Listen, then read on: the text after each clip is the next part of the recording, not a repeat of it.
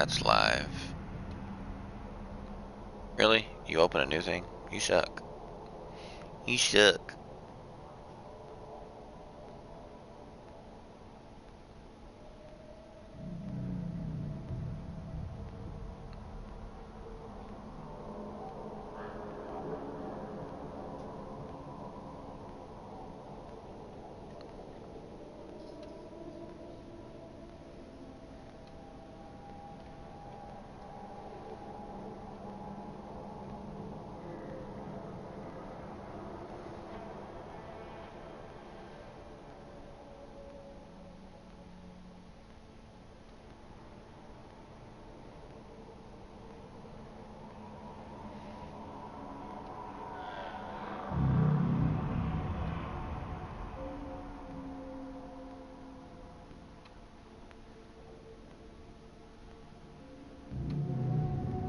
What's up, Palm Deep? Ooh. Hey, folks. Wow. Alright. What are you up to this morning?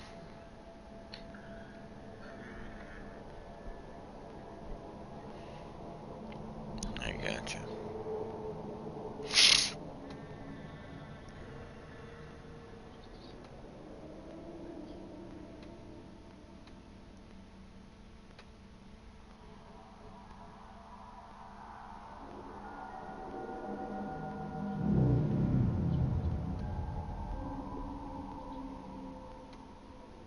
Yeah, that's actually the best way to go.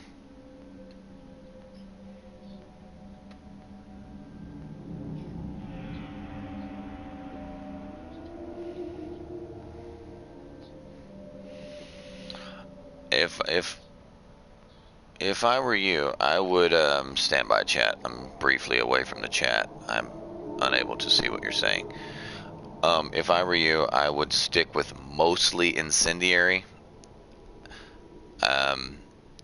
You can put one emissive just for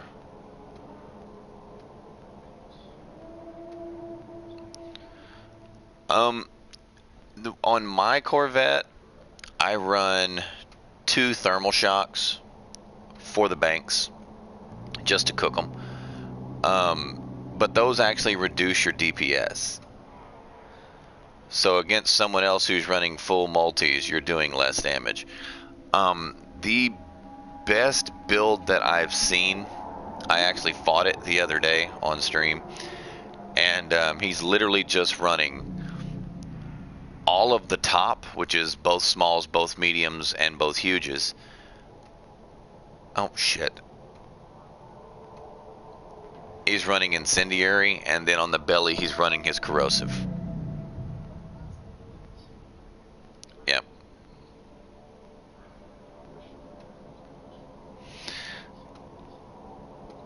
I'll put it this way. With the amount of damage it puts out, it was actually out DPSing my cell bank. He didn't even need a rail to stop it. Yeah, because he actually chewed straight through my fucking ship. There was nothing I could do.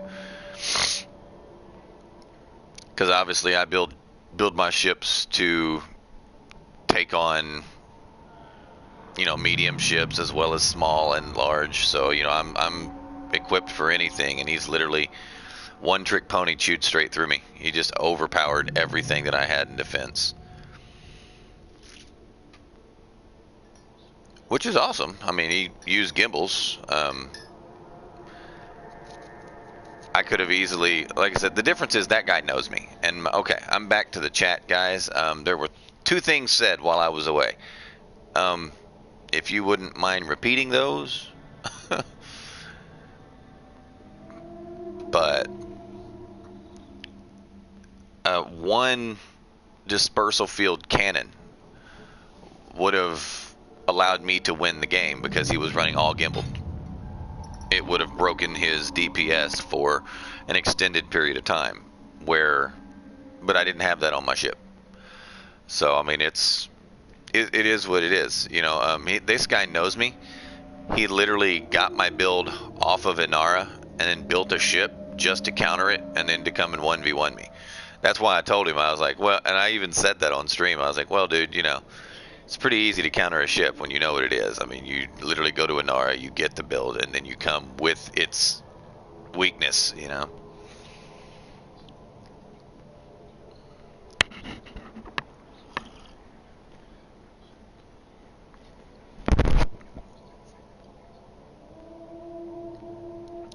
You can easily do that with a multi-cannon rep. I mean, I have two Corvettes. I'm going to sneeze. Hold on a second. I'm going to mute my mic.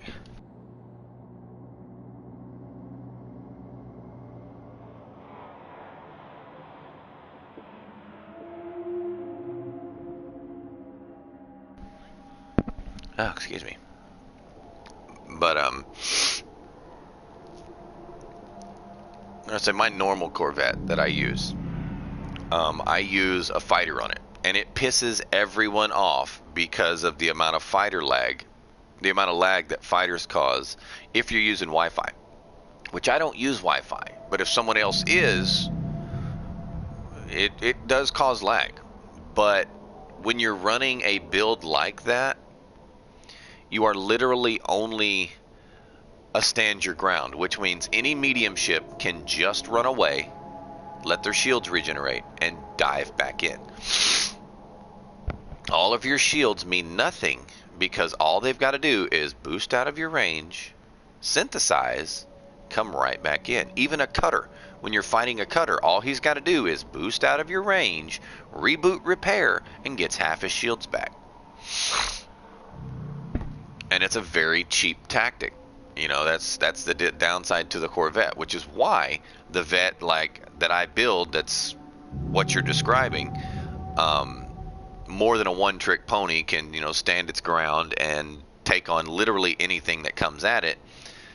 That's why it has the fighter on there, because the fighter gives you long-range DPS that prevents their shield from continually ticking back.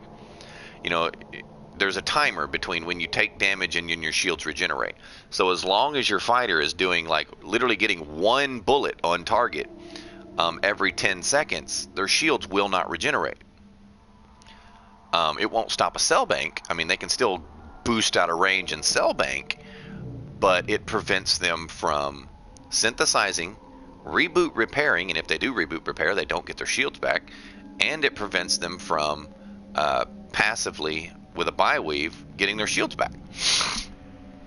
Which is why I run the fighter on that build. And like I said, it pisses everyone off.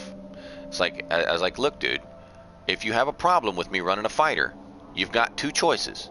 Don't run fixed weapons, wire your connection, and take it up with FDev.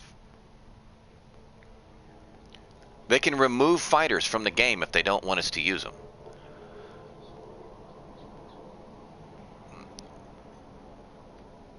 I mean, I told him, I was like, I don't use the ship launch fighter for the lag. I use them for what they're supposed to be used for. Do they cause lag? Are you on Wi-Fi? There's your answer.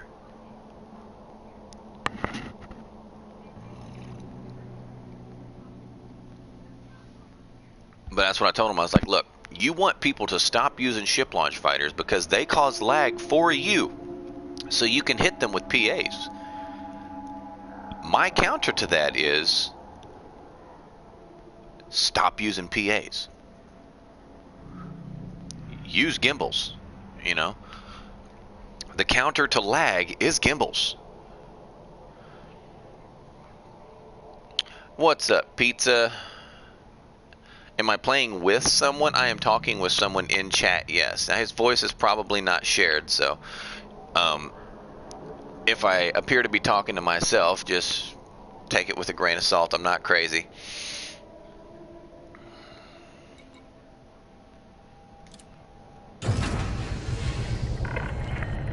Takeoff procedure complete. Clear for departure. How's it going? It's going all right. Somebody stopped in and said hi earlier, but I was away from chat, so I didn't get to talk to him, but oh well. Landing gear retracted. Flight assist off. Flight assist off. I am not crazy. What voice is creepy? What's going on, fighter? Frameshift drive Gavin, you missed some hella fights last night. I went 1v1 with a courier, and little courier was good. He was damn good. I mean, I won, but it was rough. He knew exactly when to change directions for my short-ranged PAs. He countered me really well, but it was a good fight.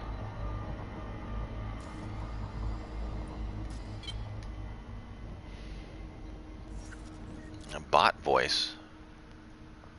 What bot voice? Oh, okay, I understand. I understand what you're talking about, Pizza. You're talking about the engineer's base voice. Yeah, the ATC. You'll have to excuse me, I'm a little congested this morning. I literally woke up with all of my sinuses in one giant fucking knot. I don't know why. And then I sneezed a handful of times, which didn't help.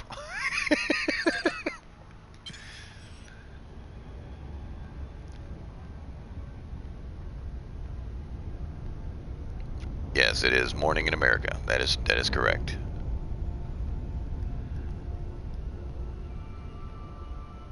Oh, there's a new module today? What are they giving us, Gavin? Do tell. I'll actually deviate over to there instead of home and go grab it.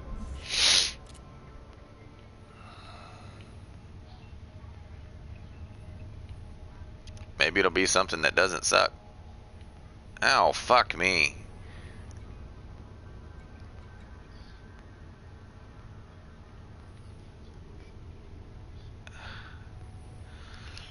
Does anyone remember what the system was? LFT, was it 1935?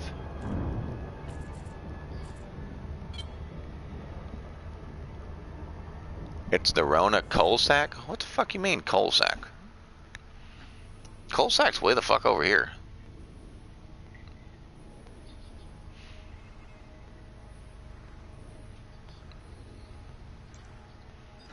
Oh, I gotcha. You mean FSD with long range and fast boot? You have to finish in the top 25 you have to be in the top 25% for the next community goal or the previous one?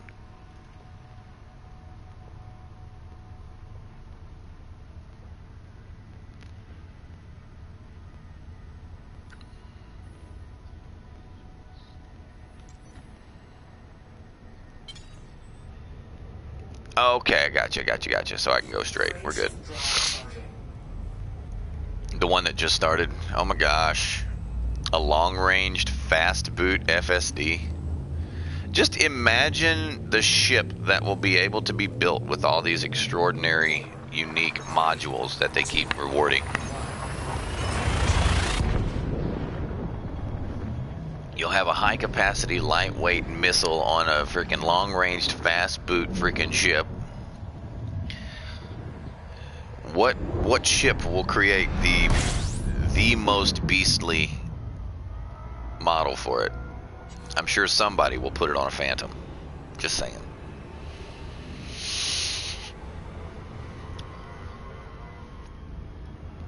Frameshift drive charging.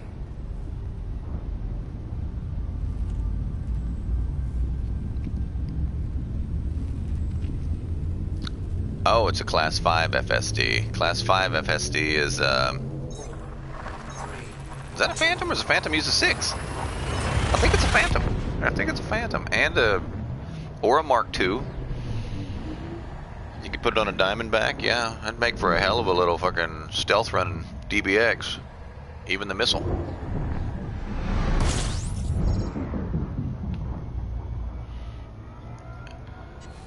Fighter, you are the only person in the game that likes the gunship, bro. I respect you for that, but the gunship sucks. It sucks. It's literally the only Federation ship that I don't like. I know you'll find that funny, but I like the FAS and the dropship. Both of those are truly beautiful ships. Gunship is not. It's just not. It's not a thing.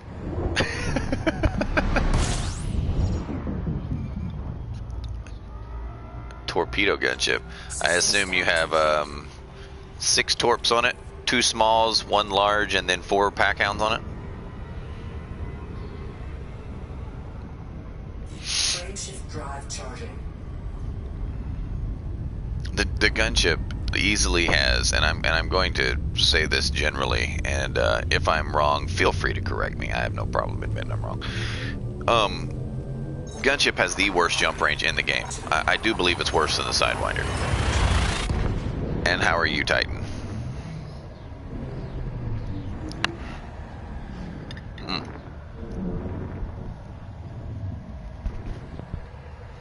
Oh shit!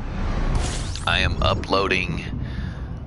I'm uploading 13 streams now, but I don't know which one it is.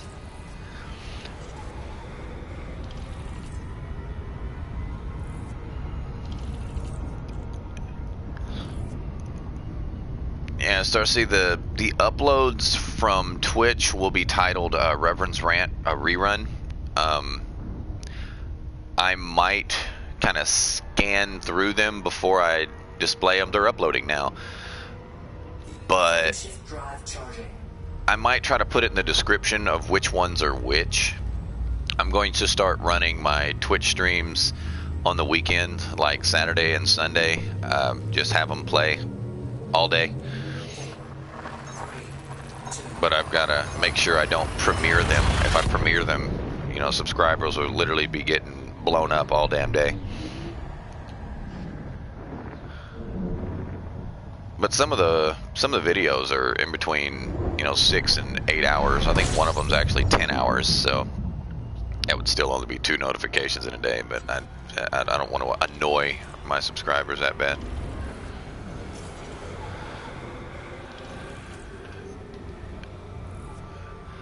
No. Twitch name is Chaotic Fox. There's no Rev in front of it.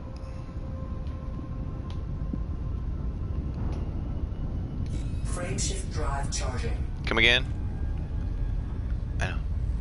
Yes. Yes, indeed, I am. She's beautiful, and you're just jealous. Yes. That is it. That is it, fighter.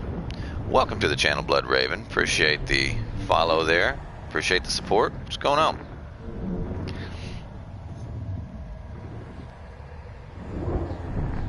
Oh, that's you. Okay, I got you.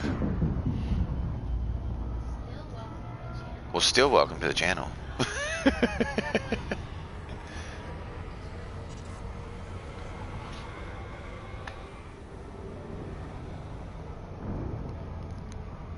Welcome, Palm Deep, the one in chat with me right now. Frameshift drive charging.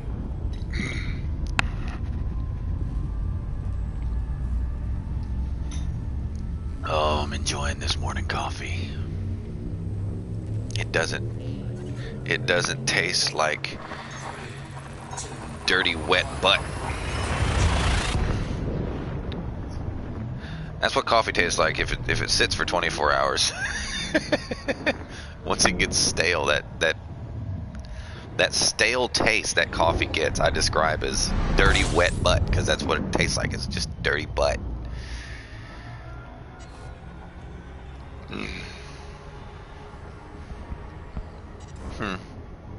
What, babe? Yeah. Frameshift drive charging.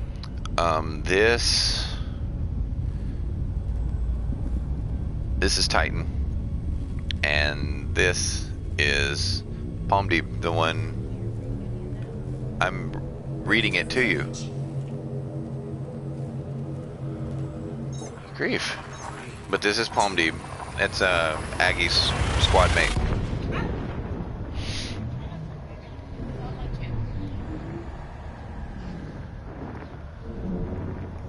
Oh, I'm gonna crash into the star.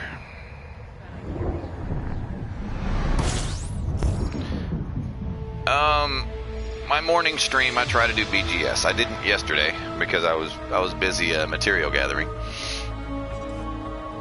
I wound up having to log in last night and doing some BGS just to get it done. And it's not quite 10 o'clock, so the server hasn't ticked yet.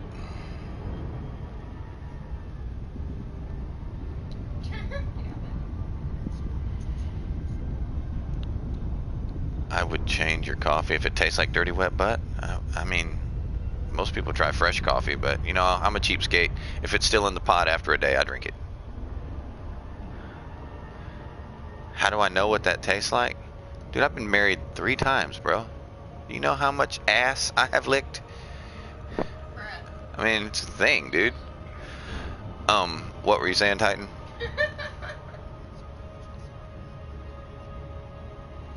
Please don't tell me you had your ass licked.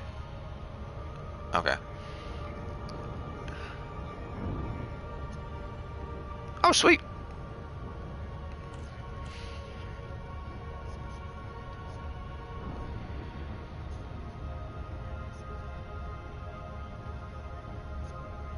Sweet. You got that in writing.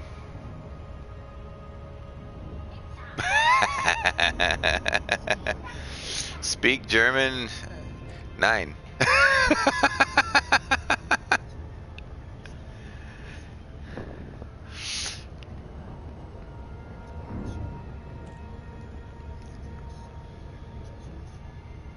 Duski.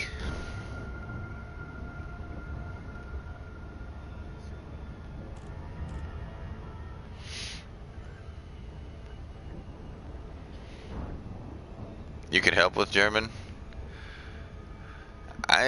There was a time when I was actually considered 80% fluent, but then there was 20 years of not using it. I could barely. I can read it still fine. I can still read it and translate it fine, but I can no longer translate it fast enough in my head to actually speak it and keep a conversation going.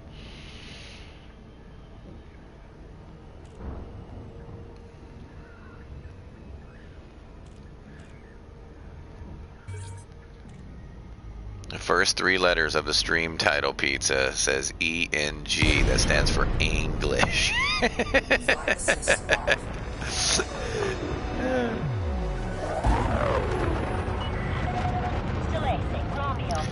Class 5 FSD, long-ranged fast charge.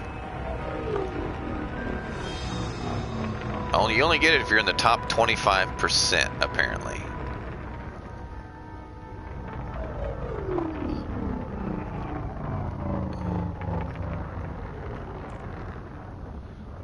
Maybe.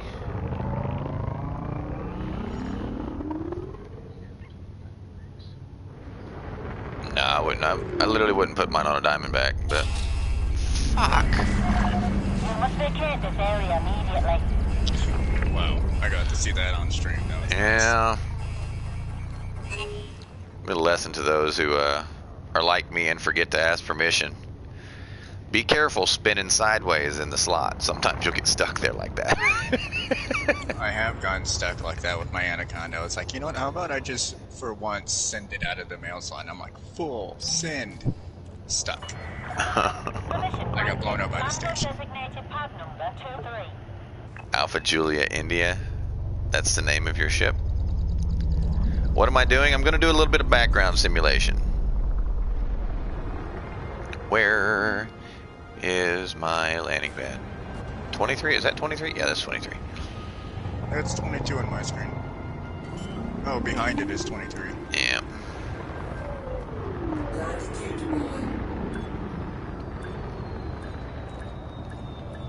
Did I turn off rotation assist?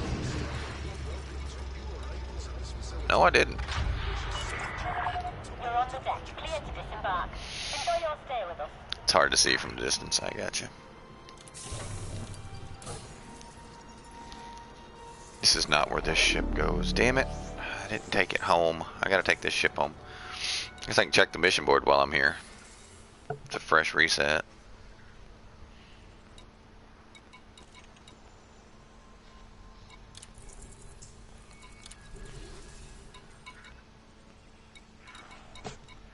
Need me to hop on and help you out?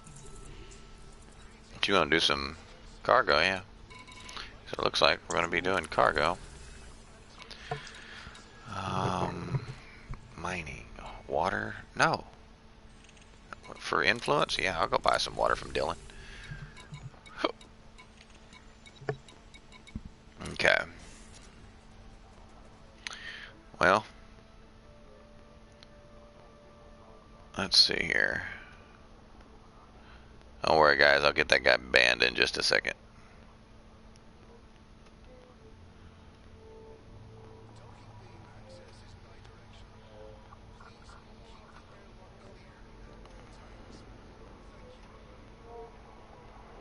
I swear, I think Twitch does this just to see if you're moderating your chat. Does what? The bots, yeah, that sit there and spam your chat. Oh, that's annoying. Let's see here. Well, I gotta make a Hopefully quick I'm trip, not guys. I spamming gotta your go. chat with fogs. All is like Just approved. put a bunch of fog faces in your chat. Nah, you're fine.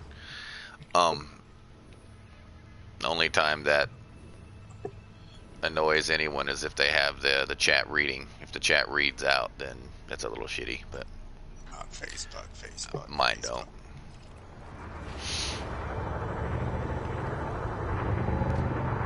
Where are we going, sir? Well, right now I'm going to go put this ship up. I tweaked it a little bit last night. I dropped its shields from 750 down to 550. For the purpose of adding a chaff so I could fight large ships with it. I mean, I still fight large ships, but when you're staring down the barrel of an anaconda and you're using short-ranged blaster Frameshift drive charging. PAs, you take a lot of damage before you pull the trigger once. So I added a chaff to it just for the situations where I'm facing a large ship. You've now exceeded the no fire zone.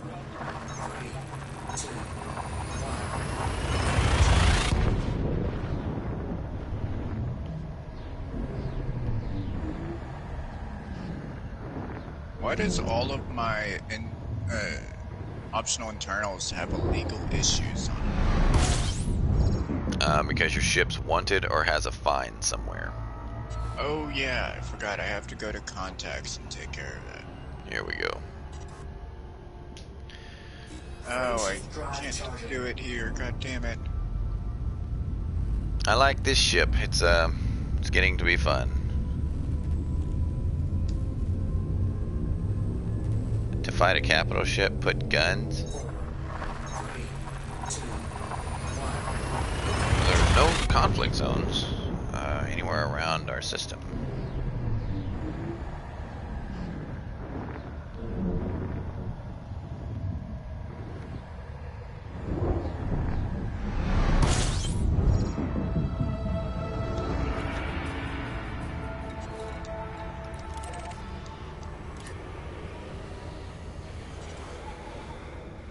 Well, this ship has guns, but in a multi-crew situation, you wouldn't be able to fire these.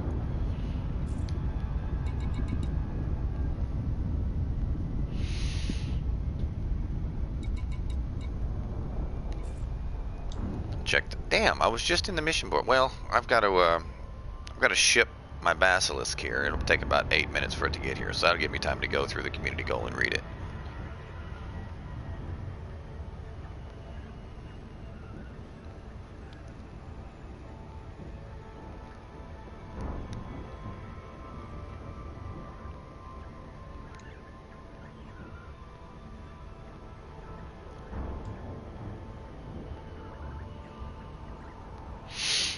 So what's everybody else doing today? Y'all actually playing the game, or y'all just watching today?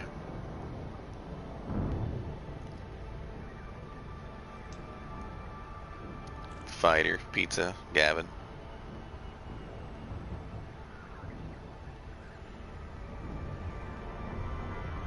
Yes, they have it here. I know what the other two are doing. Oh, I finally got that. I've been trying to get that forever. The Tier 6A frameship drive. Been trying to get that forever. Oh, you're getting on in a while.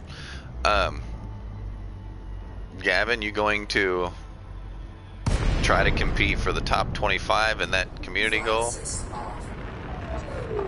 25%, sorry.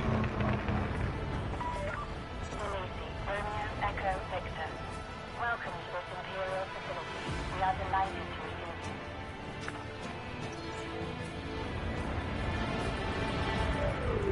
you. Please tell me it's not fucking Thargoid related. Everything tells me it's gonna be Thargoid related. Not too hard to get the top 25%. I don't know. Since the module is only gonna be given to the fuck again? Attention.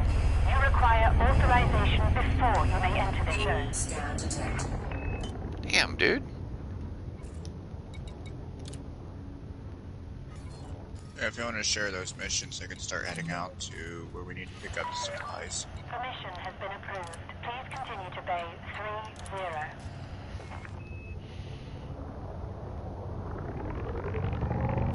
You can buy we that got a mine at a bunch of Dillon. shit? No, you can get that at Dillon.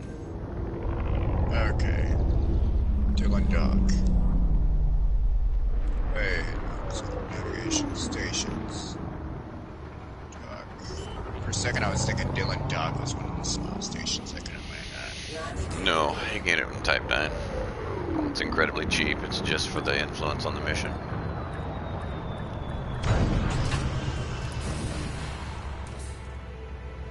Is that what you're doing right now? Trade and Goid. You have docked safely. Are you doing the water one right now? That's the one I shared, yes. How much water are you gonna pick up? Me? As much as I need when I get there. I'm in a completely different system. Okay. Yeah, so I'm having a ship sent to me so I can come to you. Then we're gonna read the goals. Hell, I'm heading to Dillon Dock to pick up some, so you don't have to carry all of it. Copy. There it is. It's like, damn.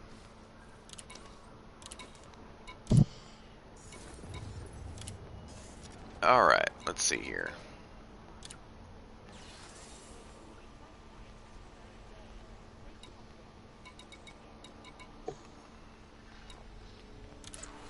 Microbial furnaces. Support Alliance expansion into the Coalsack Nebula. We're just going to expand into Nebula? Why are we expanding into Nebula? Alliance plans to construct several new outposts in the Coalsack Nebula. From these, commercial and scientific operations will be conducted to locate fresh sources of meta-alloys and other potential sites of interest. Does that mean they're going to have another engineer out there, maybe? The initiative was prompted by the findings of the planetary survey team 200 years ago, a little fucking late, which were only discovered after an abandoned megaship arrived in the Chechchan system. The Alliance Expeditionary Pact's initial plans are to build Batancourt bases, Starport in Muscadark region, bunch of letters, and 3 further outposts. Hanu Arena in Muscadark region, bunch of fucking letters, and Coal Point in Coalsack sector, bunch of damn letters, and Bering Port in Coalsack sector, bunch of letters. A system of power generators, robotics, shipments of power generators, robotics, structural regulators, and building fabricators are required and can be delivered to the megaship Spirit of Nisa in the Muscadark region, bunch of letters. The more commodities that are supplied, the more outposts will be upgraded to starports, and the greater the range of services they will offer. Should everything go as planned, they will be in place for the 26th of November. If successful, Sirius Atmospherics is in conjunction with the Sirius Corporation, is offering the top 25% of pilots a fully engineered long-range fast boost. Fast boost? Fast boost. Is that supposed to be boot? Possibly a fast boot? Size 5 FSD, in which will be placed in storage in the Spirit of Nisa by the 21st of November. To the eligible rewards. To be eligible for rewards, you must sign up as an active participant before handing in power generators, robotics, structural regulators, and building fabricators at Spirit of Nisa in the Muscadark region. Bunch of letters. Be aware that faction state changes and other disruptive events can negatively impact markets and station services and could prevent the initiative from running smoothly. Everything in me is telling me that this is just going to be done with fucking fleet carriers. Nobody's going to actually fit a long-range hauler, like at all. This is literally just going to be done with fleet carriers. Alright, the other side of it. The Alliance plans to construct several small new outposts. Okay, the initiative. This is literally the exact same wording. So what's Did I select the same damn one?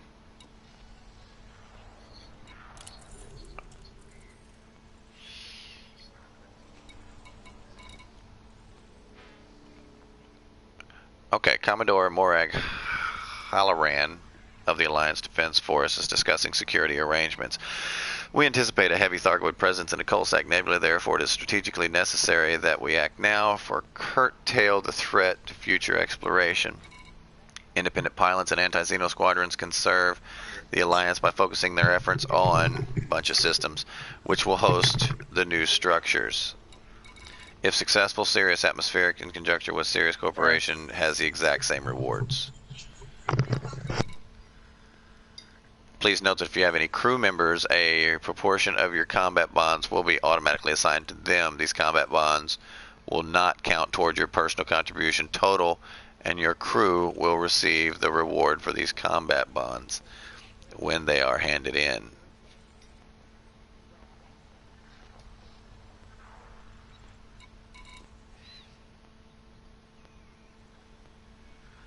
Be aware that faction state changes. Yep. Well,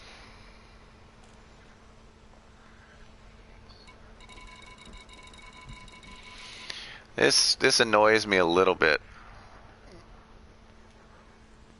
It annoys me a little bit because I know this is going to be just ganker candy. All these anti-Thargoid ships running around just getting ganked to high heaven. Gavin's like, how'd you know? I have no idea why they changed it to the top 25% instead of the top 75%. You told me it was 25%. Oh, later, Titan. Master of the Irish goodbye. There's already 155 million contributed.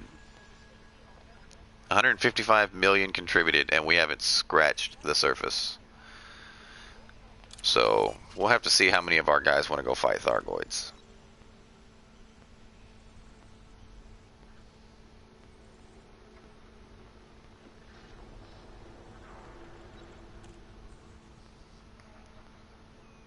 Why am I looking at you? You don't want to fight Thargoids? You don't want to get ganked? This is going to be a gank fest. Oh my god. It'll be fun, don't get me wrong. I guarantee you guys that Moag is already down there. Guaranteed Moag is already there.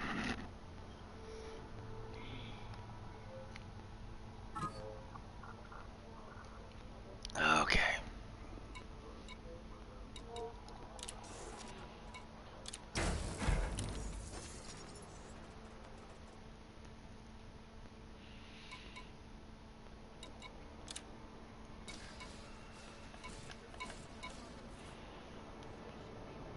You got 3 minutes. Give me 3 minutes. Give me 3 minutes, mister. Okay. She literally just Irish goodbye, joined the wing, accepted the mission, and just poof, vanished. Nobody did the mission.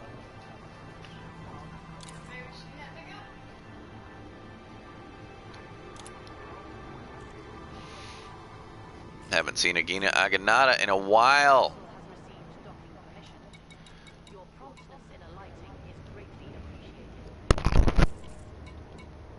Did they fix squadron chat?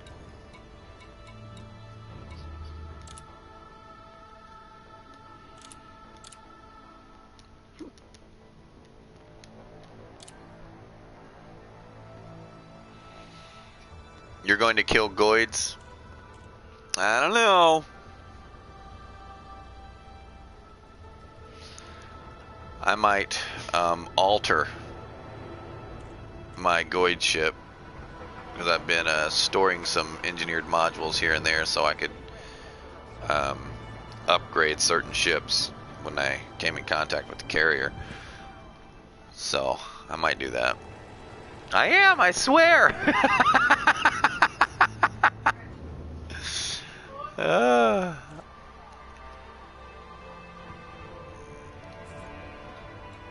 Let me double check.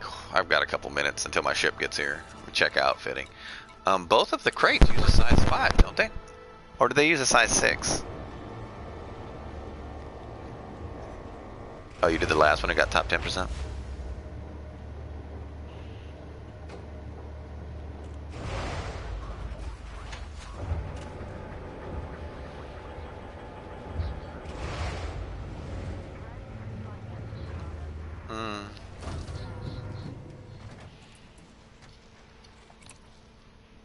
Well, they do have a size 5.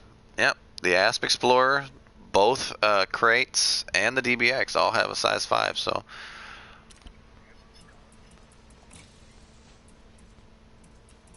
I think an Asp Scout has a size 4, though. That's why it sucks.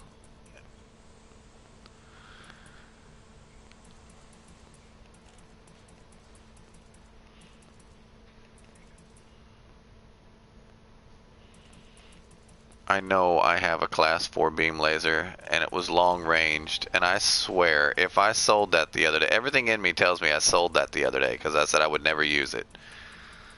Fuck me, I did. That was supposed to go on my Thargoid Anaconda. I was supposed to change the engineering to a thermal vent. Oh god. Little things like that, guys. Piss me off. Nothing I can do about it now, though. It's gone.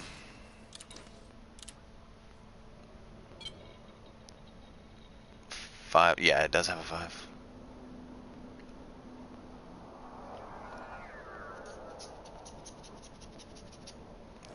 Rotational correction disabled. You do it in the Chieftain.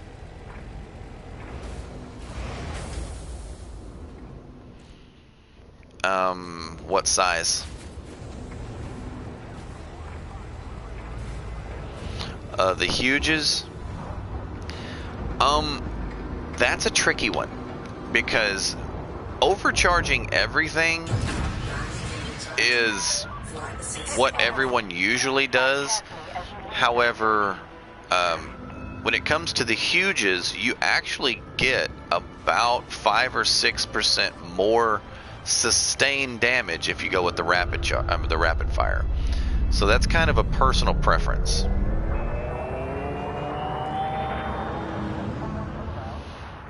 I say if you're building it on Coriolis, you'll notice that the number in parentheses after the damage per second is the sustained damage, and the rapid fires actually do more sustained damage over time, and it's a good little chunk.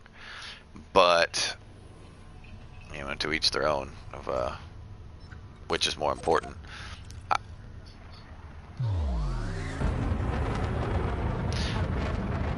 With all of them overcharged, you should probably still be able to fire it with only 2 pips in weapons. I mean, it will drain, but it'll be like 2.5 minutes. So, I mean, who's going to stand still for you to hit them for 2.5 minutes? Yeah, so I say on my huges, I actually use the rapid. But that's because when I'm fighting faster ships, it's a Corvette, Gavin. But when I'm fighting faster ships, I tend to not use a full reverse ski tactic because you can't reverse ski in a slow ship. But when they're boosting toward me, I will back really hard to get another couple seconds of damage on them. And the rapid fire being your two largest DPSs, you know, it helps.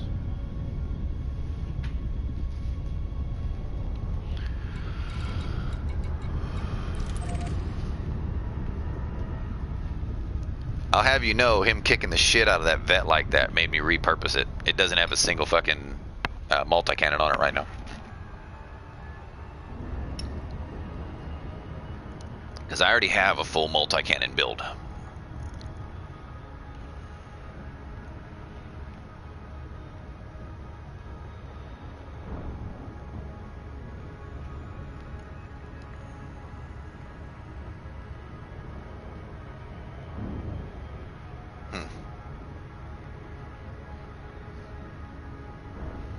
What's off?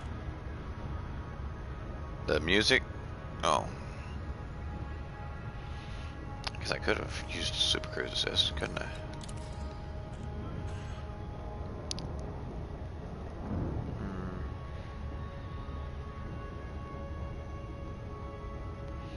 Who all's online?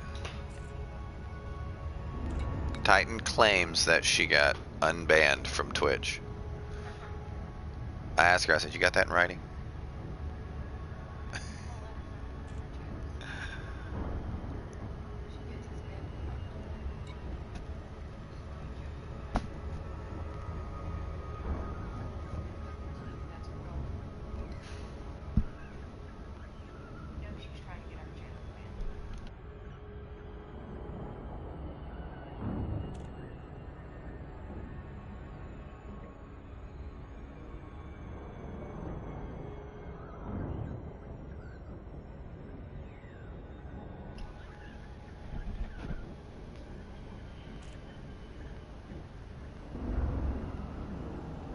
Alright, let's see here.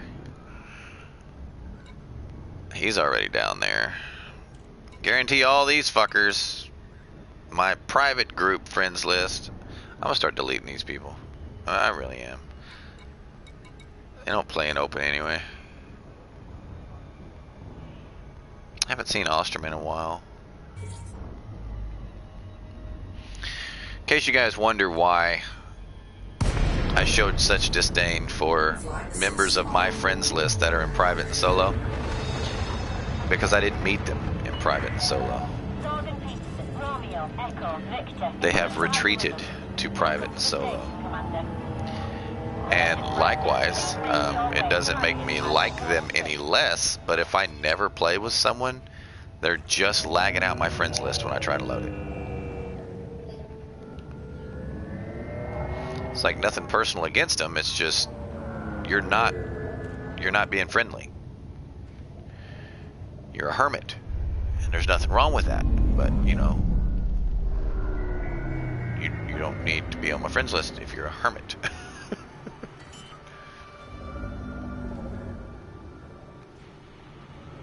Landing gear deployed.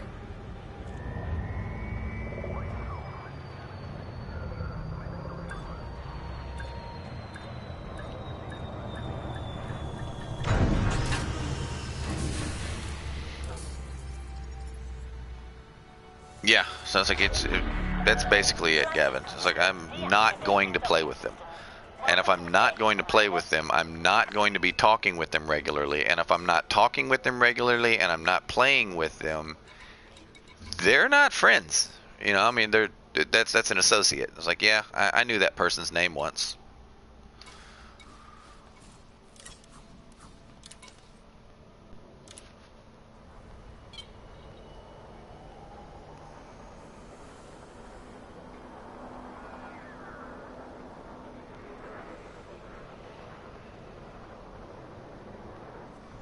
Rotational correction disabled.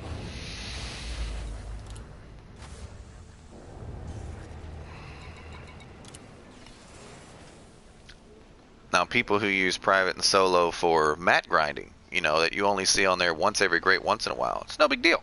That doesn't bother me. But someone who's never out of it, yeah.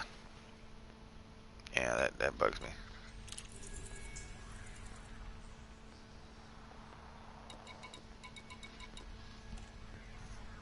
Requires an SRV. It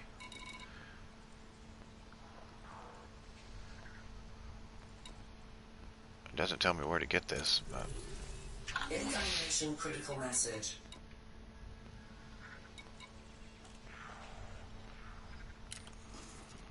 Let's see where it's got to go. Walker Hub. Okay.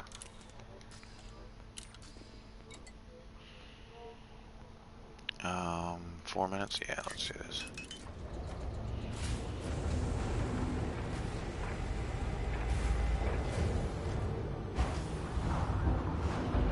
Yeah.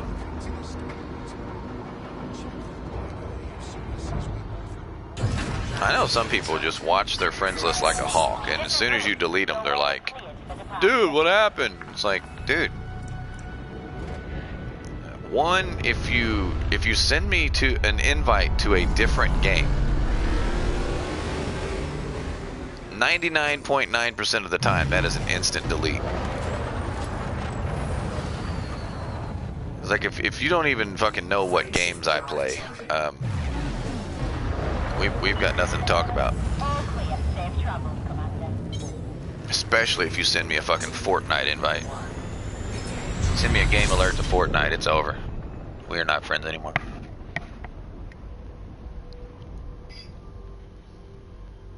Fortnite killed my game. We spend too much time playing Elite Dangerous? Shut up, Jonesy. You know you love it.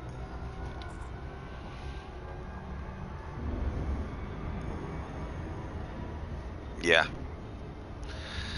Like I got an invite from Red Dead Redemption, and I deleted the person. Saw him in Elite Dangerous 2 days later. I was like, dude, you deleted me. I was like, dude, you invited me to shit I don't even play. Well, I mean, you could get it. No. What do you call someone who refuses to fart in public? A private tutor. Wah wah.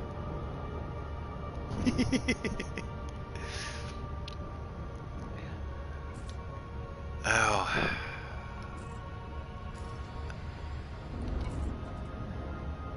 Okay, I do have those.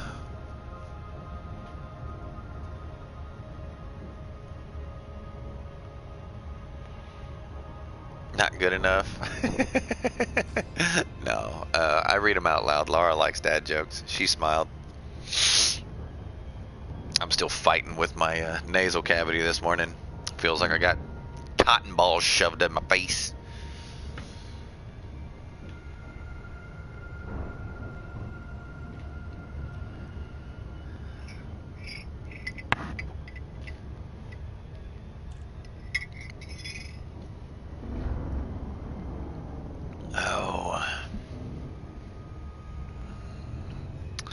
How is a girlfriend like a laxative? They both irritate the shit out of you.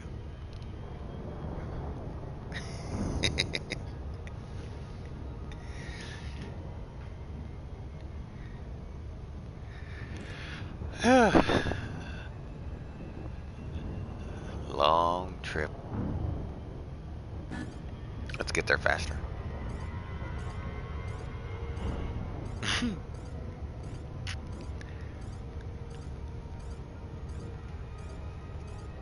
Here you go. I saved it. It was on the couch. I rescued it. It didn't get sat on.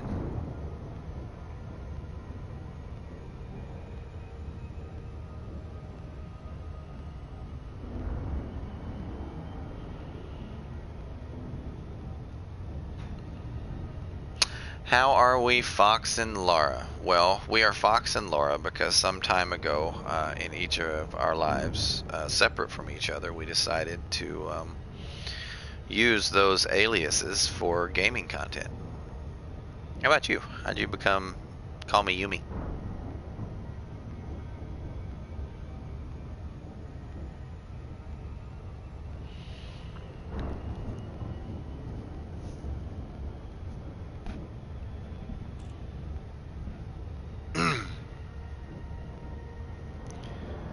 It's gonna be hard to do daily BGS. Twitch made me change my name. What did your name used to be? Oh, Dix or Yumi. I remember that.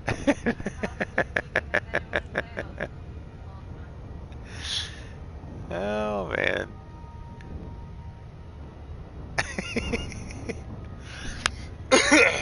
Yumi, do you play Elite Dangerous? If so, what platform? Are you on our friends list? He says he doesn't play Elite Dangerous. Either that or he was in one of our parties.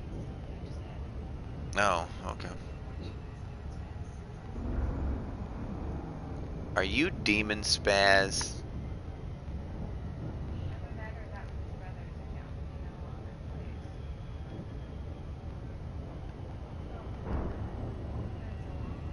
Walker Hub. Walker Hub. So, when we get here, I've got 3 missions to do. I might be able to do 2 of them at once, because one of them I need to scan, and then the other ones I need to destroy something. So if I can scan it and then hit it with a missile, it should do 2 of them at once, but then I've got to boost out and then do the other one. Only got 3 missions. I've been saving for 3 days, and our mission board has been a little mean as of late. Shit.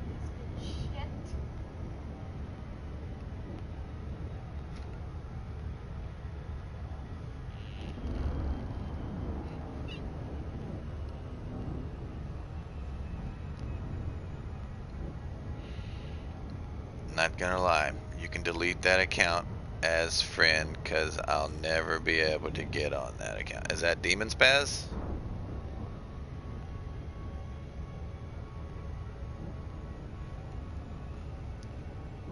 Yeah. I'll take a look at it and see if I still have it. I may still have it. Fuck.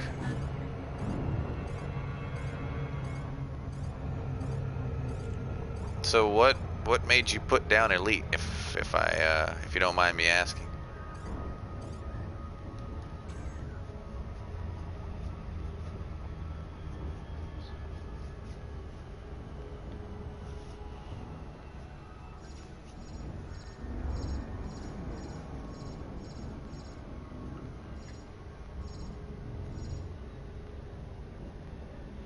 Oh, you've never played it?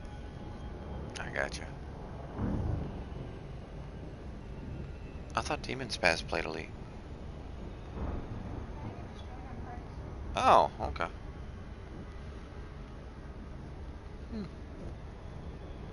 Cool. Well, you're welcome to vicariously play the game through me anytime you like. AKA, sit your hologram in a chair and watch your ship appear to move on a screen. Here's the thing, is our ship actually moving, or is the universe moving around our ship?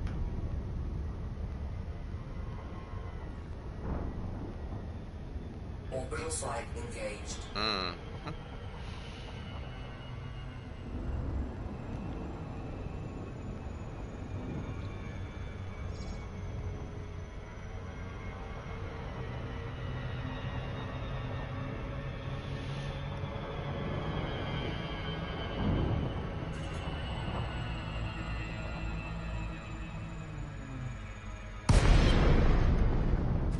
Flight assist off.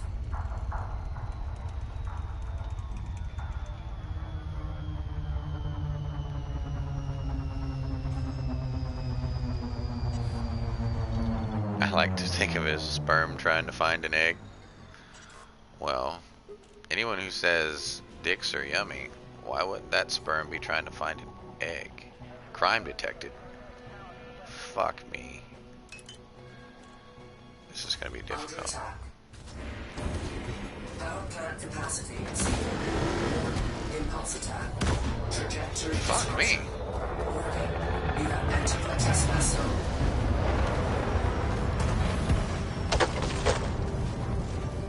I think I missed. Trespass zone clear. Damn, crime detected. They like. They didn't scan me though.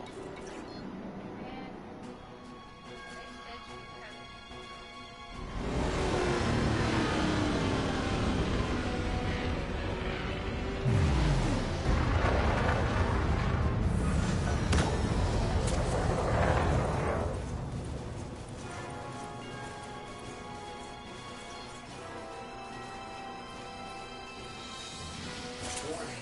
You have entered a trespass zone. Under attack. Incoming mission critical message. Got that one. Trespass zone clear. Bounty incurred. This is gonna be a little more difficult than I thought. Frame shift drive charging. Gotta get back to work. Alright, Yumi, I'll see you later. 1. Engage. Bring all the jokes you want, man. Good or bad, we don't care. Good morning, Philly. Flight assist off.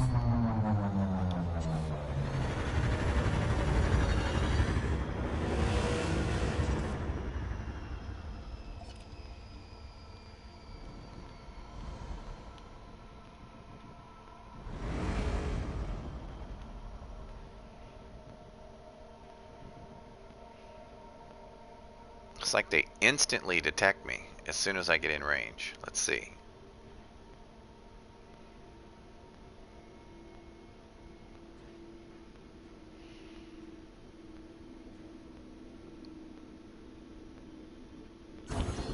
Power plant capacity exceeded.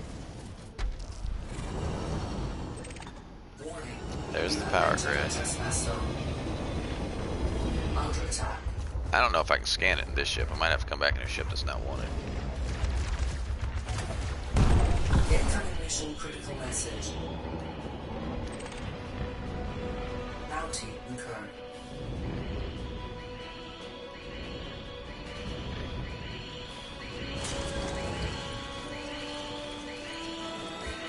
Incoming mission critical message.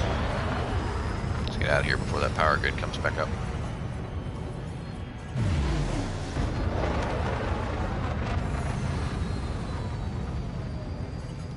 Frame shift drive charging. Alright, got that. 4, 3, Now, keeping a couple outposts in the system that were not honey badgers was by design, so we could do this. We could BGS within our own system with them. So I've got all 3 of these done. We'll do these trades later. Let's head back to Giunta and turn these in and see if we can find anything else on the mission board. That's not what I wanted. What, babe?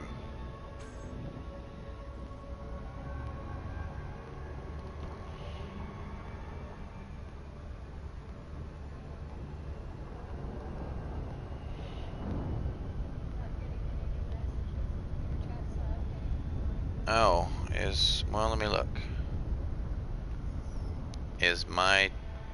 Did my stream freeze? Try it now.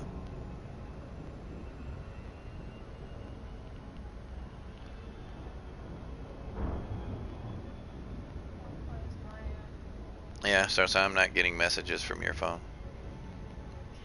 Philly, taking a break from game, helping my rest and look at me waking up before noon.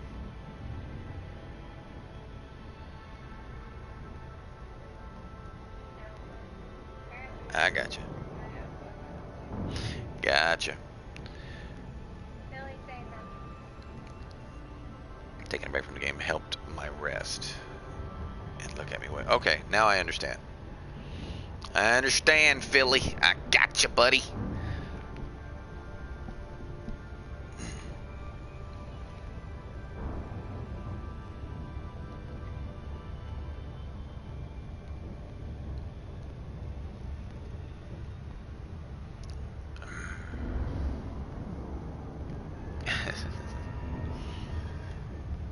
Oh.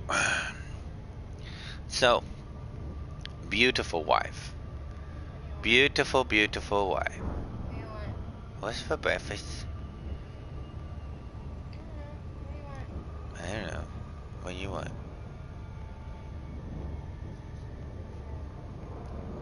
I don't know. What do you want? Alright, I'll wait for lunch. I don't mind. Ain't gonna hurt me to miss a meal. Yeah, I could make it myself. I've got time on my way to Gianta. Won't be able to read chat, but maybe my wife, since she won't make me breakfast, will read it to me out loud if you guys say anything while I'm making my own breakfast or during a stream. This is not a guilt trip, guys. This is not what a guilt trip looks like.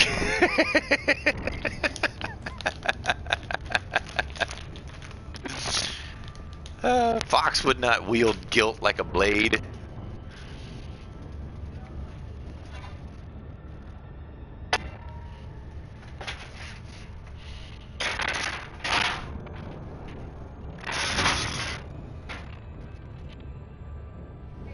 Don't worry about it. I got it. Don't worry about it. I got it. Oh, I got it if there are... Where are the pants? Oh. Well, then there's the answer to the question you just asked me. What do I want? I want those pants.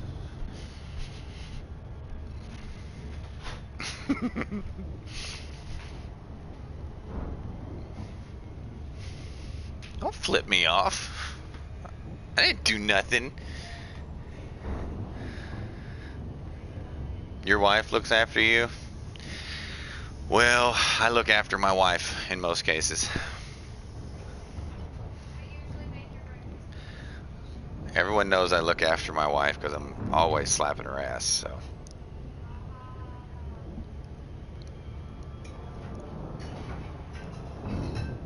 Oh, I slap her ass more than a parent does a 2-year-old that's unruly.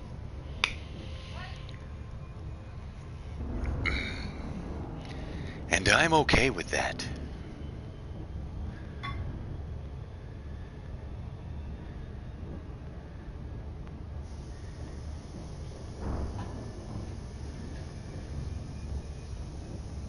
I do shoot her with a Nerf gun. You think your wife would wipe your ass if you liked? Or if you asked? You know, that's actually a test I use before I marry people. You see, my ex-wife, we were married for 13 years. And the deciding factor, and you guys are going to laugh, the deciding factor was me asking her that very question.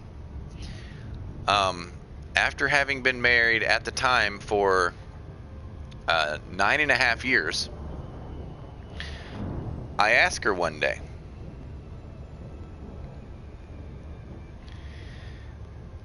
I straight up asked, now this is the same wife who had an affair with one of my brothers for 6 years of our then 10-year marriage.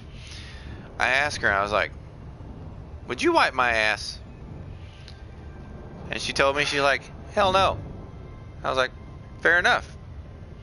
So I then asked the brother she was having an affair with in front of her the same question on a different occasion, so he didn't have the chance to hear her answer anything like that. I looked at that brother at a family outing, and I asked him, I said, would you wipe my ass? And immediately, without thought, he said, if something were to happen to you, to where you were unable to do it yourself, absolutely, yeah, man, I'd wipe your ass for you. Without hesitation, he came up with the one reason that he would be like, yeah, sure. And after having been married to her for 10 years, her only answer was, hell no. So I decided they were perfect for each other. and went my own way. Never quite understood how the whole marriage thing works. Well, in the United States, Nalia, marriage is all about a tax deduction. Forever single. I mean, there's nothing wrong with being forever single if you can afford it.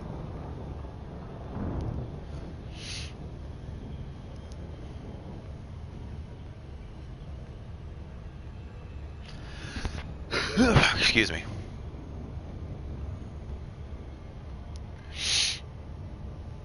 You've been told that you'd make a great wife someday? That almost sounds like an insult. I'm serious. You know, I mean, if I were to tell a woman that would probably be meant in a derogatory manner coming from my mouth.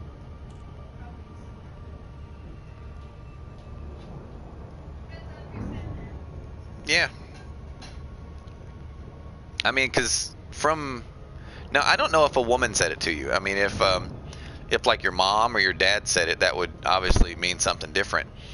But like me personally, if I were to look at a random woman that I knew well enough to actually say this to, aka at least in friend status, and I was like, you know what, you're gonna make a great wife someday. That's literally like saying you would look great chained down with a ball and chain and in captivity. You know, because as someone who uses, or shall we say practices and holds dear Judeo-Christian values, that's literally like saying you would look great under me one day. And even though Judeo-Christian values teach us that the woman is equal to the man, they just serve different roles in a relationship. It literally looks like you would look great chained someday. You know, it's like I just can't quite make that positive. I'm thinking about it on many different levels, and I can't. Maybe it's just the personal beliefs. Now, there's nothing wrong with being a wife. Obviously, hell, I've had 3, and I preach that marriage is a good thing, and I do believe that. I don't just preach it, but that particular comment, I mean, I can't figure out how. I mean, maybe they were complimenting your nurturing side, possibly. Nalia. Yeah, but you're a woman, and you're coming at it from a wife's perspective. You know?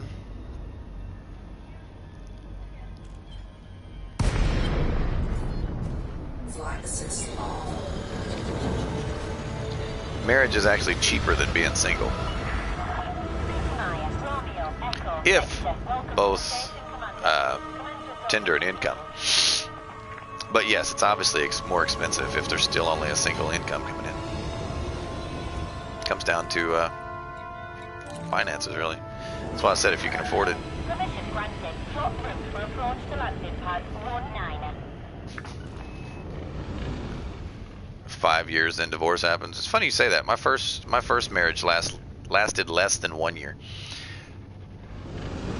My marriage that lasted for 13 years probably only lasted for 13 years because she hated my fucking guts. So, I mean, I don't know.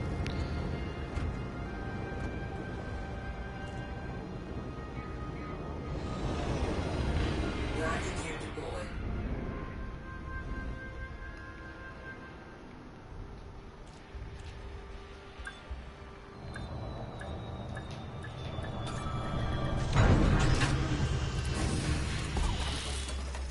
Never seen it as an insult. Most people say it because of my homemaking skill set.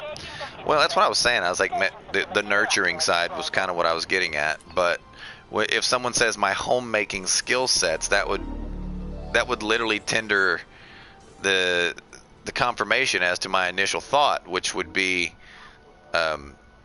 your quote unquote service ability. You know, it's like you look great with chains wrapped around your neck. It's like really see that positive light coming from peers. It's just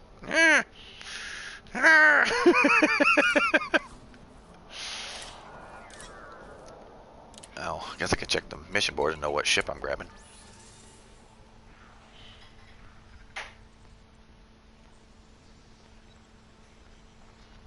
Oh, you swear... Let me read that a second time. I swear those with the most expensive marriage parties always end up divorced in 5 years. Well, that would probably be because they're doing it for show. They're doing it because they feel like they should, or out of some moral obligation, rather than actually for what marriage was designed to be, which is the union of two people who actually love each other.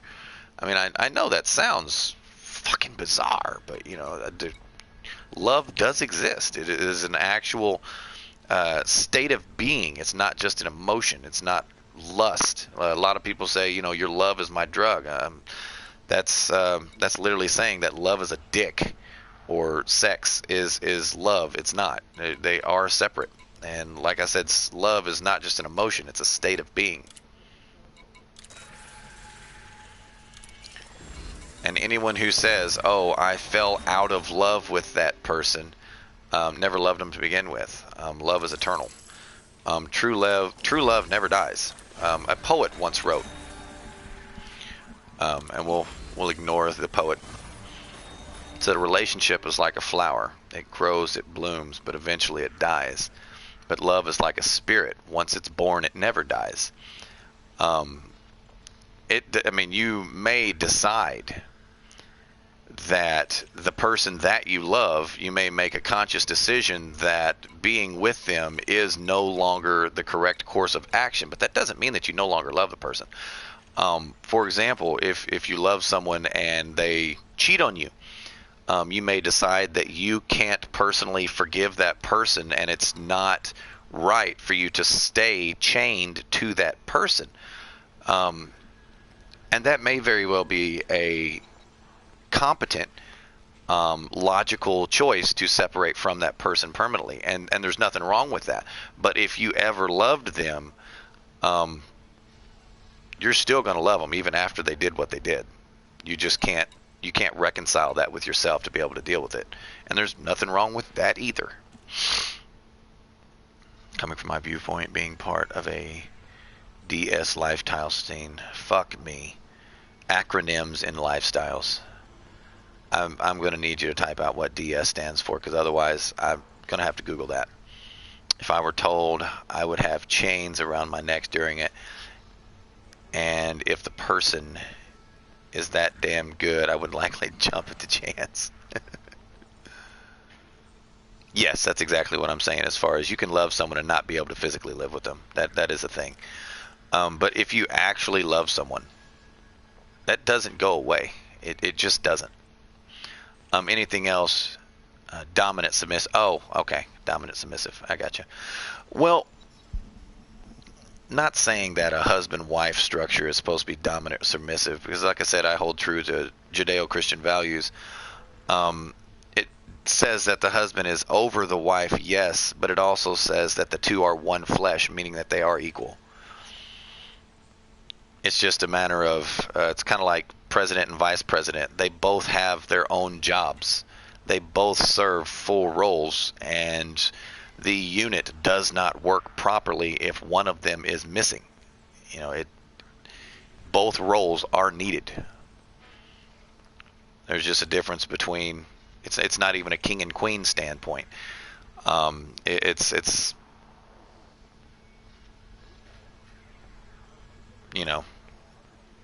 not really dominant submissive, but I can see where you would think I was getting there, or saying that.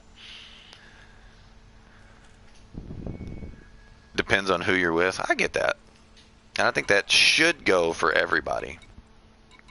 A lot of people just see a fine piece of ass and are like, hell yeah, I want to tear into that for the next 2 or 3 years, and then when they get wandering eyes, they're like, I've already had what I'm with, I want to move on.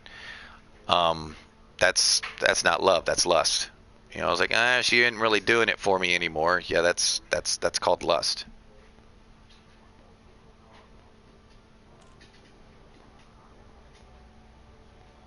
Oh, I gotcha. I gotcha.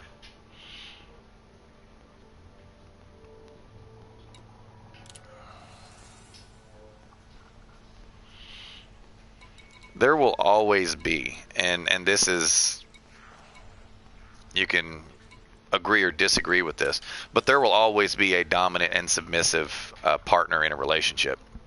Even if the two are dominant personalities, there will always be a slight imbalance. There will never be a perfectly equal balance in a relationship. If there is a perfectly equal balance in the relationship, it'll clash, and they will fight, and they will split up, because each person in that dominant role will clash with the other and feel as though their quote unquote dominance is being challenged. And even though a lot of people actually enjoy being challenged by their significant other, if there is not that slight imbalance, it will not last. Because, put it this way, if you sit there and play tug of war and you are equally matched with the other person, who's going to win that fight? Eventually, both parties will get worn out and quit.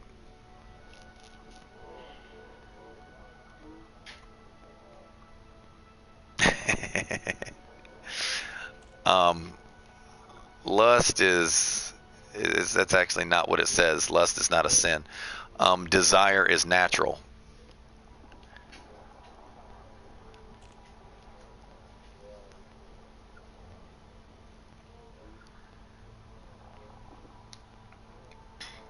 It says lust is one of the 7 deadly sins. Lust is a natural desire. Unsuppressed and unchecked lust is what, or shall we say, reveled lust is where the sin comes in. Because as the Judeo-Christian values teach us, evil has the possibility to insert thoughts into your head, which is to say there is an external source, not for all, but for some, what we call temptations. There's a reason he's called the tempter. And by someone putting a temptation in your head, you're not automatically by default sinning, because if that were the case, it would be absolutely impossible to live a life without sin, because we know it teaches us biblically that even Christ was tempted when he went up on out in the wilderness to be tempted. That was why he went out there. So if having the thoughts in your head were sin, then Christ didn't live a sinless life, because Satan did indeed tempt him. It's not being tempted that makes you the sinner. It's giving in to it. It's entertaining it. That's the actual sin. Hey bro, want to play. I'm currently playing. If you have a cargo ship, you can hop over here and help. Yes, relationships do require a amount of give and take on both sides, and that's kind of what I'm talking about. Having two dominant roles is it won't work.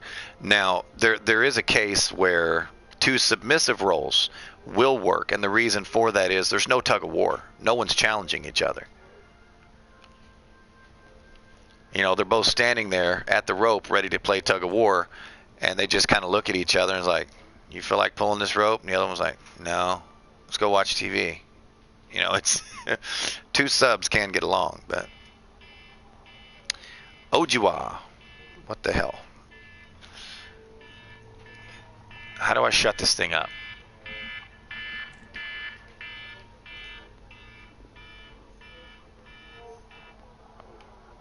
Okay. You're loading the game? Well,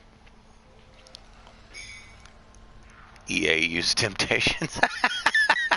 Yes, sir. Absolutely.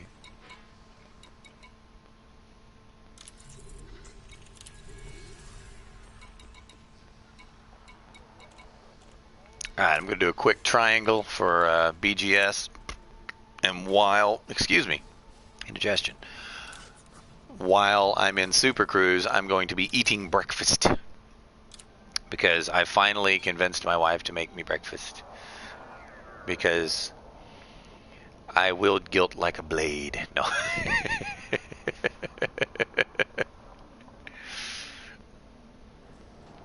Rotational correction disabled. Not proud of it, but I admit my faults. 07 Commander Vrex. I don't know why I just called Arvix Vrex. I'm not dyslexic, but it would appear as though I were with the way I read that. Get your tail out of my food. Go, shoot. Love you, cat.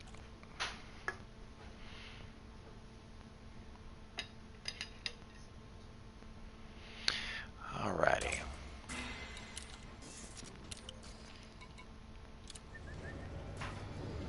Okay, don't whistle into the mic. That sucks. That sucks. Damn it, did I just hit launch? Please tell me I didn't hit launch. Please tell me I didn't hit launch. Oh, tell me I didn't hit launch. I hit launch. Assist off. Landing gear retracted. Ship is released. Regulate your speed until free of station perimeter. No, still says you're in the main menu. I can't invite you from the menu.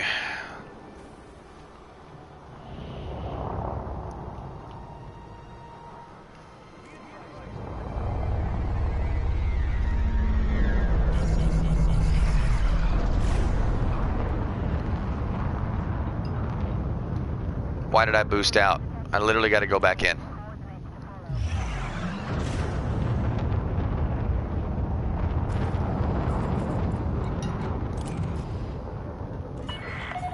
Docking request approved. Land on designated pad number 39. What'd you say, Ojiwa? Alright. Let me land.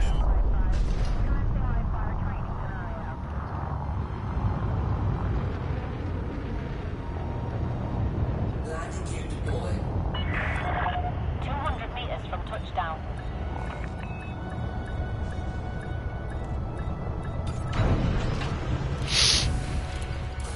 Forgot to buy stuff to take for my triangle. Landing completed. Deactivating docking systems. Enjoy your stay with us. Hate putting salt on eggs, guys. I can't see the salt.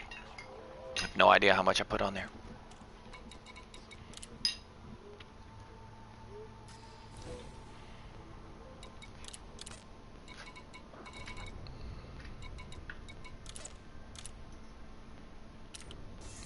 Fuck.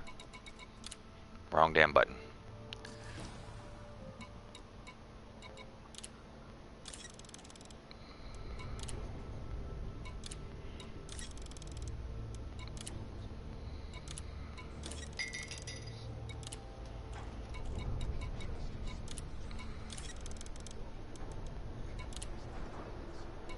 Are you flying a Type 9? That sounds like Type 9 speech right there.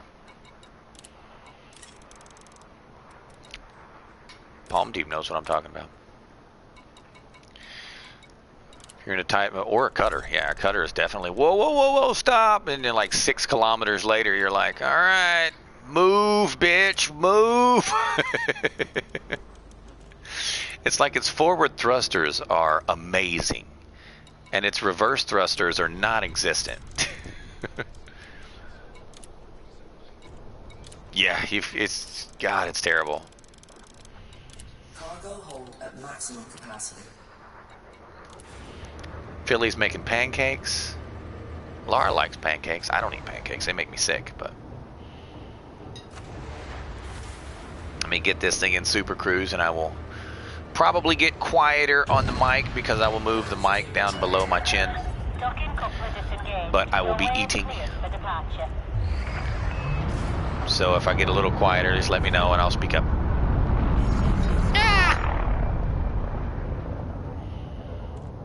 Chocolate chip Belgian waffles. Ugh. As if there's not enough sugar in a fucking waffle anyway. You want to put more in it? That's disgusting. I love waffles. I love Belgian waffles. I like the large crevices. It makes for more crust on the bread. You know, it's less bread, it's more crust. That's why I can deal with waffles and not pancakes. But chocolate chip, no, no, no, no, no, no. It's just too much sugar. I think you've been in America too long, Nalia. You're growing addicted to sugar.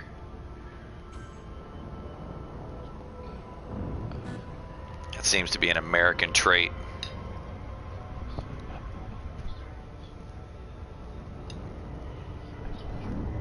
Everything, of course we are the world's distributor of sugar. Do you realize how many wars we fought and won because of sugar? A country says, holy shit, we can sell sugar. And then the United States is like, no, you're a terrorist. Nope. There's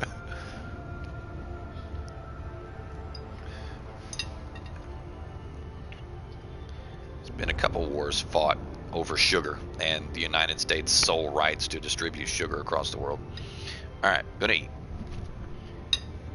If you can still hear me, great. If not, give me a minute.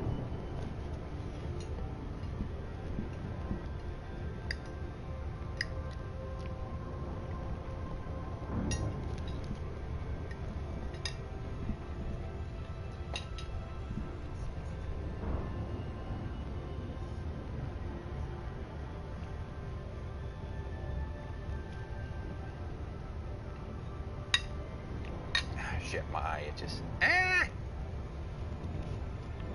you guys don't know the significance of that, I wear glasses. So when you need to scratch your eye, and you don't want to smear your glasses, it sucks a little bit.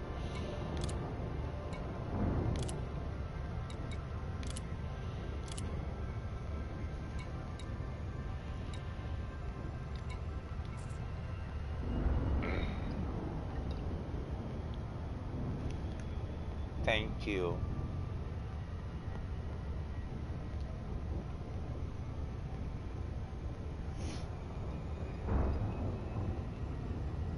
In case you guys wonder, my wife is eating the same breakfast I am. So by guilt tripping her into cook for me, she's also eating, which she wouldn't have.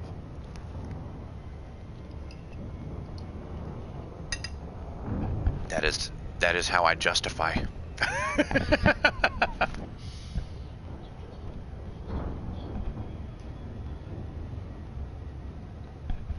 What is EB? Tea and ginger nuts. I know what tea and ginger nuts are, but what's EB?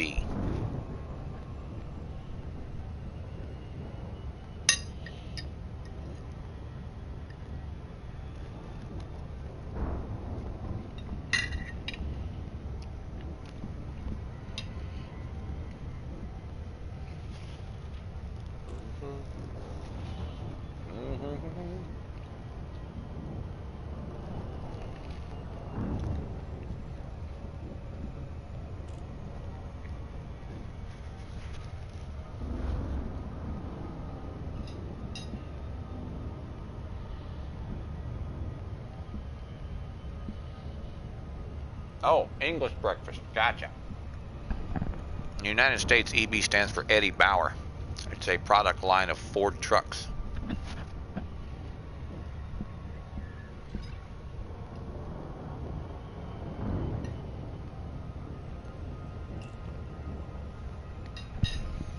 where the confusion was. I was like,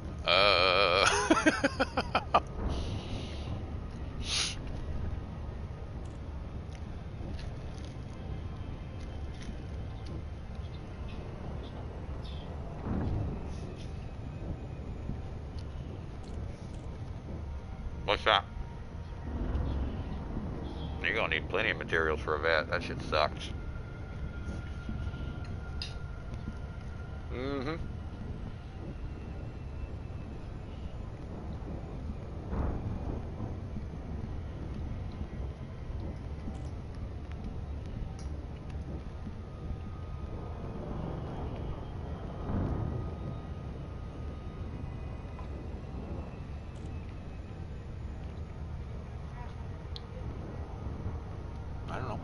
Probably not. Thought it was tomorrow. Or your anniversary.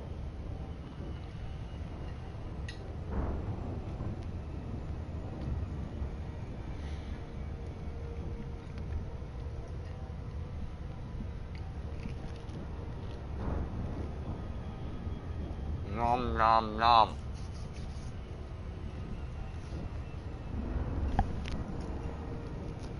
I'm glad you guys like pancakes. I'm sitting here gagging thinking about it.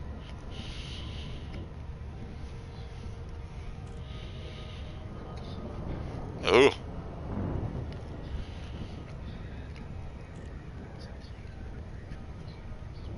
It's really funny that you call it acorn syrup. To the rest of stream, that is maple syrup. Yeah.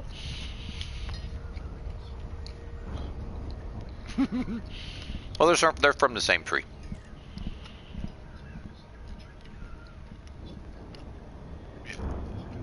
Ah.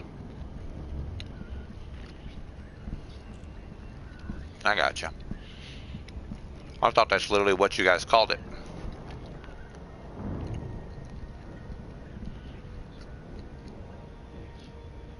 I was supposed to say, have you ever eaten an acorn?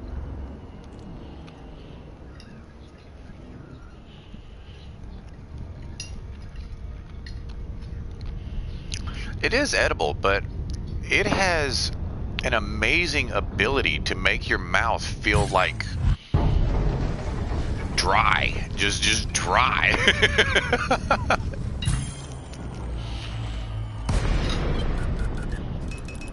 Commander Vret, damn it. Under attack. Thank you for the follow, sir. Welcome to the channel.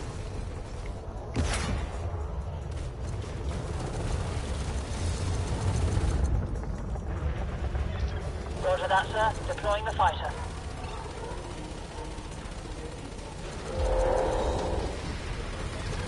Fighter successfully deployed, Commander.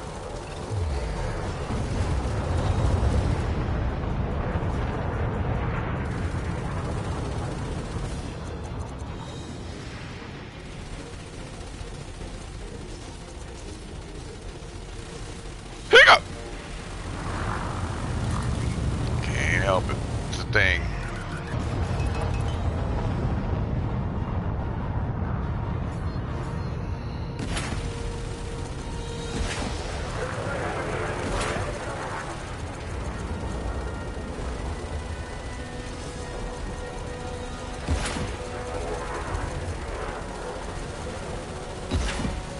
He's just gonna run away, but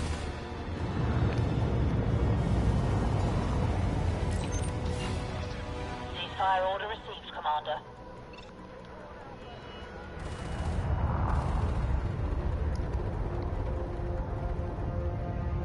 Under attack.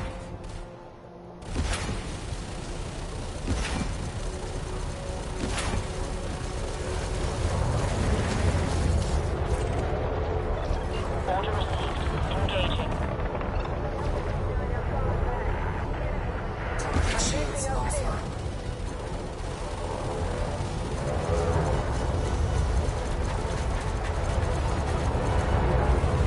Target cargo dropped.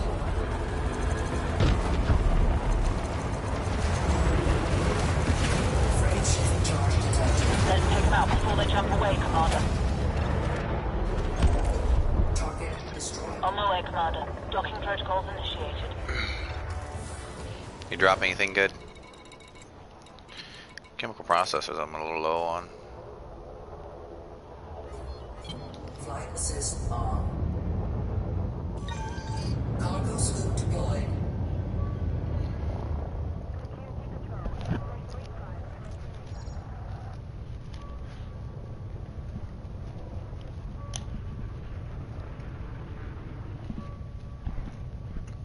Man, now I'm sleepy. You know that's one word on your screen? Fighter is secured, Commander. Diagnostics complete. Never get to it going backwards.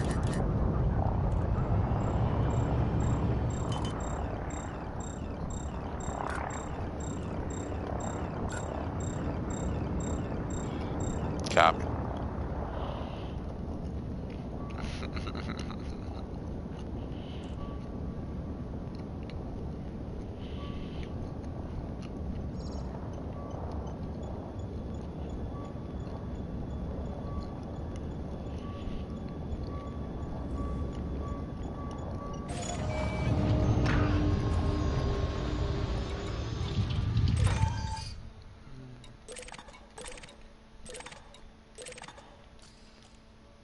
Wrong button.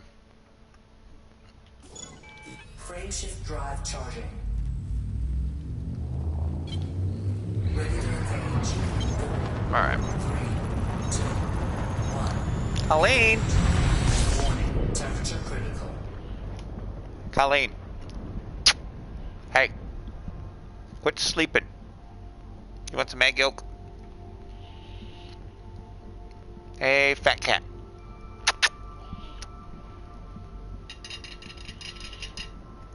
Hey. You want some egg yolk?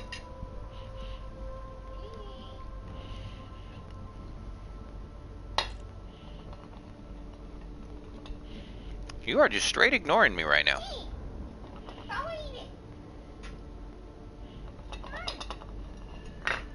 I'll have it sit there for you. You want it, you can have it.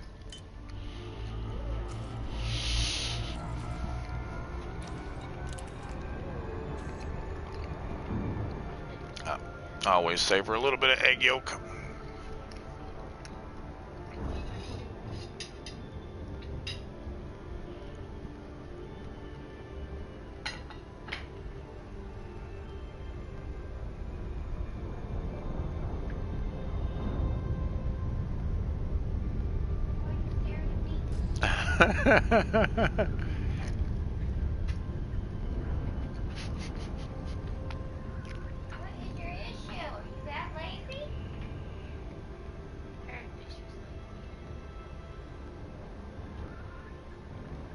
Yep. She's gonna act like she don't want it, like it's an inconvenience to her to have to move to get it. Yeah. That's how you know your cat is fat, guys. Cat's like, I love egg yolk, but it's over there.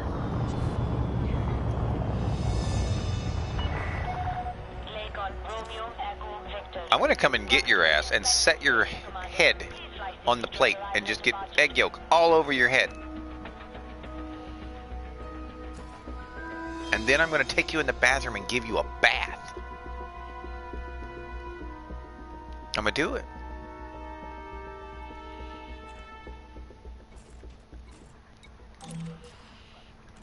I'm gonna do it. Here I go.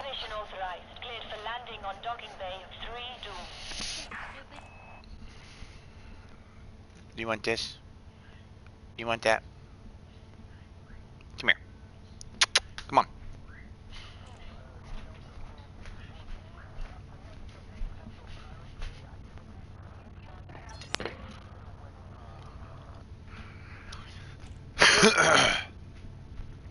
Come here, you little shit. You little fluff wad. You little fluff wad. Come here, you. Don't you claw me. You claw me.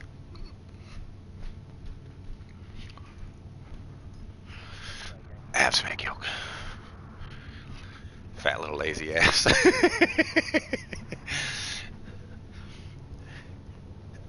To those who are curious, I just had to pick my cat up and carry her into the other room and set her down next to the plate. And then, only then, did she start eating it.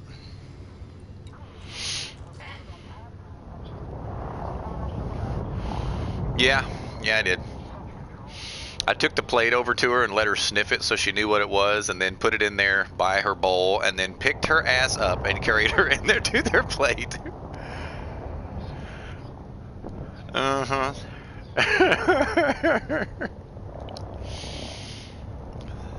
Like, you, kitty, are lazy.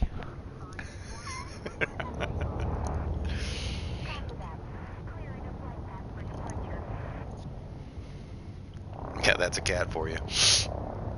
Usually we eat at the kitchen table. And when we eat at the kitchen table, she will sit there between Laura and I, about 3 feet away, and just stare at us for the entire meal, waiting for us to be done, because she knows I'll give her my egg yolk, you know, the little bit that's left on the plate. But Laura brought it to me because I'm streaming, so I ate it in the living room, and she knows that she's not allowed to be near us when we're eating in the living room. The reason for that is the coffee table is shorter than her tail, and we don't like cat hair in our food. So, I mean, she knows to stay away from us when we're in the living room. So she was really reluctant to come anywhere near my plate in the living room. She's like, I get in trouble for that. I'm not doing that. No, I get in trouble for that. Had to take it into the kitchen. Good morning, Bizzle.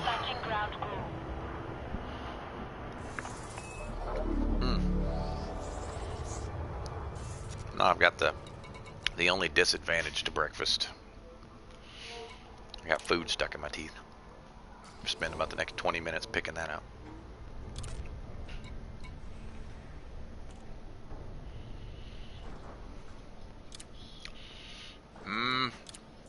Doesn't work getting bread out of your molars. Yeah, toothpicks do. But my tongue works just as well. Just takes a little longer. Gotta dig a little harder.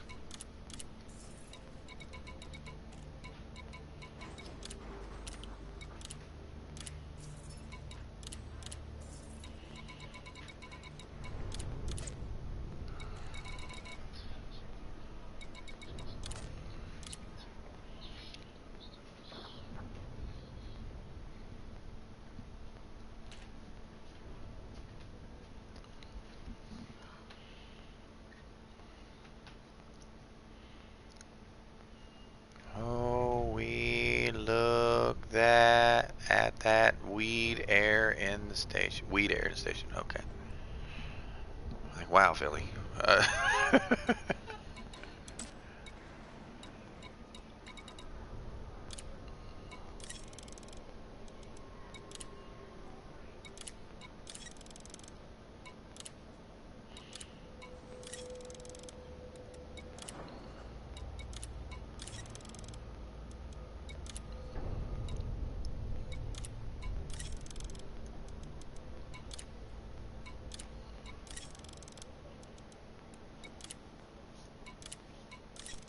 Copy that.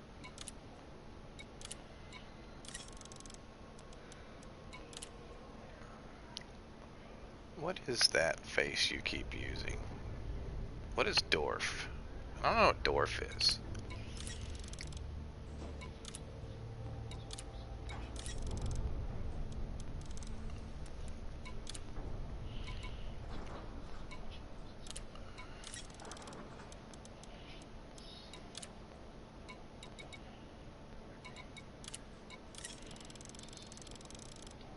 Cargo hold at maximum capacity. That's all right. Do you know how to say dick in Swedish? As in penis? Do you know how to say dick in Swedish? Cuck.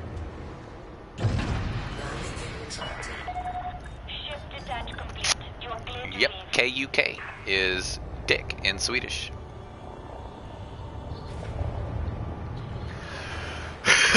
There's really a system named Dick. I mean...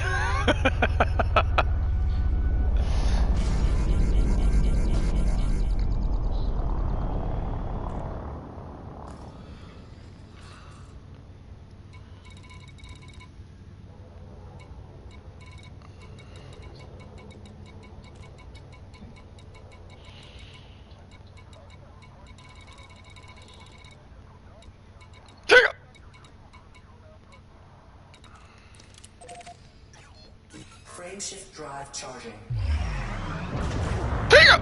Fuck you. Oh, Ganondorf from Legend of Zelda. I got you. Fuck you, you did it. I gave you the hiccups? Yeah. I don't think it works like that. I think it does.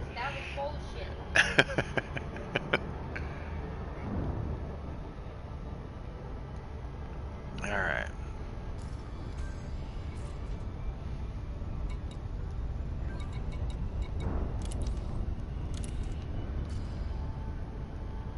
Invite me to multi-crew. I can't multi-crew with you if I'm in a wing.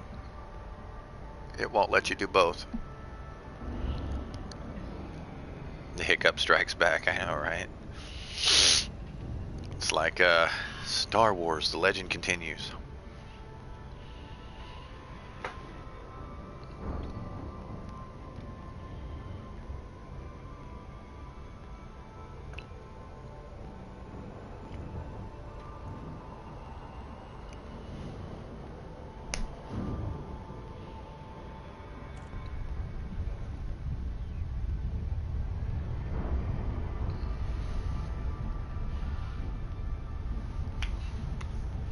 You.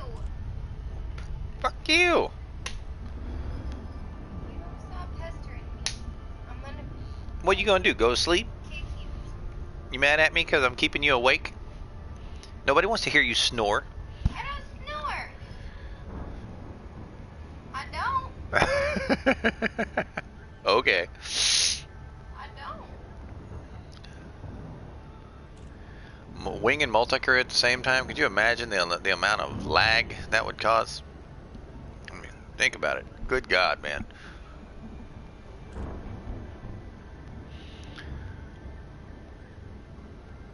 Hard points and fighters. I'd fuck that. I would not want my hard points controlled by a player. They suck.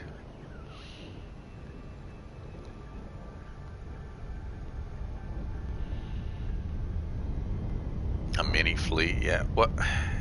You left the party? The hell? I understand he wants the multi-crew, but I'm in a wing with him. I can't wing and multi-crew at the same time.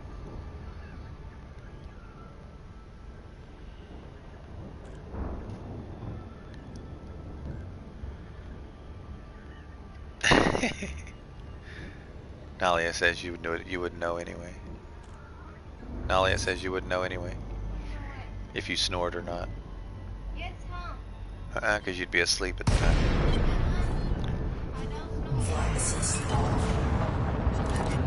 You know when you snore because everybody else tells you you snore. No one's ever told Lagos, me. Romeo, Echo. I just told you you snore. We are I happy don't to have you, snore. Commander. Okay. Please note that all station services are at your disposal. People snore, lay on their backs, and choke on their toes. I don't do that. Okay, no, that's not a thing. That's definitely a thing for you. Well, that doesn't mean that everyone snores like that. Some people merely snore semi-quietly. It's just their epiglottis vibrating in the back of their throat.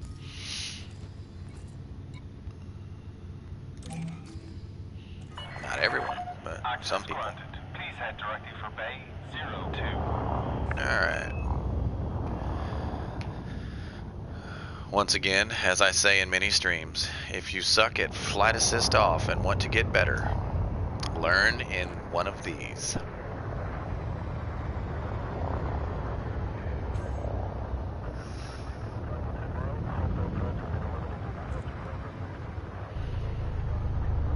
Why, you ask? Would I want to learn in one of these?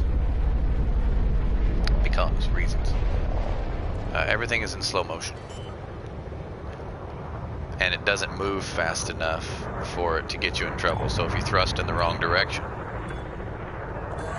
you got all day to correct it. Look how smooth that was.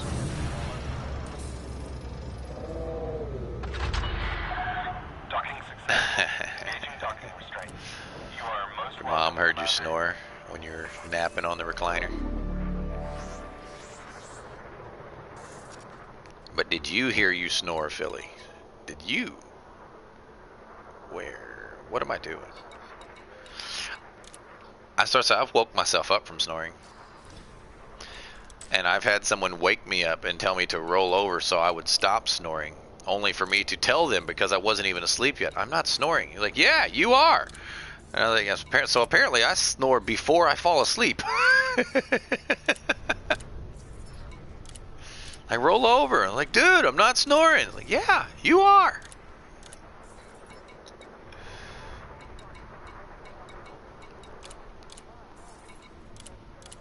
He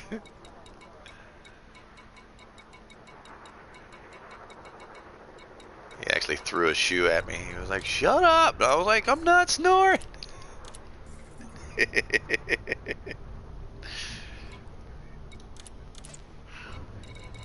What is wrong with you, Laura? It is not hot in here. When you did your military service?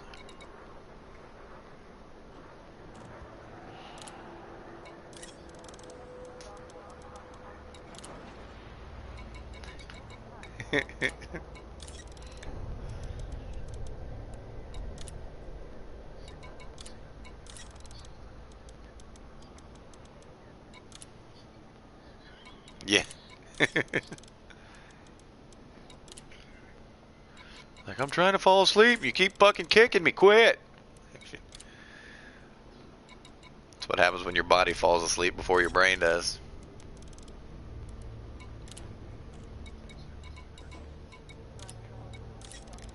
I've asked people that. They said, can you sleep standing up? And I was like, yeah. Yeah, it's possible. I said, can you fall asleep while walking? Well, the answer is yes. Yes, you can. It hurts. I wouldn't advise it, but yeah, you can do it. Cargo hold at maximum capacity. You wonder why I'm going back? It's because I have a mission for water, and I actually have to go to Dillon Dock to get the water. So I'm going to go from Walter to Dillon to do that trip.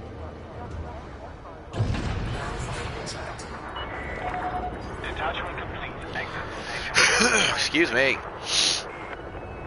Nose is still stuffy. I got one nostril I can breathe out of right now. So if it sounds like I'm out of breath, it's just highly restricted right now.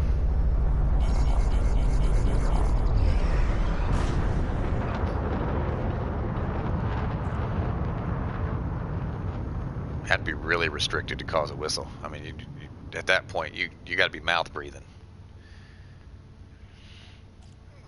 Yeah. Sinuses are, at that point, they are completely clogged. Frame shift drive charging. Had someone tell me, it's like, Fox, you sound out of breath. I was like, I'm just breathing, bro. Just breathing. Nose is stuffy. Weather starts to cool off, sinuses start to swell.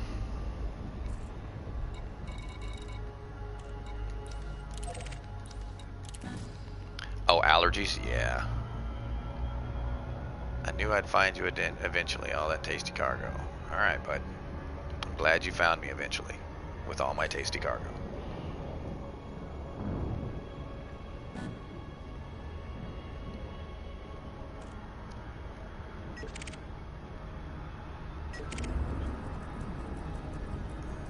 An elite viper. This is so dumb. Why can't I get attacked by an anaconda or something that I can hit? I'm in a Type 9, man. Come at me in a Python or fucking... Damn, anything but a fucking small ship. Cross section the size of... nothing.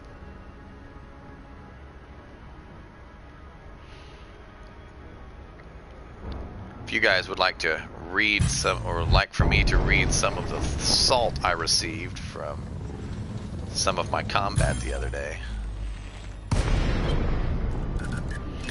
Finish fighting this fucking viper. Under attack. Okay, fighter is going live. Excuse me.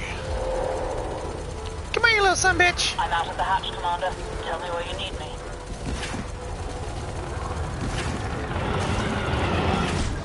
I like when you do that. That didn't look very elite of you.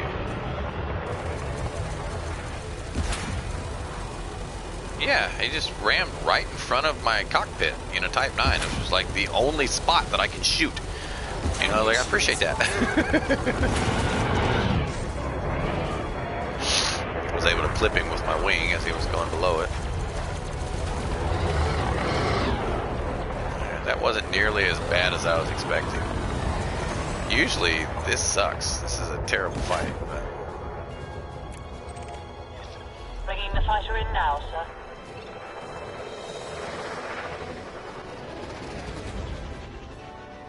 What are you doing? Oh.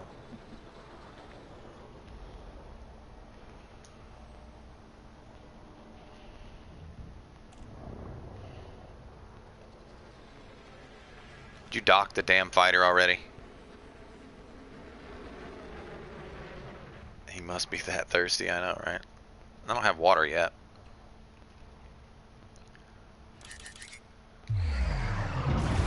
Fighter is home. Ready to leave, Commander.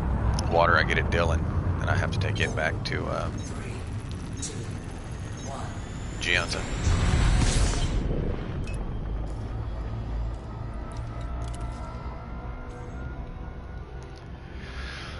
Oh, hell.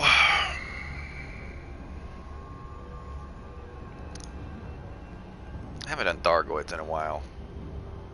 I may actually get the squadron together and go down in CG.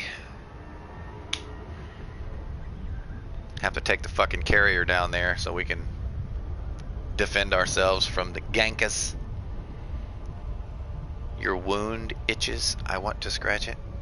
Well, that's a good thing. It means it's healing. I don't know how you manage to gouge that much out of your skin with a razor.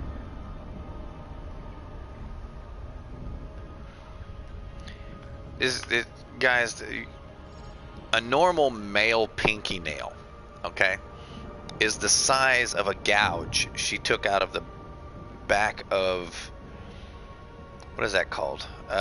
It's right on her Achilles tendon. She gouged like a fingernail-sized spot out of the back of her Achilles tendon when she was shaving. I was like, damn, babe. I mean, it didn't bleed real bad because she just took like the top 3 layers of skin off. Yeah, I didn't say 1. She took like 3 layers deep of skin off. I was like, damn.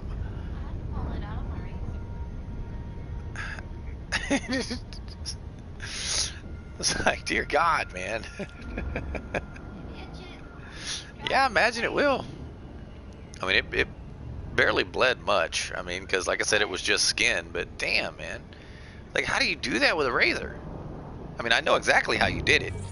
You reached back and had your foot like this, and where the skin actually creases, you cut into the crease and just slid straight across it. I mean, I know exactly how you did it, but it's like, ugh. Take on Romeo Echo Victor. Prepare the landing pad for your arrival, Commander. Welcome to our station. I understand it wasn't on purpose. I'm just saying, damn. See, guys that shave regularly, we have these same creases on our neck, around the corners of our mouths, you know. The way you avoid slicing your face off is, 1, having a good razor that's not nicked up from leg hair, and 2, you shave along the crease. You don't shave across the crease. You just don't do that. And it helps not to smile, meaning don't make your face crease while you're fucking shaving, you know. I'm different though, guys. I shave with a pair of, well, I would say I shave with a pair of tweezers, but that would be inaccurate. I use my fingernails, and I pluck the hair off my face. But 1 hair at a time, I pluck my entire beard out. Except for what you guys would describe as a goatee. However, my mustache does not meet my beard. There is a gap. It's not by design, just the shit don't grow there. See, I'm not a big fan of blueberry waffles, but I will eat blueberry pancakes, but I will eat blueberry waffles. Once again, my thought process overriding my tongue when I'm trying to talk.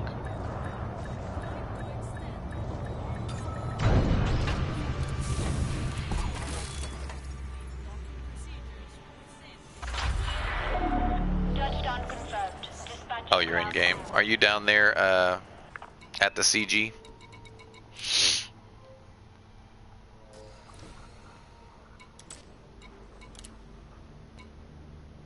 Strawberry pancakes. You know, I've seen those. I've never eaten them. I mean, I like pancakes, and I like strawberries and shortcake, or strawberries and angel food cake. But pancakes, I think that would gag me. I think the sheer sugar content on that would gag me.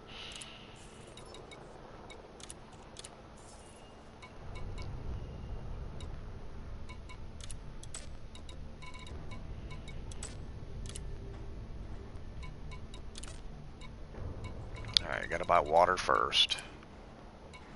I need 650 to... Fuck me!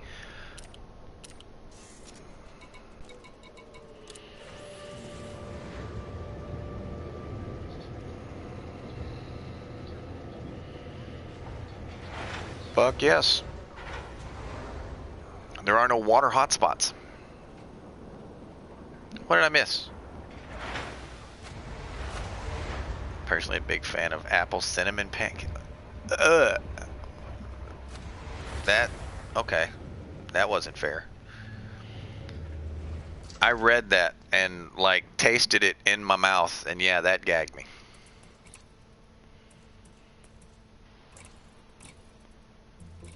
I don't want collection limpets.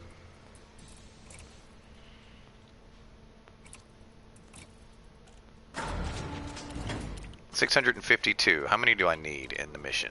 I think 652.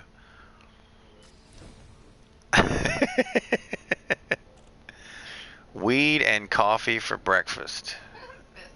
Okay. Bruh. That's all I gotta say. Bruh. Cargo hold at maximum capacity.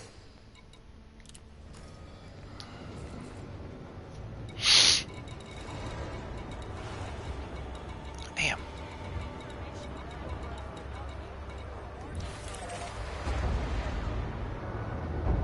Drugs are bad. I agree. However, if you want weed and coffee for breakfast, as a minister of the Christian faith, I will advise you that if eaten rather than smoked, even though it has a slightly different effect on your body, you can actually justify it religiously. Because it says all green seed-bearing plants are meant for us to eat. Actually, it says for meat, which is sustenance. It is for nutritional gain, is what the original Hebrew word meant. So marijuana is green, and it does bear its own seeds. Of course, everything bears its own seed, but 3, 2, 1, one could justify eating it as a freedom of religion.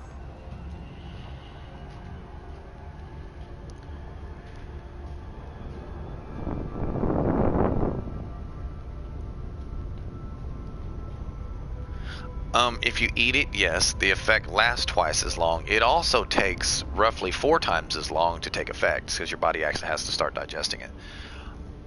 And you've got to get enough of it past your liver to actually affect your body. So,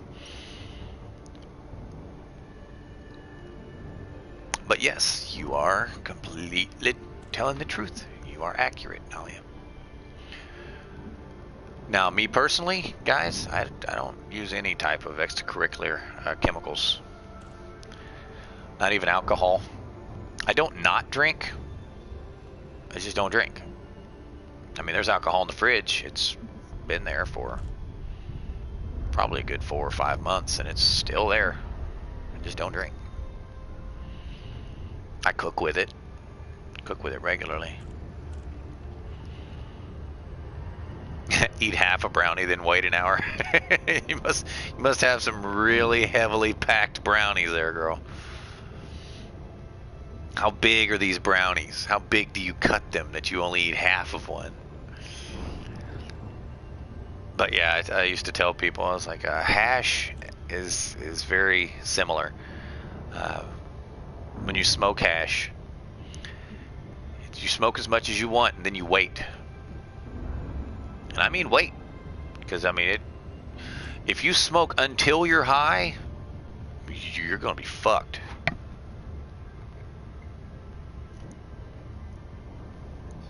God.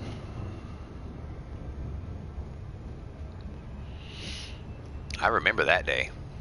That was the first time I had ever experienced hash. I was mad. I thought somebody sold me some bad shit. Some fake shit. They did not.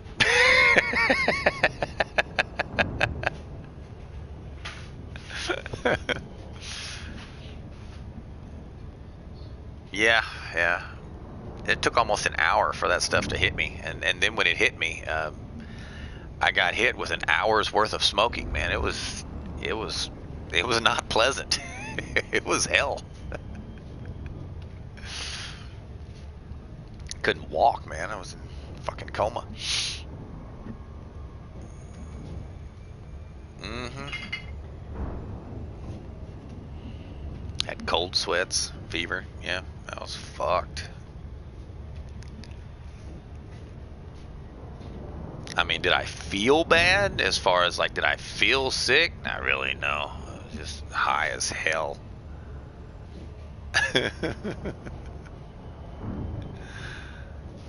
I don't know what that is, Nalia. I will Google that real quick to educate myself. Coucloch.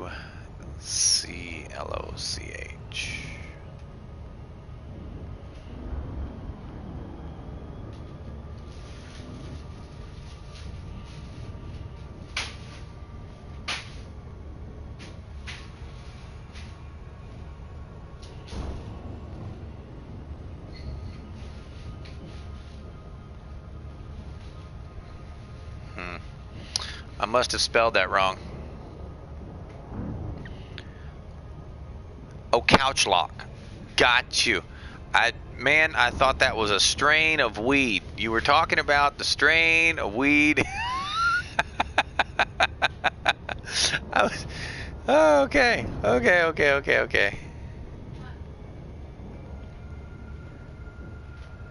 Oh, okay. Couchlock is a colloquial term used by stoners to describe a strong feeling of physical sedation brought on by cannabis, essentially leaving them feeling locked to the couch. All right, I got you. I understand. Note to self, never try hash. Nope, I can't do that.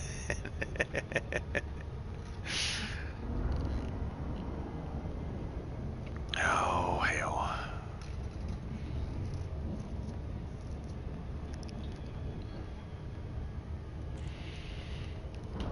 One, a strain that you have perfected over the years for potency. See, now you sound like a friend of mine's wife. She actually works in the industry, and she's a botanist for medical marijuana.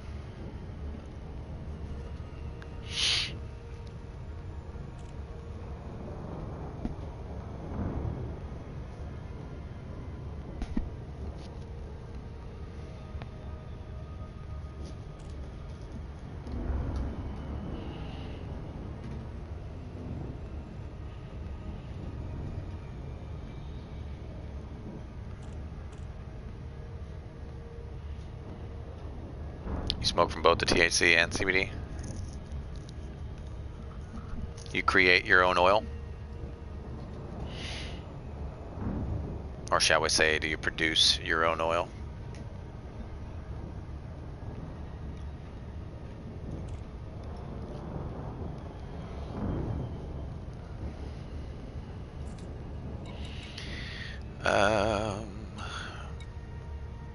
No, Gav, you're still up here.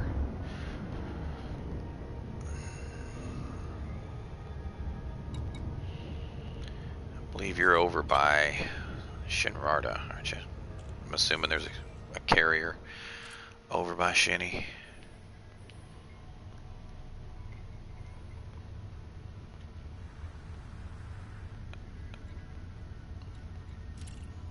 Oh, what the fuck are you doing down there? Engineering some frag cannons, maybe?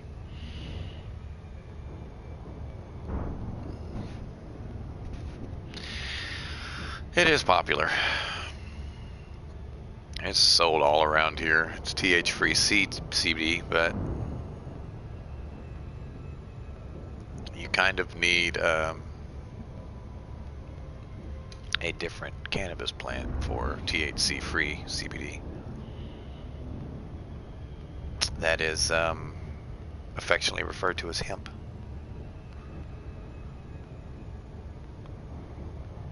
Bunch of rope smokers. I mean, you can break it apart, but that's on a chemical level. That actually requires chemistry.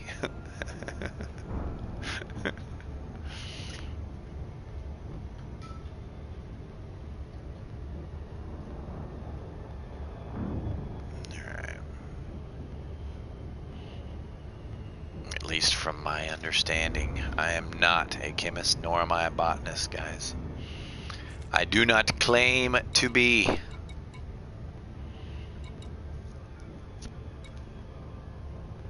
Slapshot, clandestine. I don't know who Blaze of Thunder is. I don't know where I met that guy, but he's there.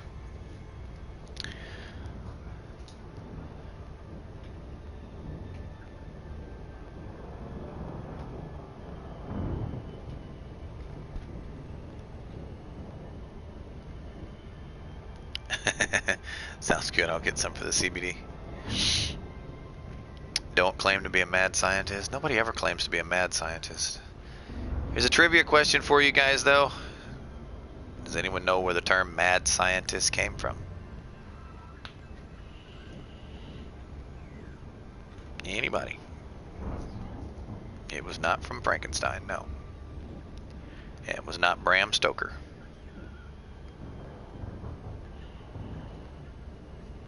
Mad scientist was actually a professional term. No, it was not from Albert Einstein.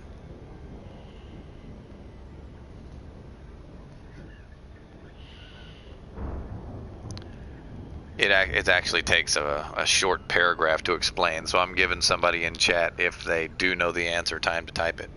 Yeah, it was a professional term.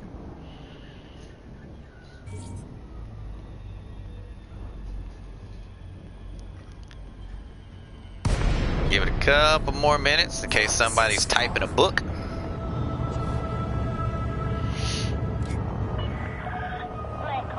But not enough time for someone to Google it and then type the book. Alright, so nobody knows. Mad scientist, the term came from, it was actually a diagnosis.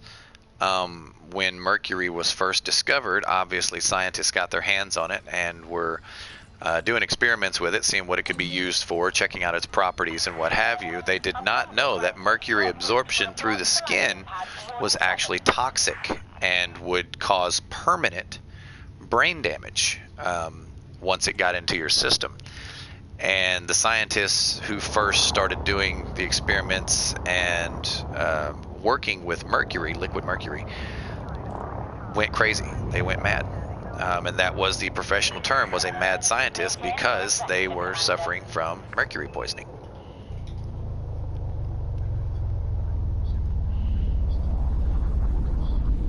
A Mad Hatter. I thought you were gonna Yep. Right. They used to have mercury. Yep. What'd you say? Landing gear deployed. No, no, no, no. That was a Russian science experiment. That's a completely different conversation. No. I mean, it's... The Mad Hatter actually got his name because hat makers actually used to use mercury, and that was the exact same effect. They would get mercury poisoning while making hats, and they would go insane, much like the scientists that were doing the experiments with them.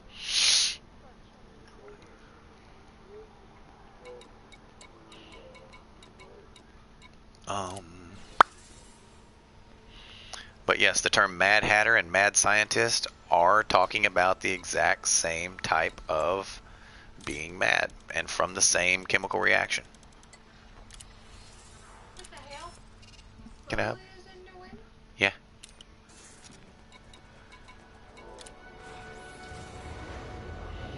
Yeah, don't fuck around with mercury.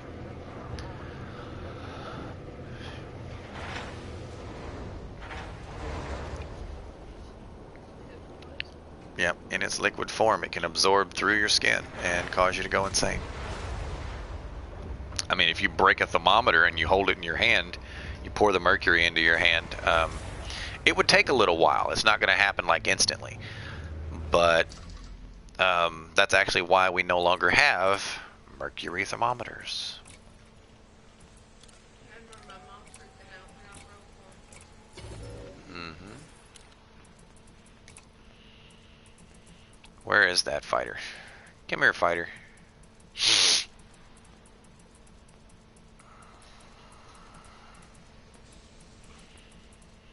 Size 5 fighter rack. Where are you? There it is. Alright, while that's transferring, guys, I'm going to take a quick bio break and need to use the restroom. Be right back.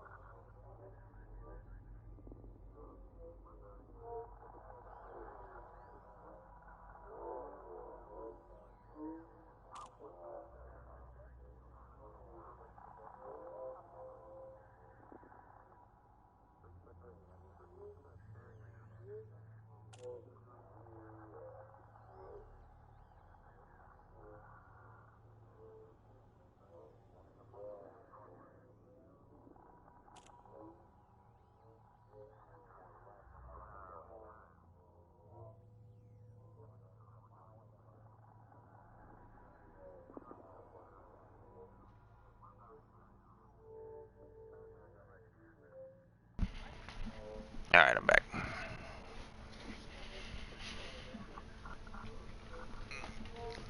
Bum ba dum bum. Lysol is evil? I gotcha. At least you didn't say Pine Sol. No, I like it. They make non-fragranced Lysols.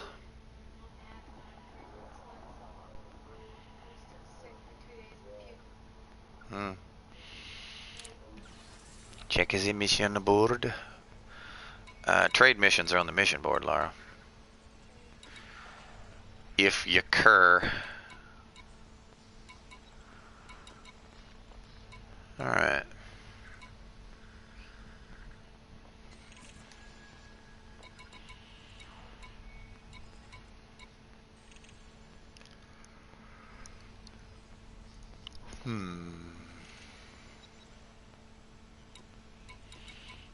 There's nobody on. I'm tempted to go over there in a combat ship and just see if John's over there.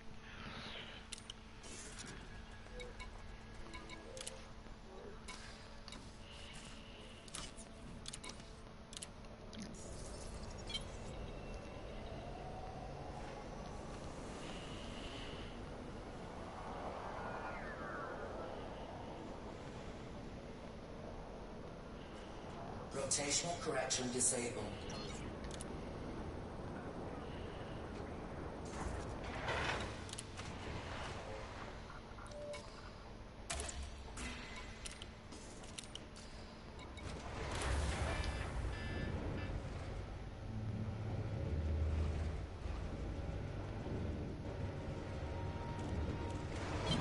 Flight assist off.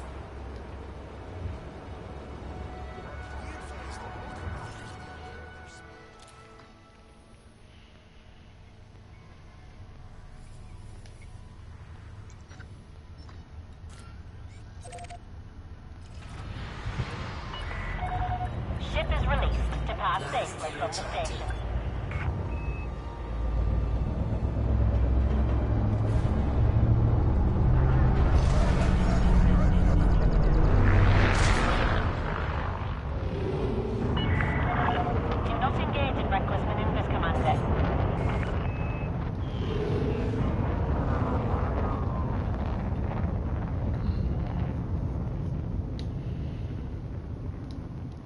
change that. Gotta mail these up. We went to status. Oh, I know the story you're telling.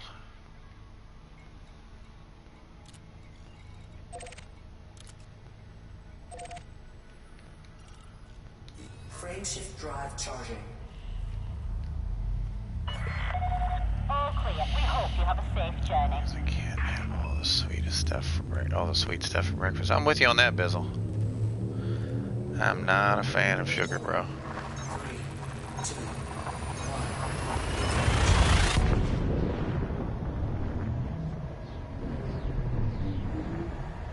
What did you mention? I'm looking for kind of the same deal, Mad Hatter. I only mentioned because I can have all this sweet stuff for breakfast, but I feel like one of your message didn't go through. Oh, weed and coffee. Okay. It's like, Fuel scooping.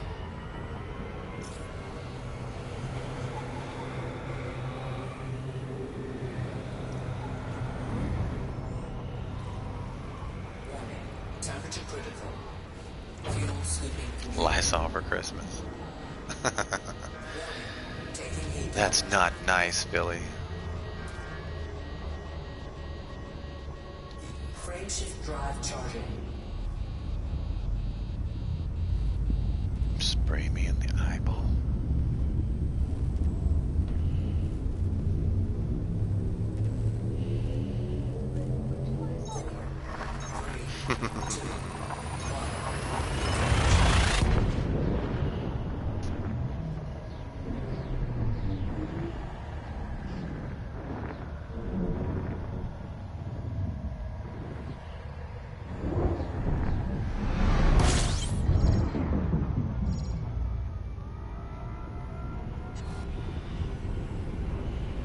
So violent.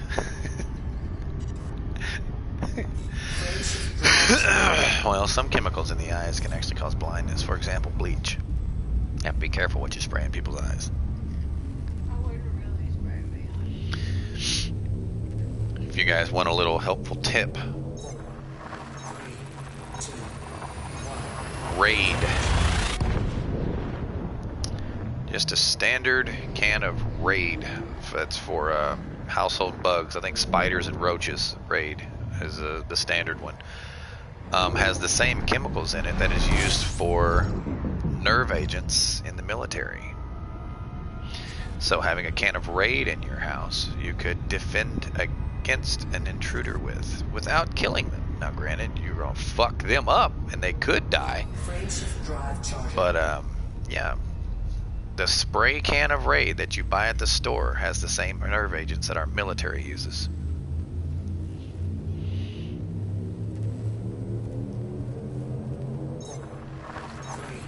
Of course, everything is. Come again?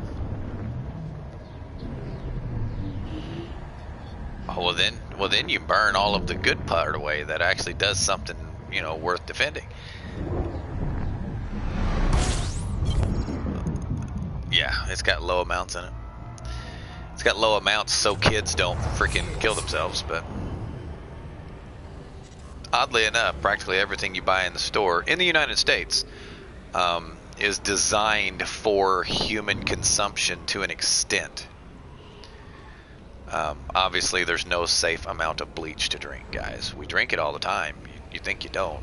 What do you think your city puts in your water to clean it? You're drinking bleach. But yeah, pretty much everything that you can obtain, we'll call it over the counter in the United States, is designed for a small amount of human consumption. Of course, we all know all things in moderation.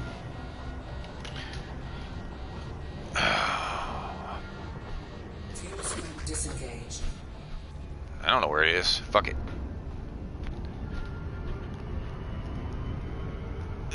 Phone's ringing. I don't know where the hell the thing is.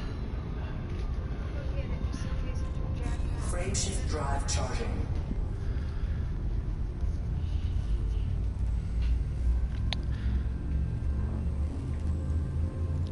However, here's the kicker. you filter your water twice. That's actually not a bad idea. Because the amount of fluoride that we use in water, just to purify it for drinking purposes, is poisonous. It causes cancer.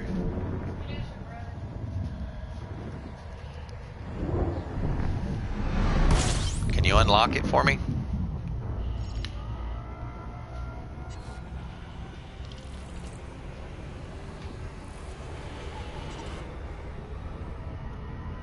Frameshift drive charging. But yeah, the most commonly used chemicals for drinking water in the United States is fluoride, actually fluorine, and once it's mixed with water, but it's fluoride and chlorine.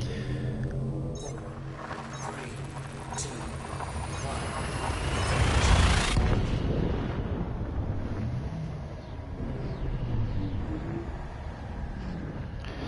See what my little brother has to say.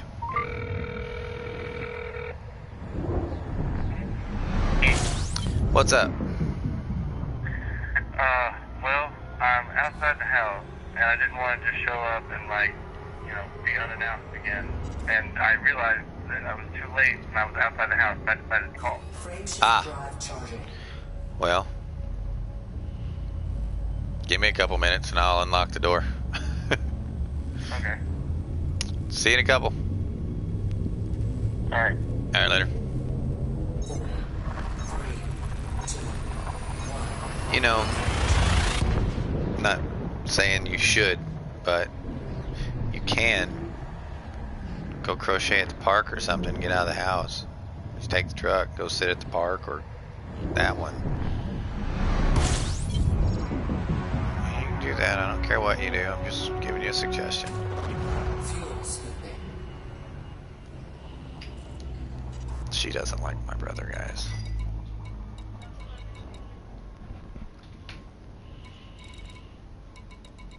He's just a baby. He's a fucking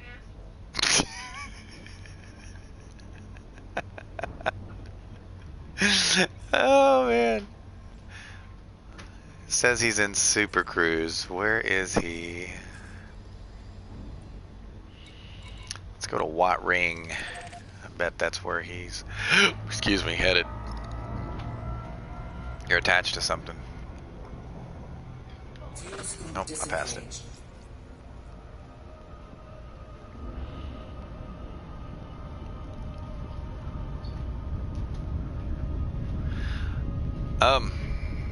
If you want to test it, I'm actually in my multi-cannon vet.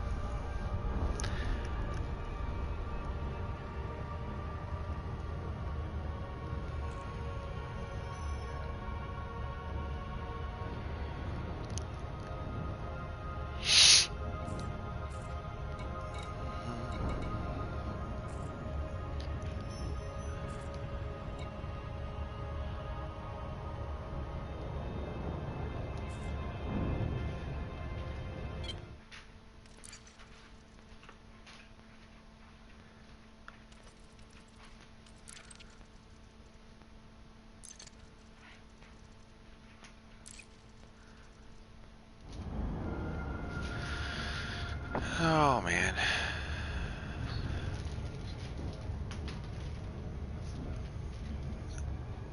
I know I don't have the mats to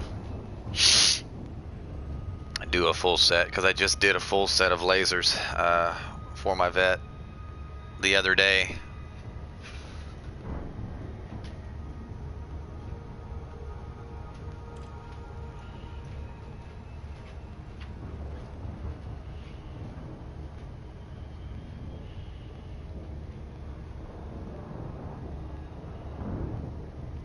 Come again? What'd you just say? Oh, okay. Oh.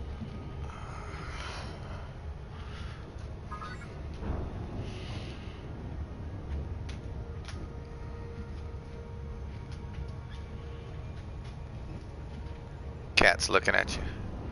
I'm in the system. I'm here to check and see if there's anybody here. If there's not anybody here, I'll jump back to the main star for you.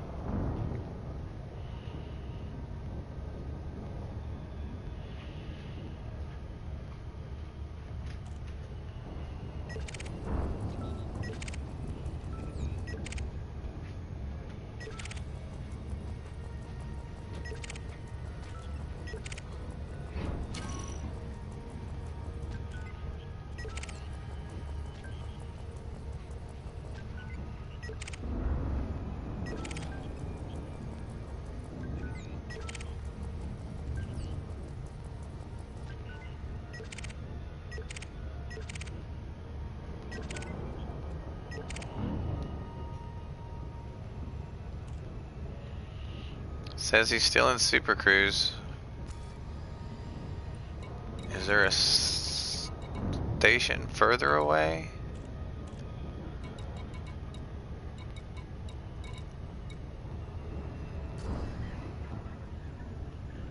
Alright. I don't see him.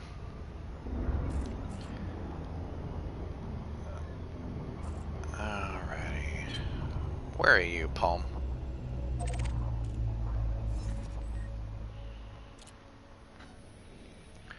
You're there.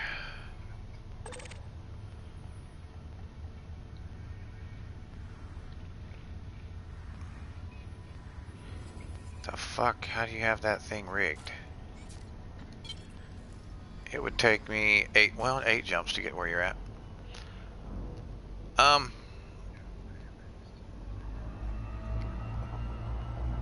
Oh, okay. Well, I'm gonna...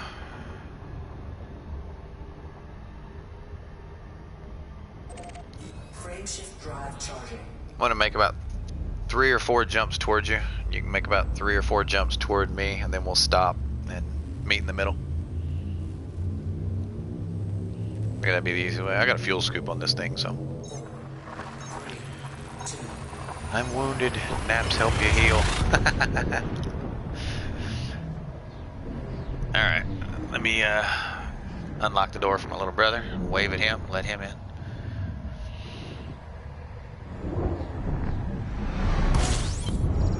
You'll settle into the star for a light fuel scoop. 100 be fine. Yeah, looks like 200 before it's going to settle.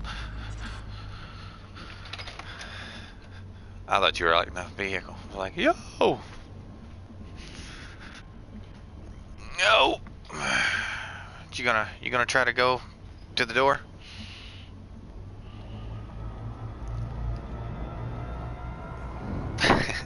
Huh? Streaming. A little bit of Elite Dangerous on my way to do a PvP match right now. frameshift drive charging. Short rest.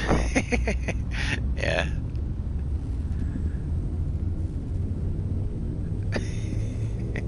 I think that's supposed to be harumph, not hmt. How many times do I have to ban this guy? I should be able to ban an IP.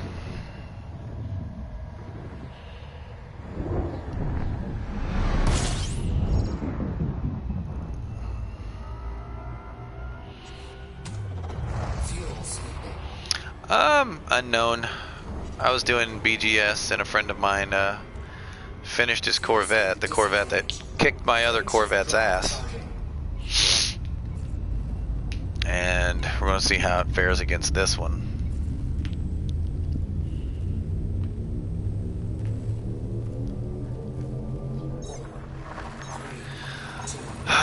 Well, there's 2 tactics. You can try to outmaneuver to get more time on target than the other guy, or 2, you can literally just sit there and back the whole time and keep the guy, a face tank right in front of you. When you're facing a ship that's identical to yours, it's very difficult to do anything but face tank in a large ship, because you can't accelerate fast enough. Stand by, I think we're close. You're in Bunda.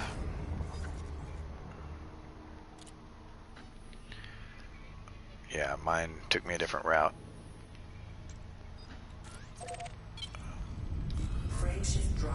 Where'd that go? But nothing happens fast in large ship combat. It's a contest of time on target. That's all it is. And getting your banks off. If you can maintain time on target and be able to use your cell banks, barring that the other guy is equally able to do so, you should win in a large ship combat. And when it comes to, meet me in Shinny. Yeah, it's right next door to you. For some reason it's got me routing through Shinrarta, so Frameshift drive charging. Don't worry, there shouldn't be any gankers there. If there are, there shouldn't be much to worry about. 2 Corvettes, focus fire. I'm gonna run anything off. I try to tell my guys that, but they all panic in combat.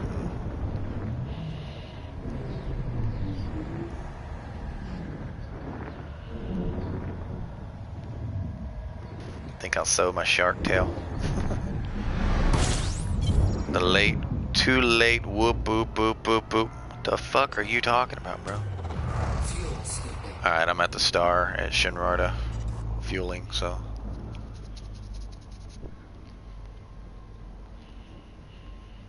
Do you have a fighter bay equipped? Is that, I'm assuming that's probably where your FSD booster is? Okay, well I will not deploy mine, and we'll just agree not to boost out of each other's range.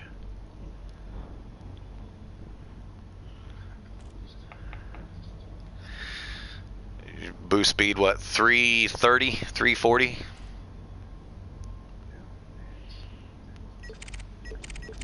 Oh, my max is 330.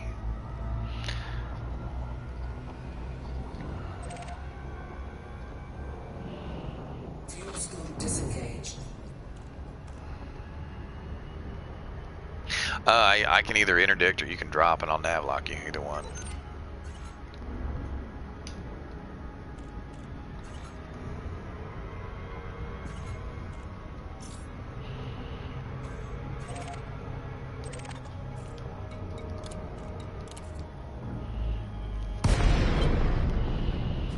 Flight assist off.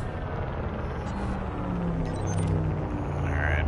Face, then we'll boost past each other and then go.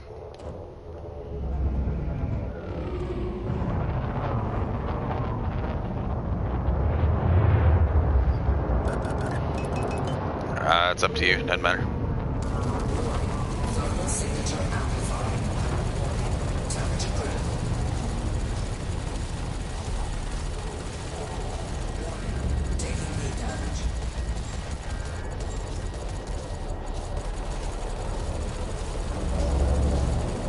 I don't know what she's screaming about.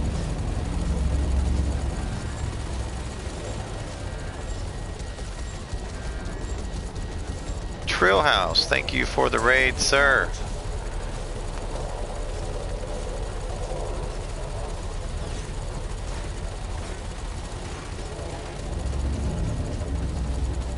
Yeah. Oddly enough, I'm thrusting straight at you this whole time and it's still showing me moving in a different direction. Yeah.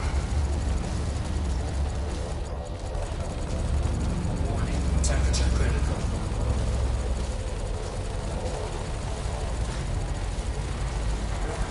Taking heat damage. I will read chat in just a moment, guys. I do appreciate the raid, guys.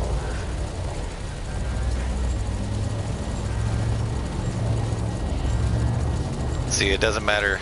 2 Corvettes equally matched. It's very difficult to actually get them anything other than face tanking, because what we're doing, we're both orbiting the other right now. And it's doing nothing but face tank.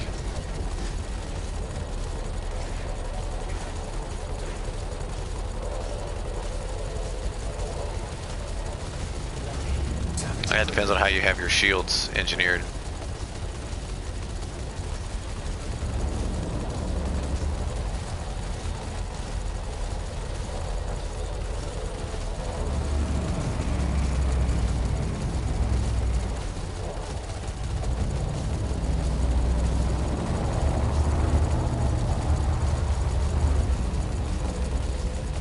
You're at 400% heat?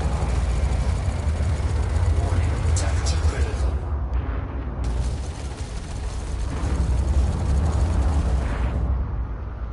See, now you're out of my firing arc. I can't hold the heat on you. You'll cool down.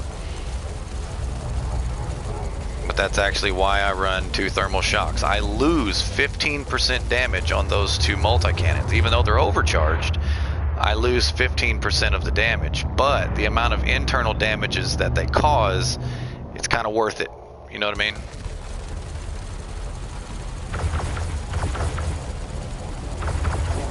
Temperature critical. Taking heat damage.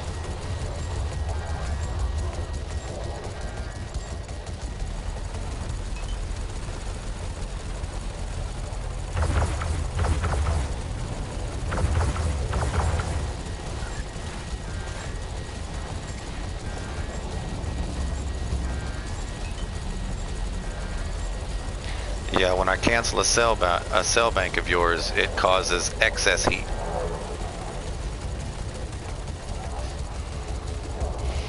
So I should essentially be able to do enough internal damage of your modules to, you'll start having malfunctions in your hard points, and Temperature critical. I'll eventually beat you on DPS because my modules still work. That's actually this ship's strategy, is those two heat thermal shocks. I keep an emissive munition that's for every now and then you run into somebody with a cheeky ass cold running build, okay? Those suck. They suck to fight. But the emissive munition is for that one. This should be the nail in the coffin. Hull breach attack. Taking internal damage. Taking damage. Oh, I missed him.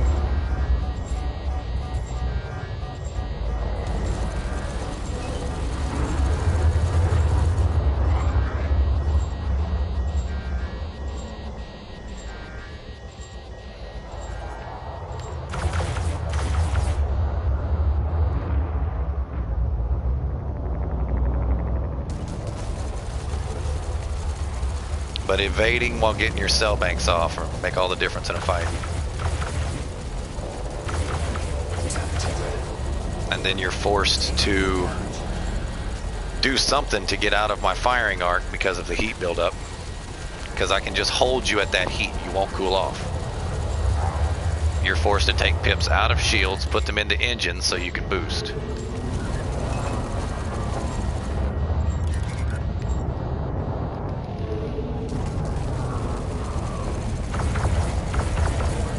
Taking heat damage.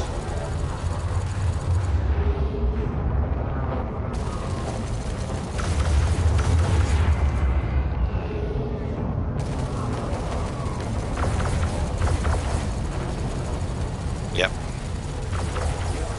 Taking heat damage. I can give you a couple hints as to why I'm not cooking right now. I mean, I'm cooking a little bit, but not a lot.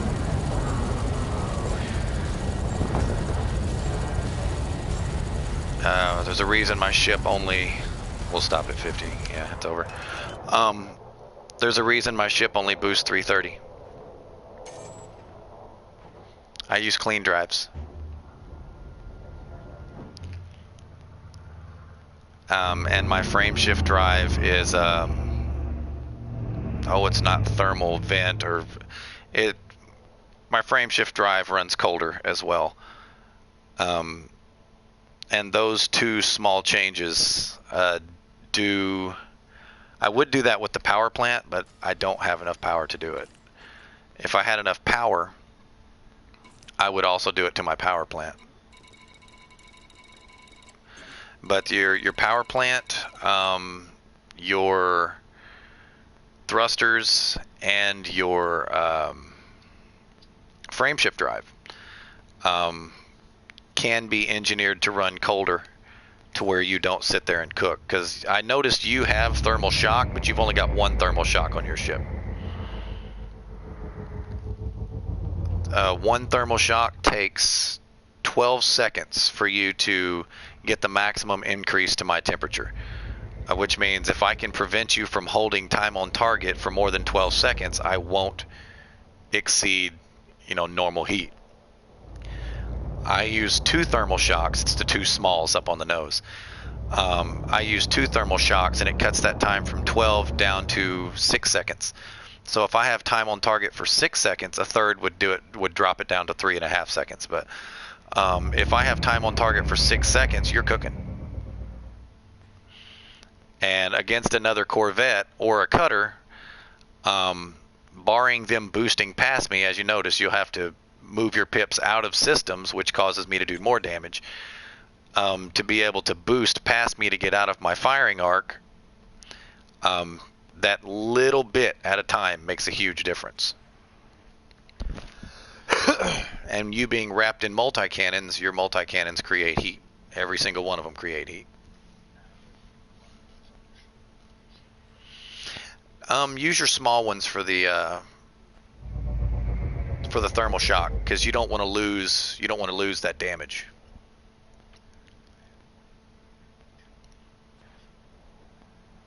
Your huge should both be incendiary, because against large ships, you're going to run into two different shield configurations. It's either going to be thermal resistant with high cap, or it's going to be reinforced with high cap. If they run reinforced, even though your thermal resistances will be between 30 and 40, it is still your weakest element. And also know that when you use incendiary rounds in a multi-cannon, it's only a small portion of the damage that is converted to thermal. You're still doing kinetic. I believe it's 80-20. It converts 20% to thermal. Someone in chat, if you know the exact percentage and I'm wrong, please tell me. Now let me scroll back up to where I was rated, and Trail House joined with a party of 8. I do appreciate the raid, sir. Put in Discord, raid. Thanks for the follow, Trail House. Welcome everyone. Bunch of emotes. How is the stream? And if you are still here, Trail House, I will ask you, how was the stream? You came in. It's spicy vet, yeah. His vet's hot. Welcome, Cal. Good to see you though. Extra spicy, no cheese. Target shields online. Yeah, we were going to probably head down there as well. Just one shots, delivery CG. The gank, yeah, True House just said ganking heaven. We discussed that earlier on the stream.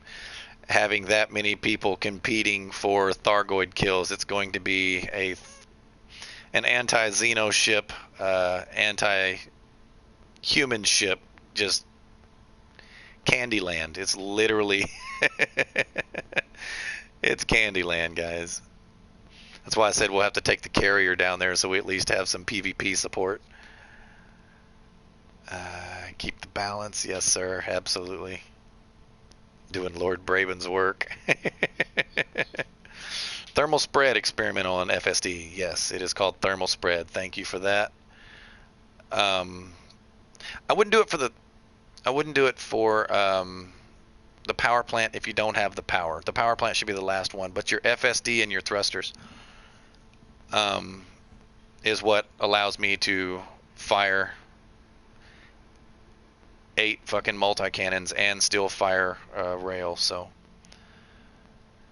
Alright, Trail House, my pleasure. Oh yeah, stream went well.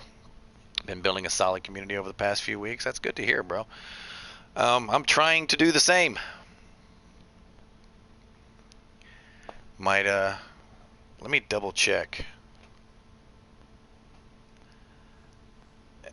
There is a way that I can follow you from this screen without navigating away from it. Used to be anyway. I don't want to mod you. Don't want to time you out or ban you. Add a friend. No. There should be a follow. I don't want to block you or report you. Is it just the moderator view that allows me to follow him? I have to navigate to your page to follow you. I'm gonna get there and find out that I'm already followed. Where does it say whether? Nope, there he is. No problem, bud. You got your shields back up? No problem, bud. You got your shields back up? Alright. Everybody, shout out to Trail House. Thanks for the raid. Those of you who are in my channel previous, please take the chance to go over and follow Trail House's channel. I've watched a couple of his streams because I recognize the name.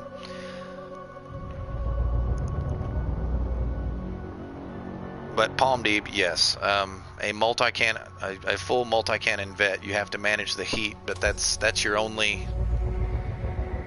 It's literally your only crux. Is the heat. Not a problem, Trill. Thanks for the follow as well. Thanks for the support. But here you go, guys. Look. Here's the downside. Look at that max boost speed, guys. 330. She caps at 330. I am slow. Which is why I keep these. PvPers hate these, but on a ship this slow, has to have it. It literally has to have it. Frame shift drive charging. Oh. He's in Mata now. At least he's playing. He's moving around. I haven't seen him in a while. Broly, he's back on. I like to see friends. You need an escort to the station? Palm? Okay. Where did he go? He was down there and now he's up at Mata. Are you going to an engineer? Looks like he's headed to an engineer, yeah.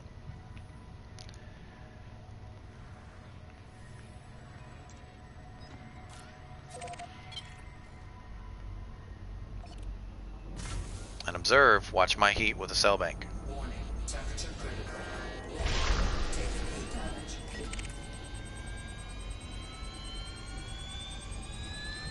That is a heat sink free cell bank because of the way I have this ship built. Show you again.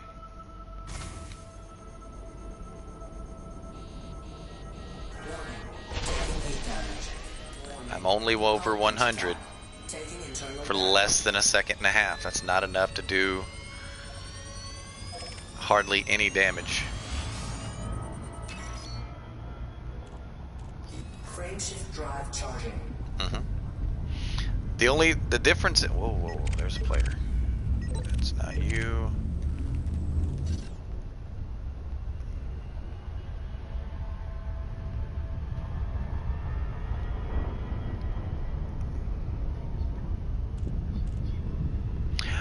Astar say if they've got thermal shock on something, once you're over 100, the thermal shock it won't give you any more than 40% heat. Okay, so people who think that they can cook someone to death, it doesn't really work that way. You're allowed to put 40% heat onto a target, and the amount of thermal shocks you put on your ship dictate how long it takes to reach that 40% threshold. However, what thermal shock does do is it prevents him from cooling down.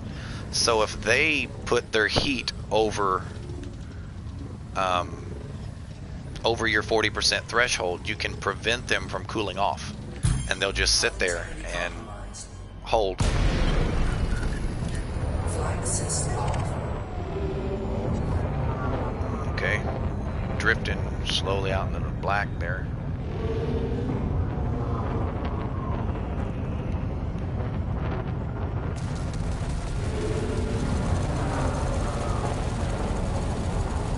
You got mines? It's dropping mines on me?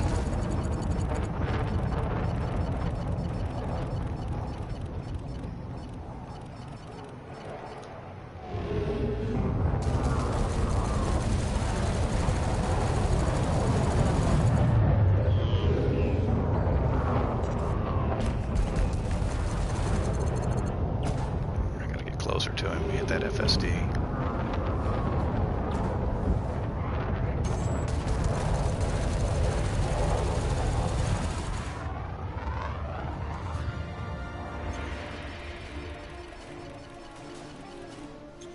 Damn, I got them both. Would you look at that?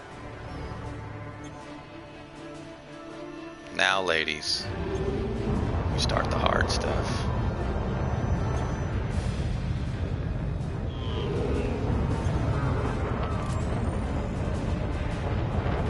What will he do?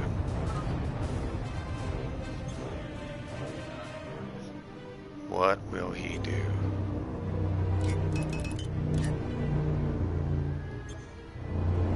The combat log, or will he reboot repair, staring death in the face? What will he do, guys? Have a good stream. Thank you, True House, for the raid. I appreciate it, bud. And I appreciate the follow, sir.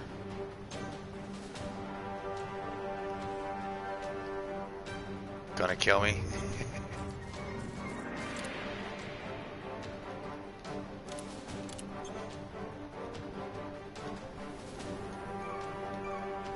Doesn't look like it.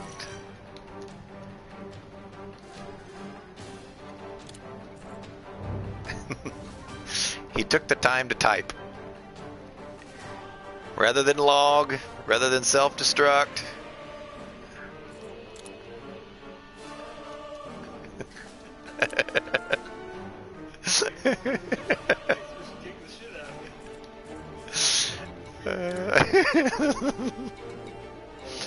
And that, people, is how friends are made.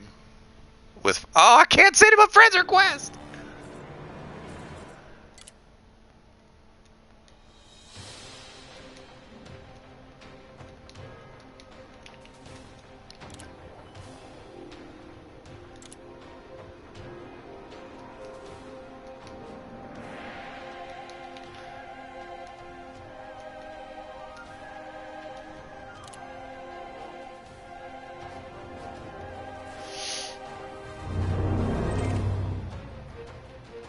Now I have to escort him. The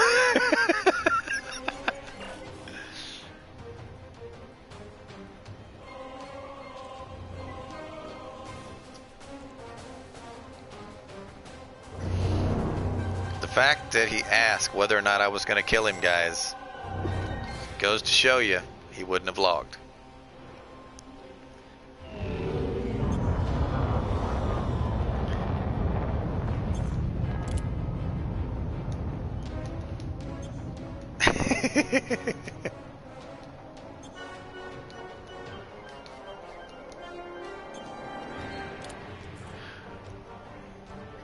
Cow over there is just chomping at the bit. This Lord Braven says to kill him. Like, okay. This poor guy is confused as hell right now.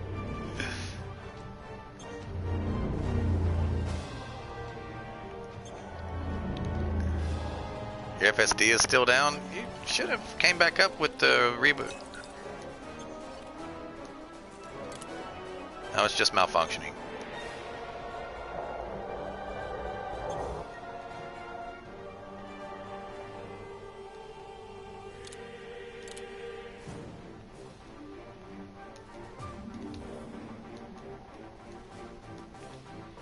It will work.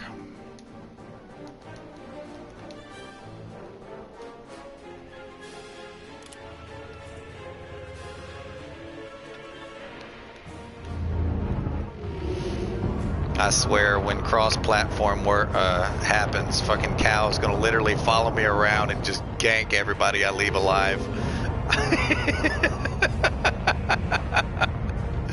Poor Cow. He's gonna stalk me just to kill. He's like, I'm gonna wait for him to come out of the instance, and you will not be able to save him. I will finish him off. You can go if you want. You good?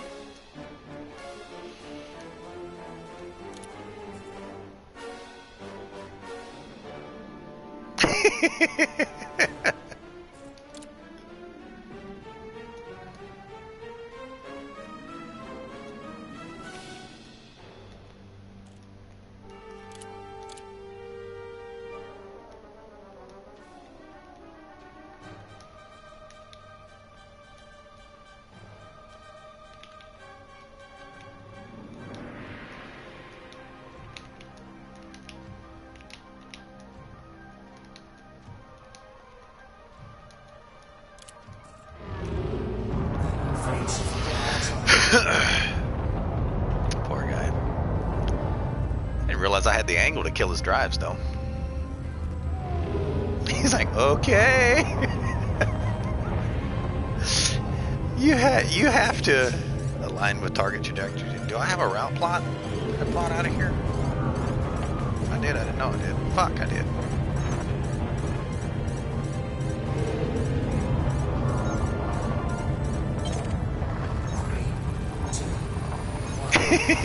Yes, I will, Commander.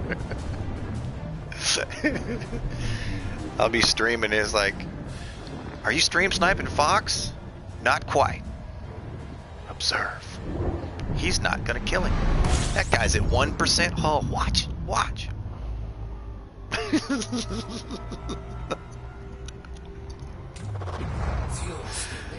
He'll be sending me screenshots on the regular. Like, yeah. He died anyway.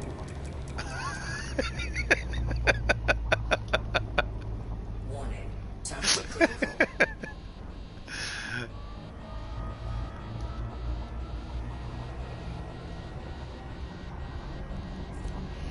Fuel swing disengaged. Mark Law. What? That name almost sounds familiar. Almost. Not quite, but almost.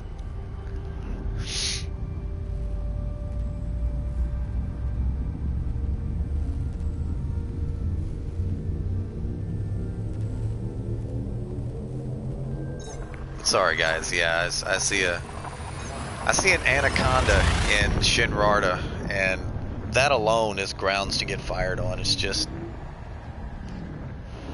you don't have to be wanted, you don't have to be an enemy, you don't have to have an unregistered ship. Just anaconda and fuck, I forgot this is a supergiant. Not a supergiant, just a giant. Still gets stuck in the damn gravity well. Frameshift drive charging. Gonna cook here.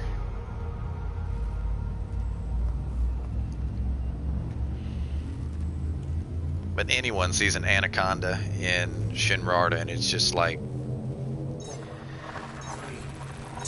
it's like looking at a freshly baked turkey on Thanksgiving afternoon, man. It's like, yes!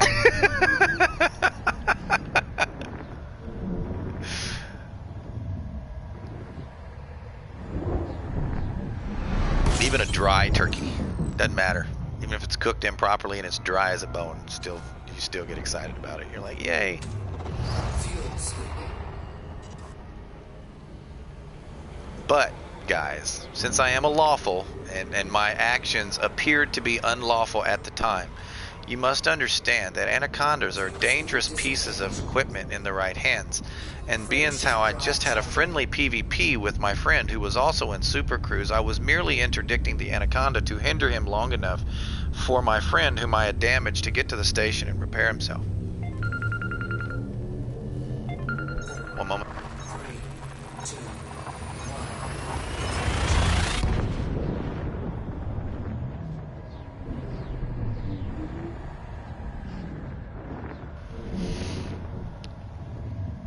Now, I know what you're thinking, Cal. That's bullshit, Fox. Yes, Cal. But it's very good bullshit. It's very good bullshit. Fuel sweeping. And as we all know, roleplay in this game is just good bullshit. Fuel swing disengaged. Frameshift drive charging.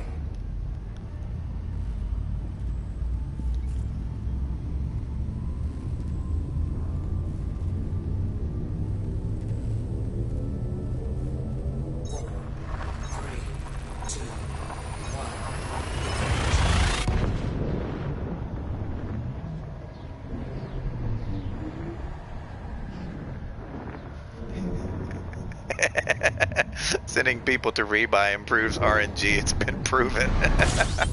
It's written in the code. Definitely written in the code. No, 500's a little deep. 300. I'm still gonna cook at 370, but cook for a while. Randall is in private. Why the fuck is Randall in private? These guys right here, I love these two guys. They used to be in our squadron, but these two guys are gonna have to come off my friends list because the entire time they were in the squadron for 6 months, they never came out of private. They don't play in open, so we practically don't even play the same game. As I believe that was Palm said that, right? Frameshift drive charging.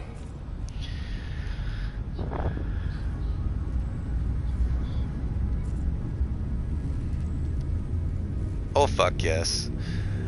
Open is full of scary murder hobos. Of course it is. Of course it is. It's what people like me do. It's protect the innocents from murder hobos. And we do so very poorly because the first thing we teach our noobs is that nobody can protect you in this game, period. The only person that can protect you is you.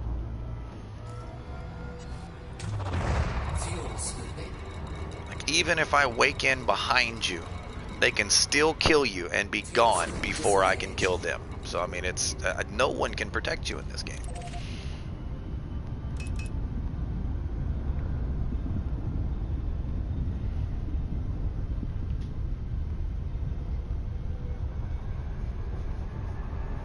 But I know what you're referring to. You're justifying the people who play in private. You're saying that that's their mindset, that open is full of murder hobos. But yes. I mean, I understand the mindset, but that also tenders the question that will spawn a rant. Should they be able to BGS in private? The answer is fuck no. Reputation helps, yeah. Cal, didn't I? Was it you, Cal, that I saw helping Bill with his BGS, or was that Web Gear I was watching that day? Oh, you both do? I gotcha.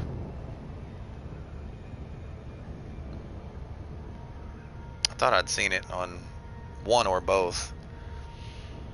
Not gonna lie, Cal. I stopped supporting WebGear's channel after the clog, bro. I can't do it, man. I can't support a clogger in this game. I don't care how popular they are on Twitch, man. I can't do it.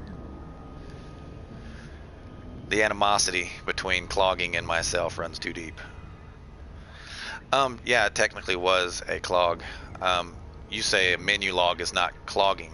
Clogging means combat logging. He was in combat and he logged out.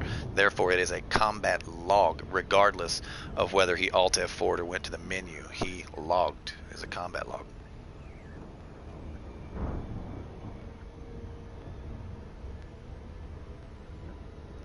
Video from his side shows something different. Well, I don't know. Flight assist off.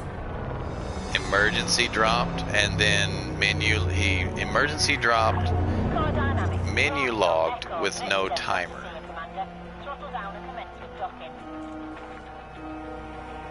Was that just when he saw the guy, or was he being interdicted?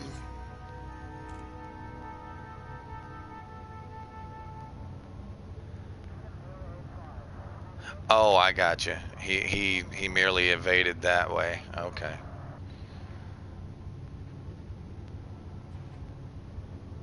There was no combat initiating. There was no interdiction. We call that in my squadron. We call that in my squadron comms logging. Because that happens to me a lot. I'll try to talk to somebody in the comms panel, and then they log out as soon as they see you. They're like, holy shit, and they log out, and you're like, dude, did you just comms log on me? Like, I'm up here taking the time to fucking type to you. I will concede that is not a combat log. There was no combat initiated.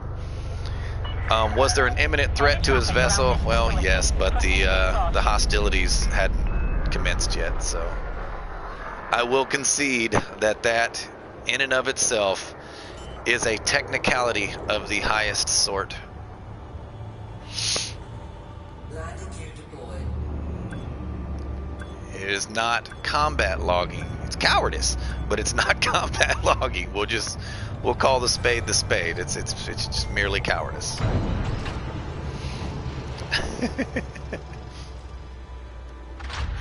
Odyssey's gonna make you feel like you're playing Dust 514 again. That would be cool. Welcome to the station, Commander. All I heard was Dust 514. Oh, Odyssey on this game is gonna be a first-person shooter. I might actually play this game again. If you're being pursued, yes, but there was never the first interdiction. He merely low-waked, and someone showed up in time to see them logging out to the menu. So, I mean, that is a technicality of the finest razor edge.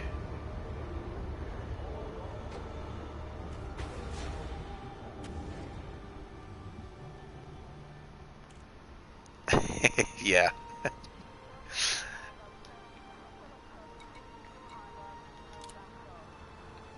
And that's actually part of it, Cal.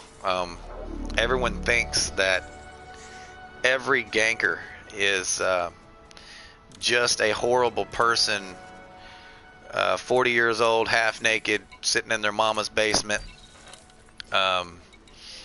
eating ice creams and Oreos. I'm sorry, Cheetos. Yeah, I forgot about the Cheeto dust.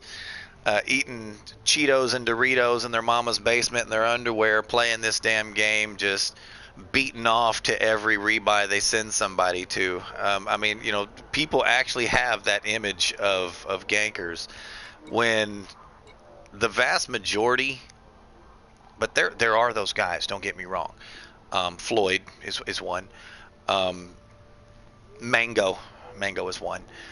But yeah, Shady Mango. But the vast majority of them just role play an asshole in the game. They're good people in real life. They just have fun fucking with folks. I mean, hell, I fuck with folks. I just choose not to kill them.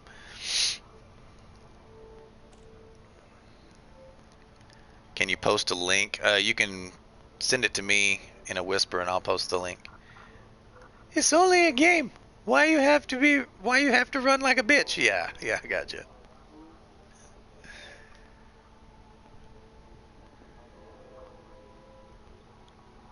Mid-30s professional. Well, I mean, I did say 40-year-old in his underwear in his mama's basement eating Doritos and Cheetos and ice cream and Oreos.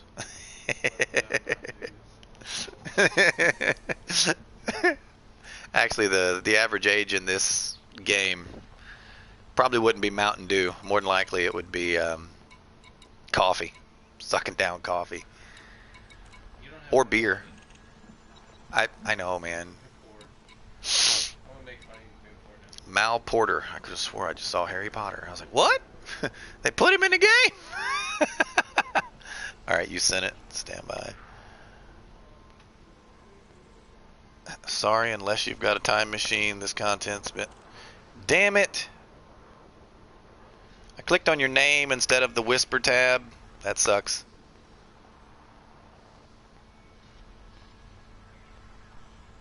Quit it.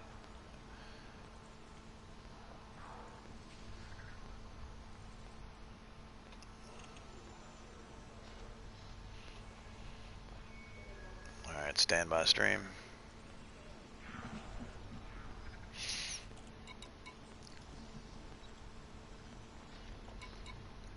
I'm sorry. I know I need to do BGS, but fuck, I just hate killing NPCs. What the hell? I hate that I have to do this. I literally have to open a new tab. When I open a whisper, it shifts the entire stream up about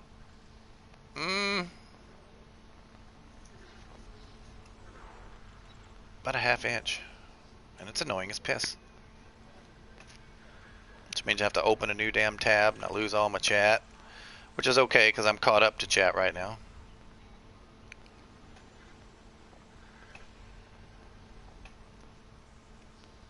Here's that while I'm opening the other window.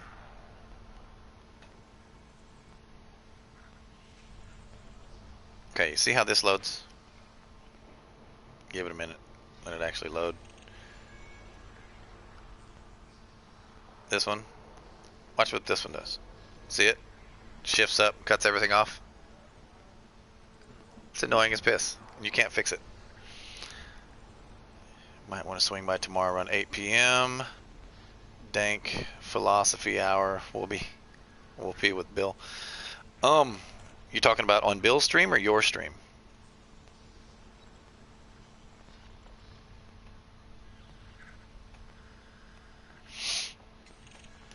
Alright, what do we want to do here?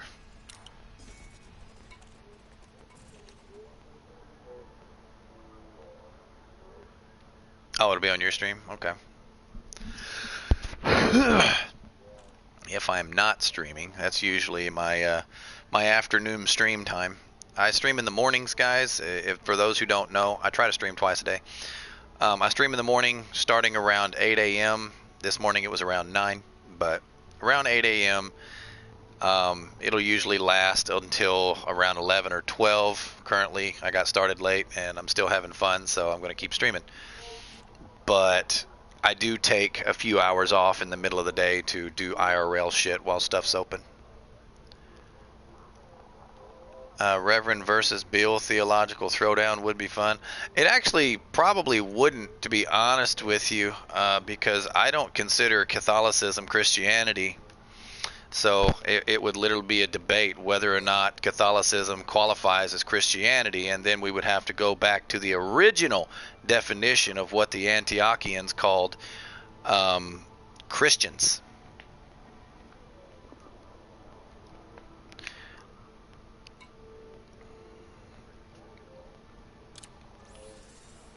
Oh, one more minute. Damn it.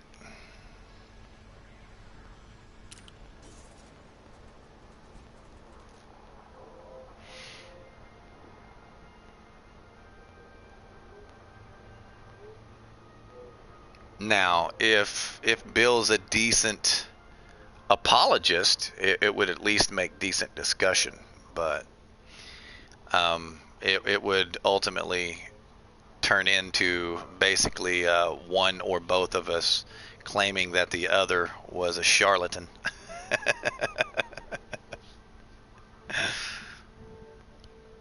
I say, because I mean, there's way too much hypocrisy in Catholic doctrine.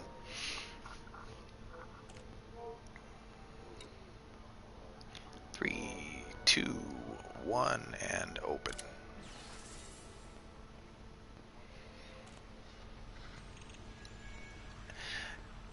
Well, Cal, you actually fall into a category when I'm presenting my argument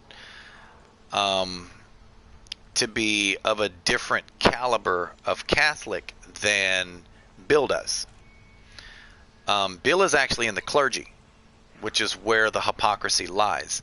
The Catholics themselves, what we would call the pawns, the actual members, just the people of faith, not the practitioners of the clergy, but the people of faith are merely following a doctrine that they've been taught. And in the eyes of God, it tells you in Scripture, ignorance is innocence, meaning that if you just don't know any better, it's not held against you. However, the clergy, aka the cloth, know better. They actually know better. Catholicism, and this is not going to turn into beat up Catholics hour. This is not, but it is called Reverend's Rant for a reason, because when I get to talking about something, I do tend to rant. But Catholicism has begun down the road that Judaism went down a long time ago. Judaism actually follows more tightly to the Talmud than they actually follow the Tanakh. The Tanakh, for those who don't know, is actually just the Old Testament without the New Testament included. And the Talmud is just basically Jewish laws. And the laws themselves supersede what the actual scripture dictates, and they follow the Talmud rather in spite of, not really in spite of, but just that they would rather follow their 47 volumes of Talmud than their nice, neat little quaint, what the Christians would refer to as the Old Testament. No, we're not going to have a midrash. Negative, negative, negative. I don't want to do a planetary scan. Shingen, I think, is... Correct me if I'm wrong, but I think that's IED. I'm not going to BGS against them.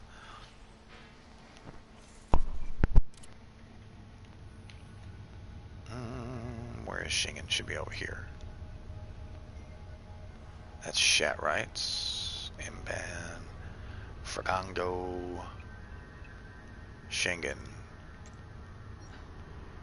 It is controlled by... I have to open the system out. I think it's controlled by IED. Yeah, I'm not going to do a planetary scan on their system. I know they BGS against us, but I'm just... I'm not getting into that stupid shit.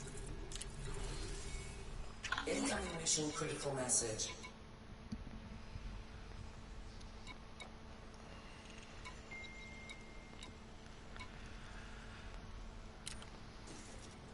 Maybe if they fight their one-sided war for long enough, they'll get sick of it.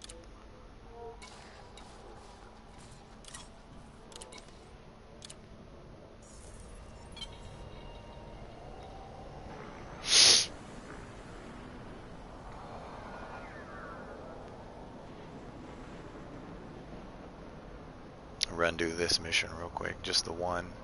And then this evening, I'll probably do those cargo missions that I just picked up.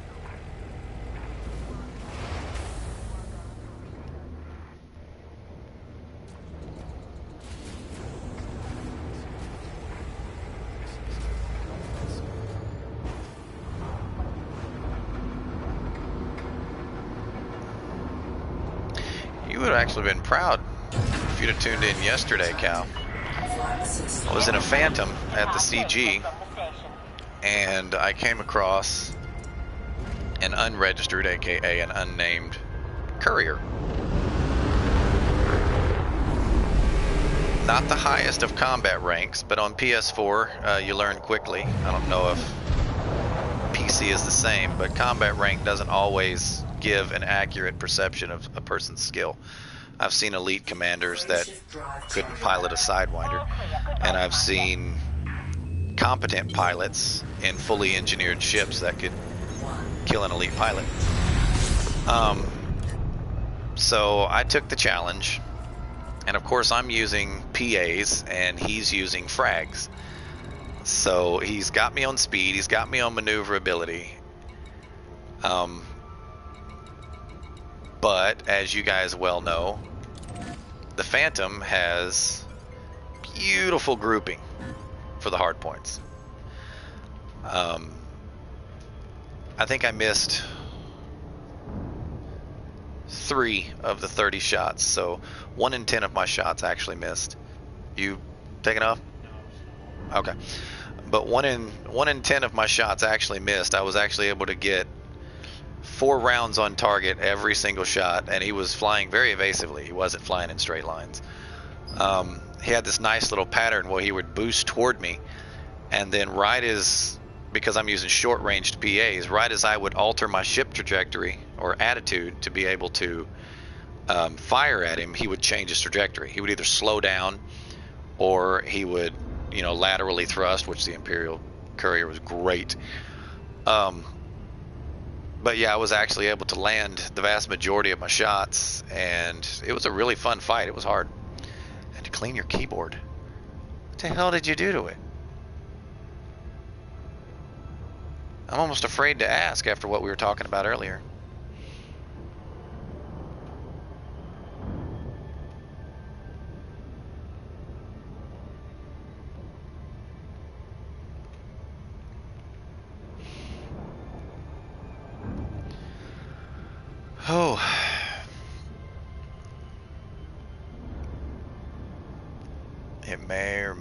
not have inherited hitchhikers from no.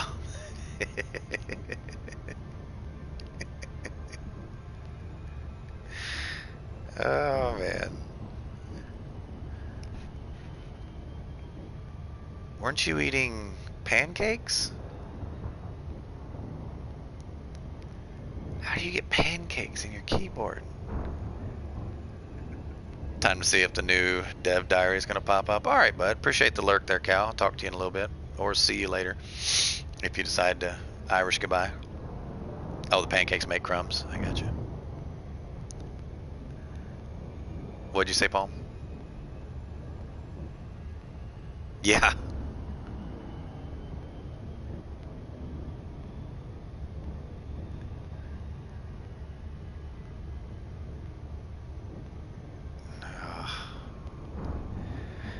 I love this game. Good. I passionately, not despise, not hate, not dislike, but I passionately am disgruntled at the devs of this game.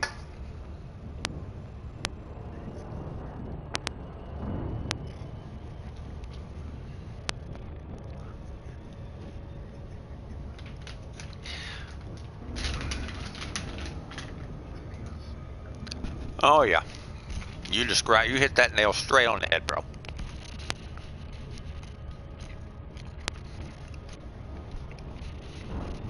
Had they not been able to create this galaxy with whatever it was named, I can't remember the name of it, but the randomly generated, perfectly aligned, accurate representation of the galaxy. Had they not been able to do that, because that alone is what keeps everyone coming back, is the unknown of what's out there, because there's so much to discover. Even a PvPer that doesn't want to get far from the bubble, there are still systems. Really, Stellar Forge, thank you, sir. Didn't know you were still there. You have a cat and a ferret who get interested in mom's play. I love ferrets. I had ferrets my whole life. New dev diary, not one until December. NASA actually tested the forge, and it predicted objects they later found in the positions and type as the forge predicted. That's actually awesome.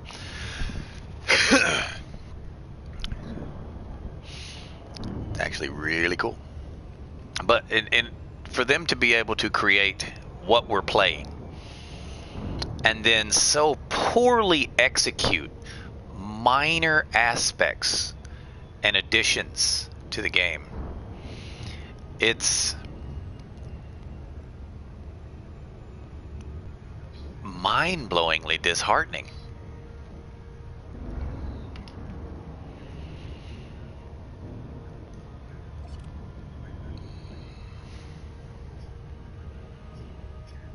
Yeah, just little things.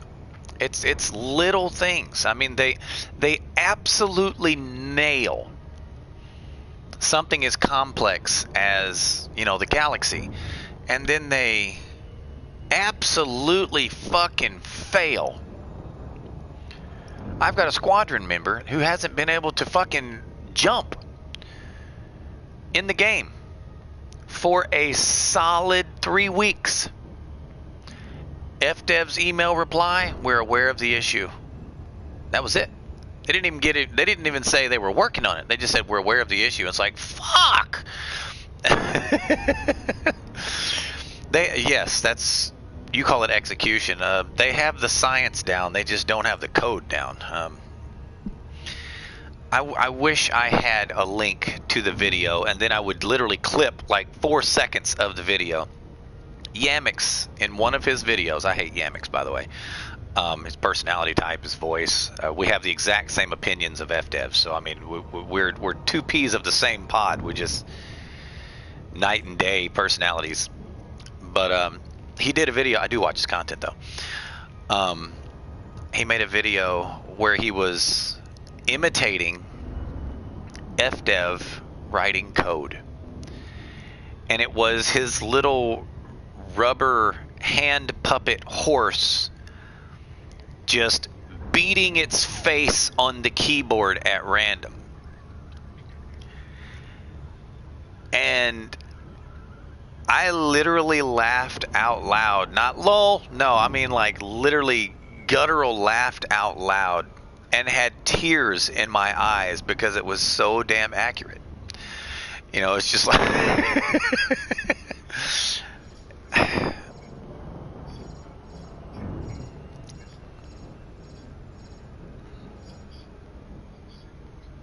mm-hmm.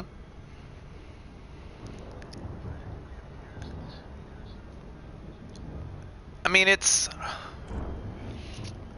I want to know whose idea, and this is, like I said, this is probably going to turn into a fucking rant, but I want to know whose idea it was to stop allowing technical support to handle bugs and to move the bug reporting to a fucking forum to where people had to vote and only the popular fucking bug reports got dealt with. What moron in what state of drunken stupor came up with that asinine idea? Like, oh, we're not going to worry about the bugs, guys, unless enough people bitch about it. Well, I mean, when you go to report a bug, you're already disgruntled because you're irritated. So you have to go through and read the monumental amount of bug reports from other people to make sure you're not repeating a bug.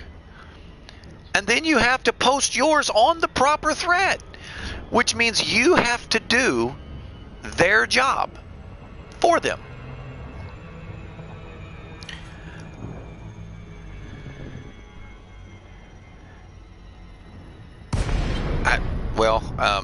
Cal, I'm a console gamer for numerous reasons, only one of which is I don't computer speech. I have no idea what ITIL is. I assume it's some kind of programming language, but fuck, wrong button.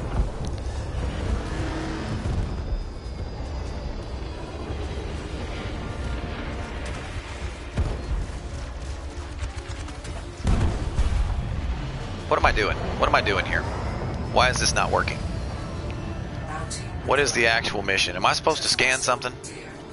I am supposed to scan something. I'm retarded. Alright, destroy the power grid and they won't be able to shoot me for a few seconds, so let's see if I can get back there before the power grid comes back up.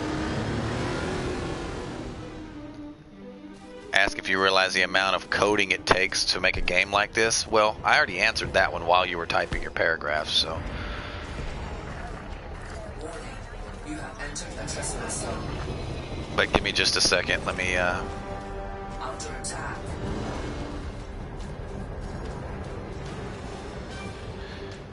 For fuck's sakes.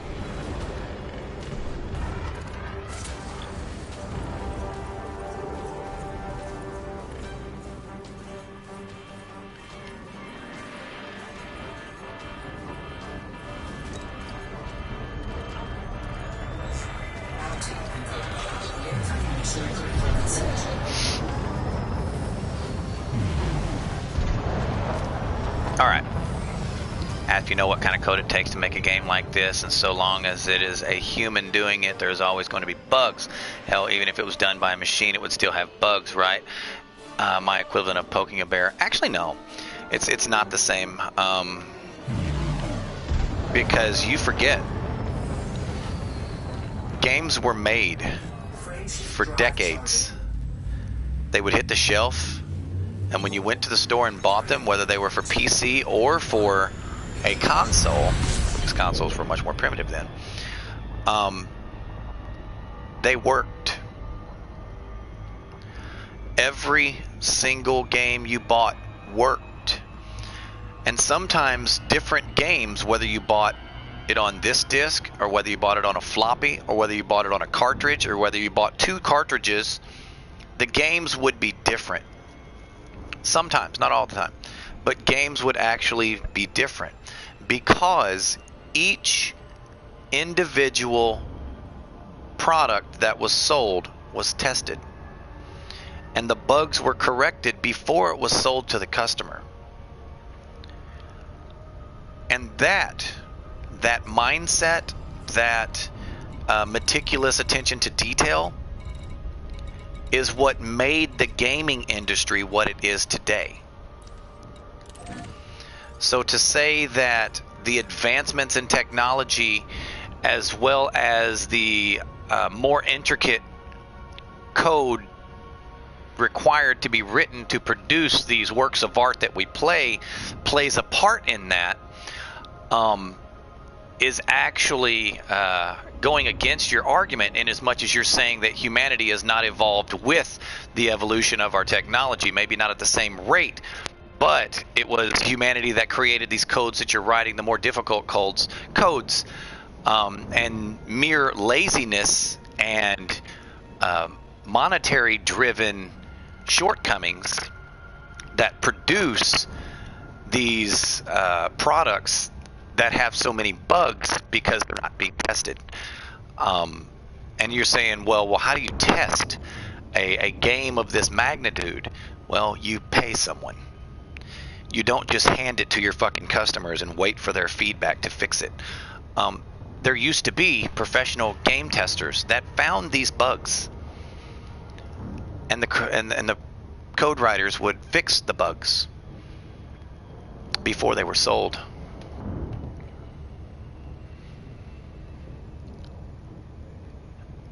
That's actually true, Cal, and that in and of itself is more so the problem than the producers of the content having that mindset, because it's the customers, it's the consumer that is actually causing his own dissatisfaction, because when you're willing to pay to test an untested game with early access, rather than be paid or have someone else be paid to test that early access, you're subverting the middleman.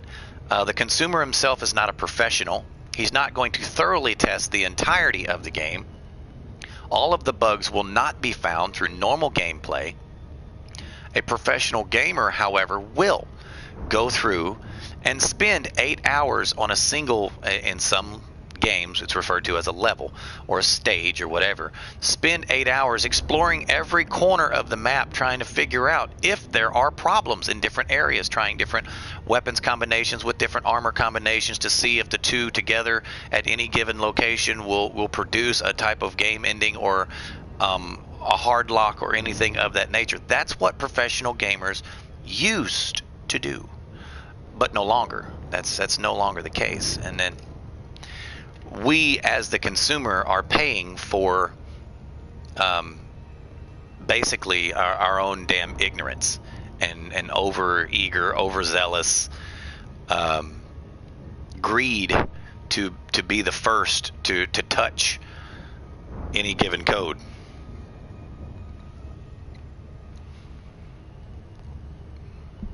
Once again, ranting. It happens.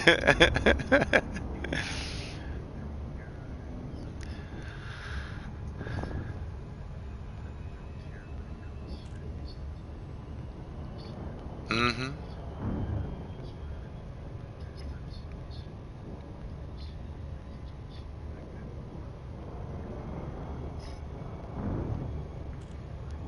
Yeah, I understood. No, yeah.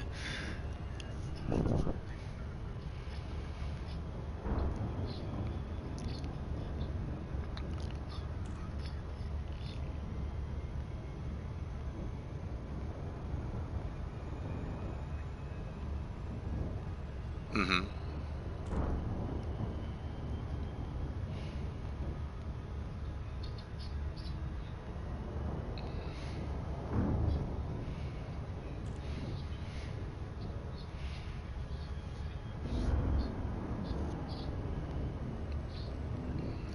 Absolutely, Cal.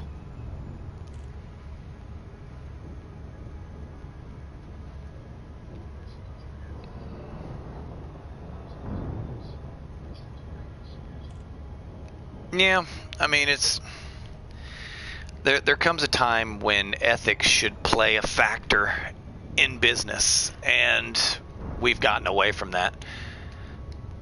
You know, I mean, it ultimately, yes, a video game is designed to do one thing, and it is not entertain the masses. A video game is designed to make money. It's designed to sell. The more copies you sell, the more potential you have for monetary gain. Now, that being understood, we've gotten to a point to where the video games industry has realized that they don't even have to sell a good product. All they've got to do is lie about it and sell it. And people will play it in hopes that you will eventually fix it, or at least turn it into something that is half-ass fucking recognizable as a game. And until the consumer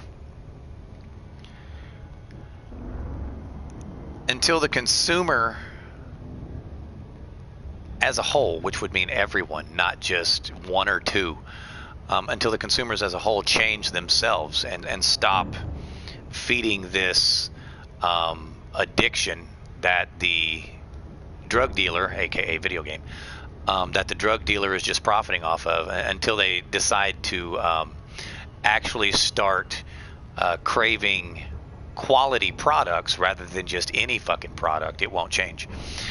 Can the devil seek forgiveness and redemption? Well, define what you mean by can. Because is it possible? Absolutely, yes. Now, if you want to reword that, would it be possible to happen? Or is the possibility or likelihood of that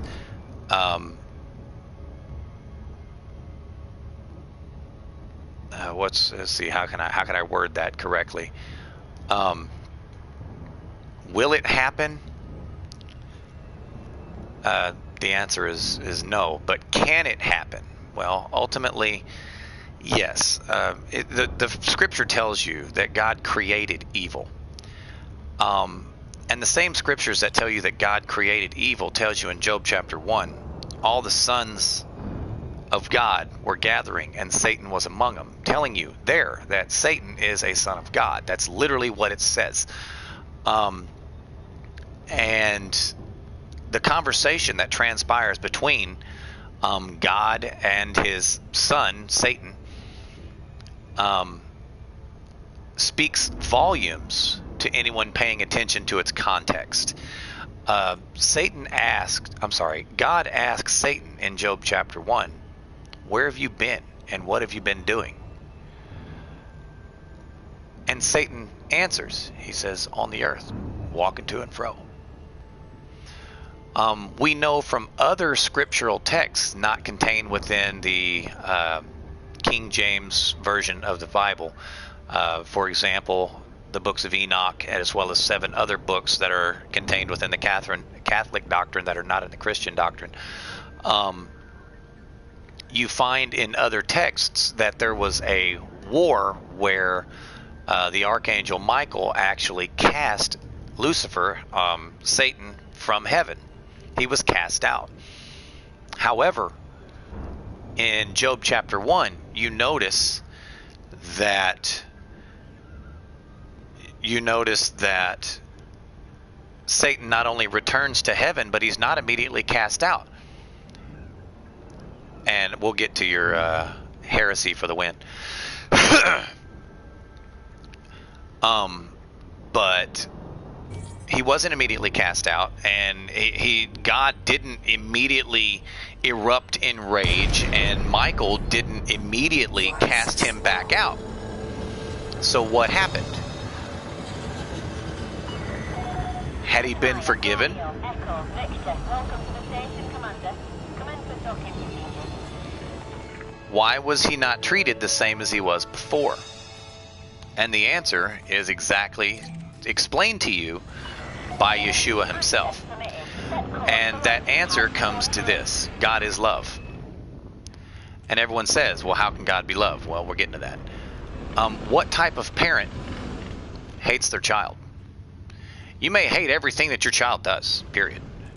And now we're using mortal logic and applying it to divinity for our own understanding and nothing more. Not saying that this is exactly the way that it is.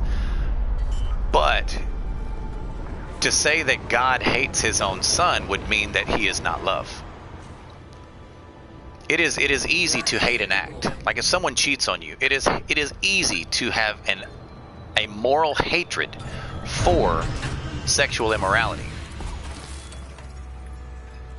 However, that does not change the fact of whether or not you love that person.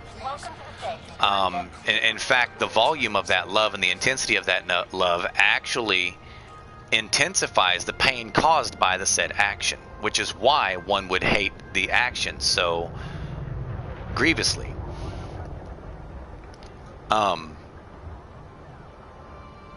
So ultimately, you have to stand back and look and say, well, you're saying that God loves Satan, and the answer to that is absolutely. He tells you in Jeremiah that he created Satan. He created evil. It says he hates the action with a perfect hatred. It tells you that. However, does he hate the being? Does he hate his own creation? Does he hate his own son? And the answer to that is no, and it tells you that in the Bible. Do I go for the idea that angels have free will? I could give a shit less if they have free will, to be honest with you. Satan, like Baal, is technically a title more than a name. The old serpent was actually one of the first names referred to it. But gnosis heresy for the win, saying that it is possible for Satan to to seek forgiveness and redemption. I said, is it possible? Well, all things are possible through Yeshua. However, he said all things, literally all things are possible through Yeshua. The thing is, Yeshua and Satan, the two beings, are absolute opposites. Inasmuch as Yeshua is pure, Satan is corrupt. And inasmuch as every word that proceeded out of the mouth of Yeshua was the word of Elohim, our Father, the Holy One, Creator, God, Yahweh. But inasmuch as every word that proceeded out of the mouth of Yeshua was truth, every word that proceeded out of the mouth of Satan is tainted. An example of this is he told Eve, it's like, you will not die if you eat that. And we know that she didn't immediately. But all the information you need, you just need to read all of the scripture and read the context of actually what is being written. The tree of everlasting life was also in that garden, and they were told to eat of every tree except the tree of knowledge of good and evil, which means had they followed instruction, had they obeyed, they would have eventually eaten of the tree of everlasting life and been immortal. And they would have never died. But on the day that they ate of the tree of the knowledge of good and evil, it was the tree of everlasting life that was taken away from the garden. It was not the forbidden fruit. Everyone seems to think that the forbidden fruit was taken away from the garden to never be eaten from again. And that's ignorance, because that's not what Scripture tells you. It was the tree of everlasting life that was removed from the garden, meaning that at that point, they could never, Adam and Eve, they could never eat of that tree because it had been taken from them, and they would surely die. And they did, of old age, because they never ate of the fruit of the everlasting life. And all of that Scripture is there. It tells you that. Now, to the question of whether or not can the devil seek forgiveness and redemption. To understand a perfect being created by a perfect God, by an infallible God, you have to understand that if the two are opposite of each other, where one is inherently good, the other one is inherently evil. By design, God did not create Satan to repent. He did not put it in his being to repent. He did not put it in his being to seek forgiveness. He created Satan for a singular purpose, of which he serves, which is why everyone wonders, how could a God of love allow so much evil to happen? Because Satan is only doing exactly what he was created to do. And what type of, how could a God create a being to do something and then punish it for doing what it's created to do? And everyone says, well, he could easily just reach down and remove evil from the world. The answer is yes, he can. And when you read scripture, you realize that eventually he does.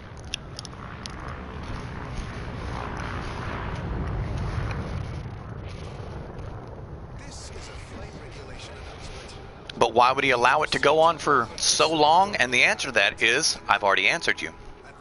Because as it is his son, he still loves his son. I guarantee you there's not a mother alive, unless she's a psychopath, that hates her own children. Even if one of their children grows up to be the most vicious, vile, backstabbing, lying, murderous, rapist, thievingest asshole on the planet, I guarantee you that unless his mother is a psychopath that created that personality, his mother loves him. I don't know who's knocking. Give me just a second.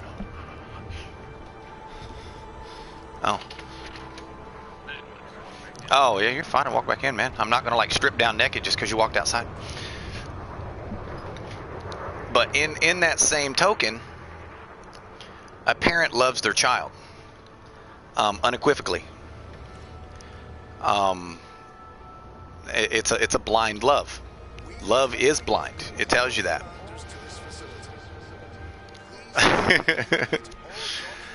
But ultimately, when that vicious, vile, murderous, thieving bastard goes to the electric chair, the vast majority of the time when they are still alive, the mother is there. The parent is there. If they're the only ones that show up, it's the parent that is there.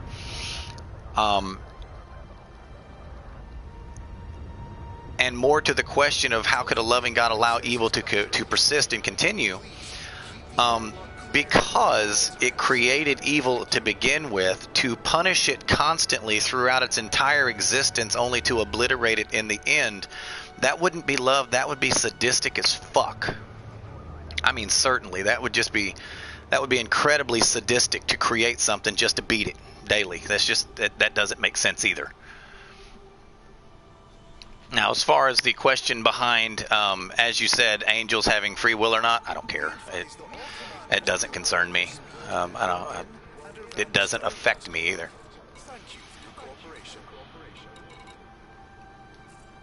Okay, let's turn this mission in.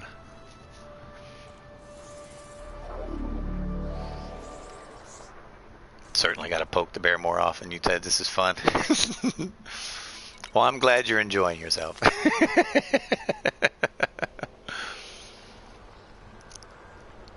We can talk politics next.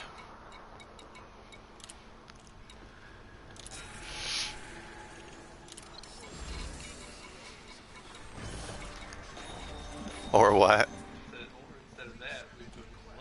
Oh, lunch? Where you wanting to eat, man?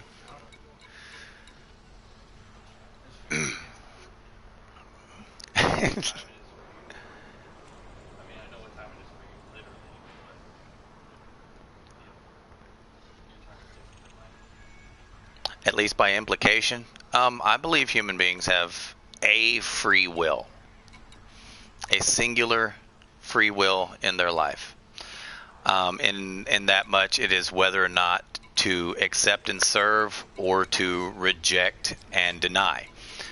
Those are the free will choices that I believe man has. However, through my life experience and through personal walk, I will tell you that regardless of how many free will choices you think you're making, you're exactly where the fuck you need to be.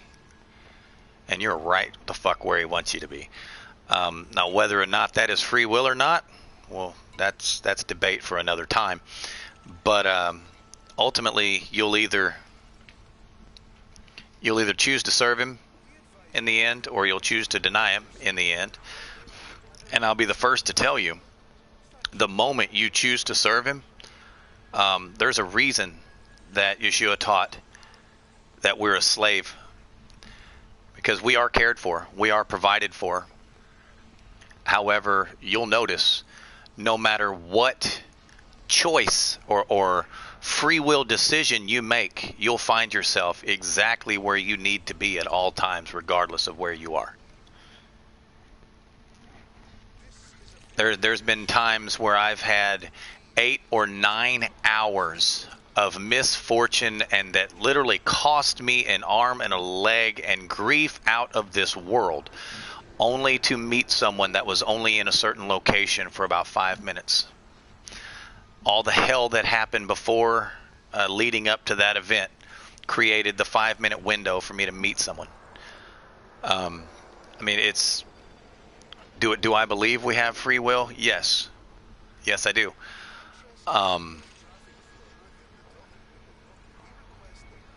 But do I think that free will is defined as objectively as a common thought process will accept it? And the answer to that is no. Do I believe in predestination? Well, that would depend on how you defined predestination. Do I believe that our Father knows the outcome of every life and soul before they are born? Yes. Is that predestination? Knowing something doesn't make it predestined. A person still has that choice to make. Just because I know what decision you're going to make doesn't mean that you didn't get to make the decision.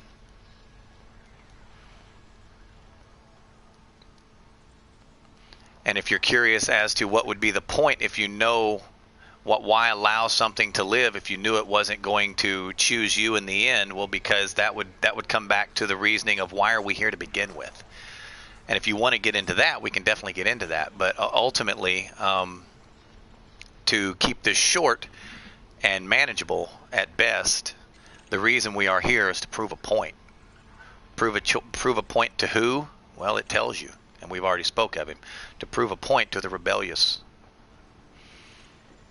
The rebellious perfect evil that wanted to usurp his Father's throne. If we create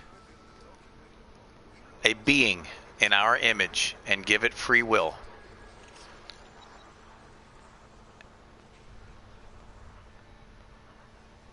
who will win? Who will it choose? And that is our science experiment. And if you're curious as to if it's more than a science experiment, I would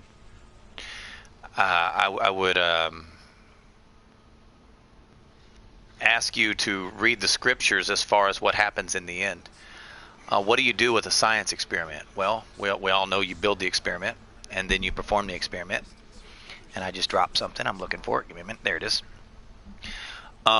If the science experiment fails, what do? You throw it away. You just throw it away. You learn from it, yeah, but you've learned a method of failure and you throw it away. What do you do with the science experiment that fails? I mean, I already said that.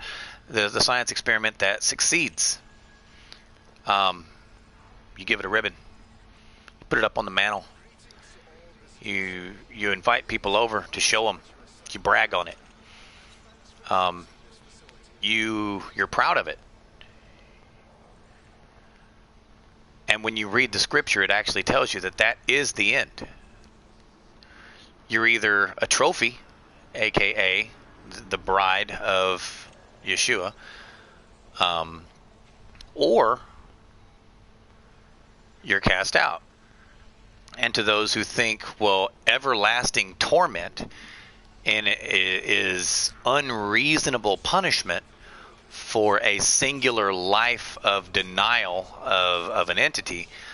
And I would challenge you to actually read the scripture in its original text and look at the definitions, and you'll come to realize that in no place does it say that someone will be punished or experience hellfire and brimstone forever, because that word doesn't exist in the language that it was written in. It says for ages of ages, which is just a long fucking time. Now, to one that would ask, what happens after that? Well, you remember that multiple times throughout the Old Testament, it describes your father, God, and if your father is Satan, we'll talk about that in a minute. But it refers to your father as an all-consuming fire, an unquenchable fire. And all of the instances where it tells you that, hell is hellfire and brimstone, it uses the same description of all-consuming. Remember, consuming. Remember the word consuming. The original Greek word that was used to be translated to consuming means to expel, to use up. And as I said, maybe it doesn't say forever, it says ages of ages. And to consume doesn't mean that you leave some behind. It means completely consumed. Yeshua told you in the New Testament that all things return from whence they came. He told his disciples in 3 separate occasions. He actually, whether he told them in 3 separate occasions or whether he told you in 3 different versions in different chapters or books of the Bible, you can argue that later. But in 3 different spots or 3 different books in the New Testament, Yeshua told his disciples, I am going away, and where I am going, you cannot come. His disciples went as far as even to ask him, where are you going? He said, where I go you know, and the way you know. For I am the way, the truth, and the life. No man cometh unto the Father, a.k.a. I'm going to the Father, but by me. Telling you at that point that even his closest followers couldn't go to the Father where he was going. And then one would ask, well, what's the point? If we can't go back to the Father, it says all things return from whence they came. If we came from the Father through creation, he created the spirit that he gave us, he created the soul that he gave us, we would all essentially return there, correct? Well, the answer is simply this. Will you be remembered or will you be forgotten? Because there is an all-consuming fire that is the Heavenly Father.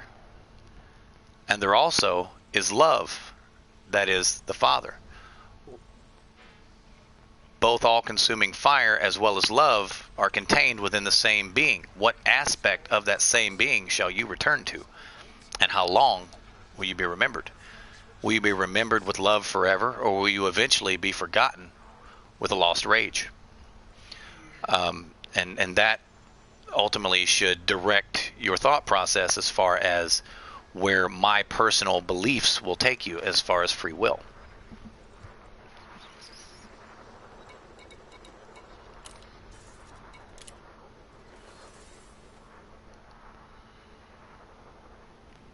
I think I need to breathe. I feel like I'm a little out of breath after that. I think I've missed a few breath marks throughout it.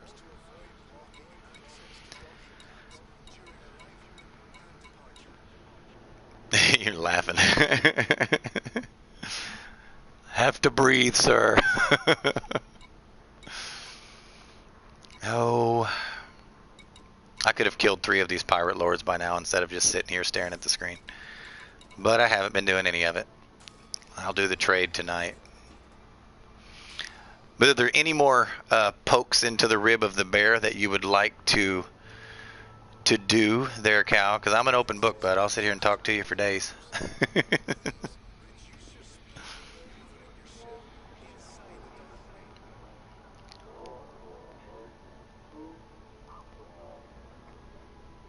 Even better if you read it in cuneiform. I'll consider it.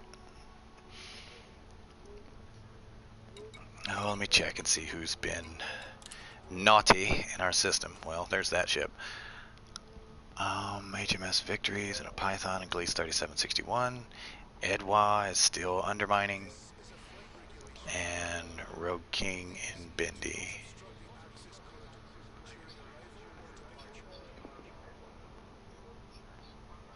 Come again, Palm?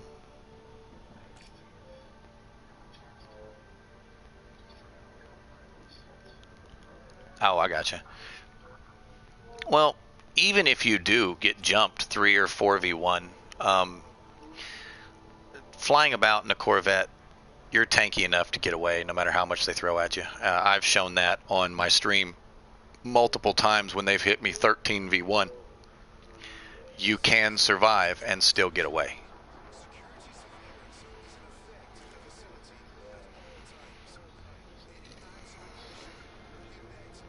Oh yeah. You'll notice that now, granted, against my ship, you'll still experience heat problems because that's what my ship does. But against anything else, yeah.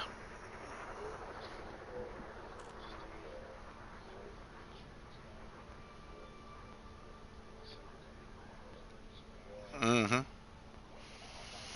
So I said the FSD is the first thing you change.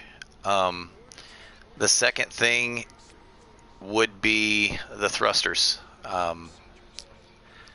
Once you clean drive, you can even drag it. You don't have to drive distributor, or you could reduce the thermals on those, but you're going to be slow. Okay, it's going to happen. You just have to learn to overcome the sluggishness, because that's all you've got. Cutter? I mean, I don't know what to tell you about the cutter. Where are you? I start to say, where are you? I'll let you fight my cutter, and you can tell me if the cutter is sluggish. Oh, I start to say the cutter can be very nimble in the right hands. It can orbit at about a 1K. I can orbit a Corvette in my cutter faster than it can pitch, which is the Corvette's fastest rotating axis. Poetic term in that poetry, it's probably came from the scriptures, to be honest with you, Cal. I don't know for a certainty, but that would be my guess.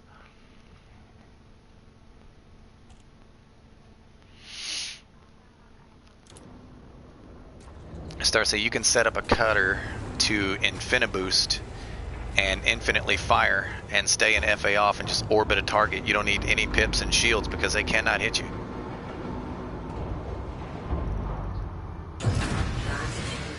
Oh, a cutter? Ship is released. Depart safely from the station. So I say the cutter takes it takes some skill to make it good. Just a standard cutter, no matter how it's engineered, in someone's hands who's a shitty pilot that just wants to sit in one spot, it sucks. Yeah, you'll get chewed in half. That's the first thing I do when I fight a cutter in my Corvette, is to see if he will face tank. Because if he'll face tank, he's dead every time. But if he won't face tank, you know, if he's going to be more maneuverable than me, if he's going to force me to operate my pips and actually move my power around to keep up with him, then it's a lopsided fight the other way. It's truly difficult to overcome.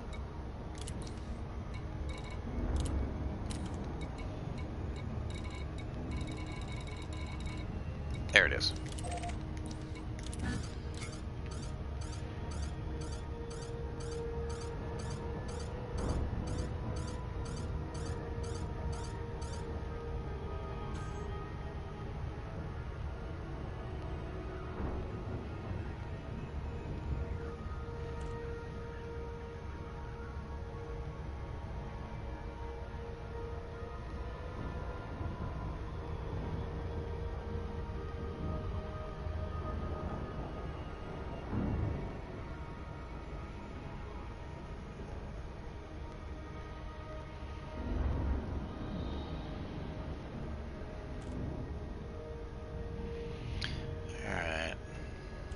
Until tonight, I believe I'm going to save those cargo missions for later. I'm going to switch to a PvP ship.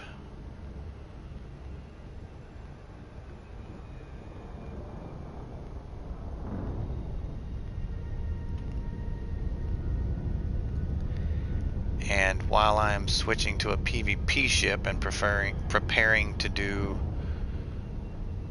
my daily rousing of people,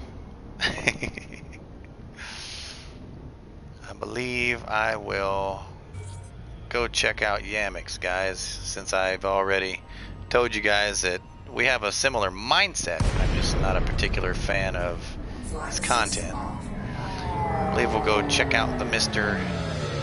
Yammy Nut.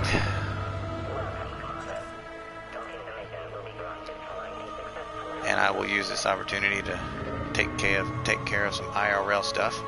Appreciate it if you guys hang around for the raid. Say hi to him for me. I will hop over there in just a moment and talk to him as I come in.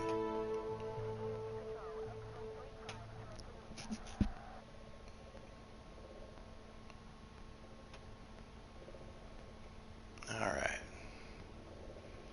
Put up with his voice for a few moments. Gah!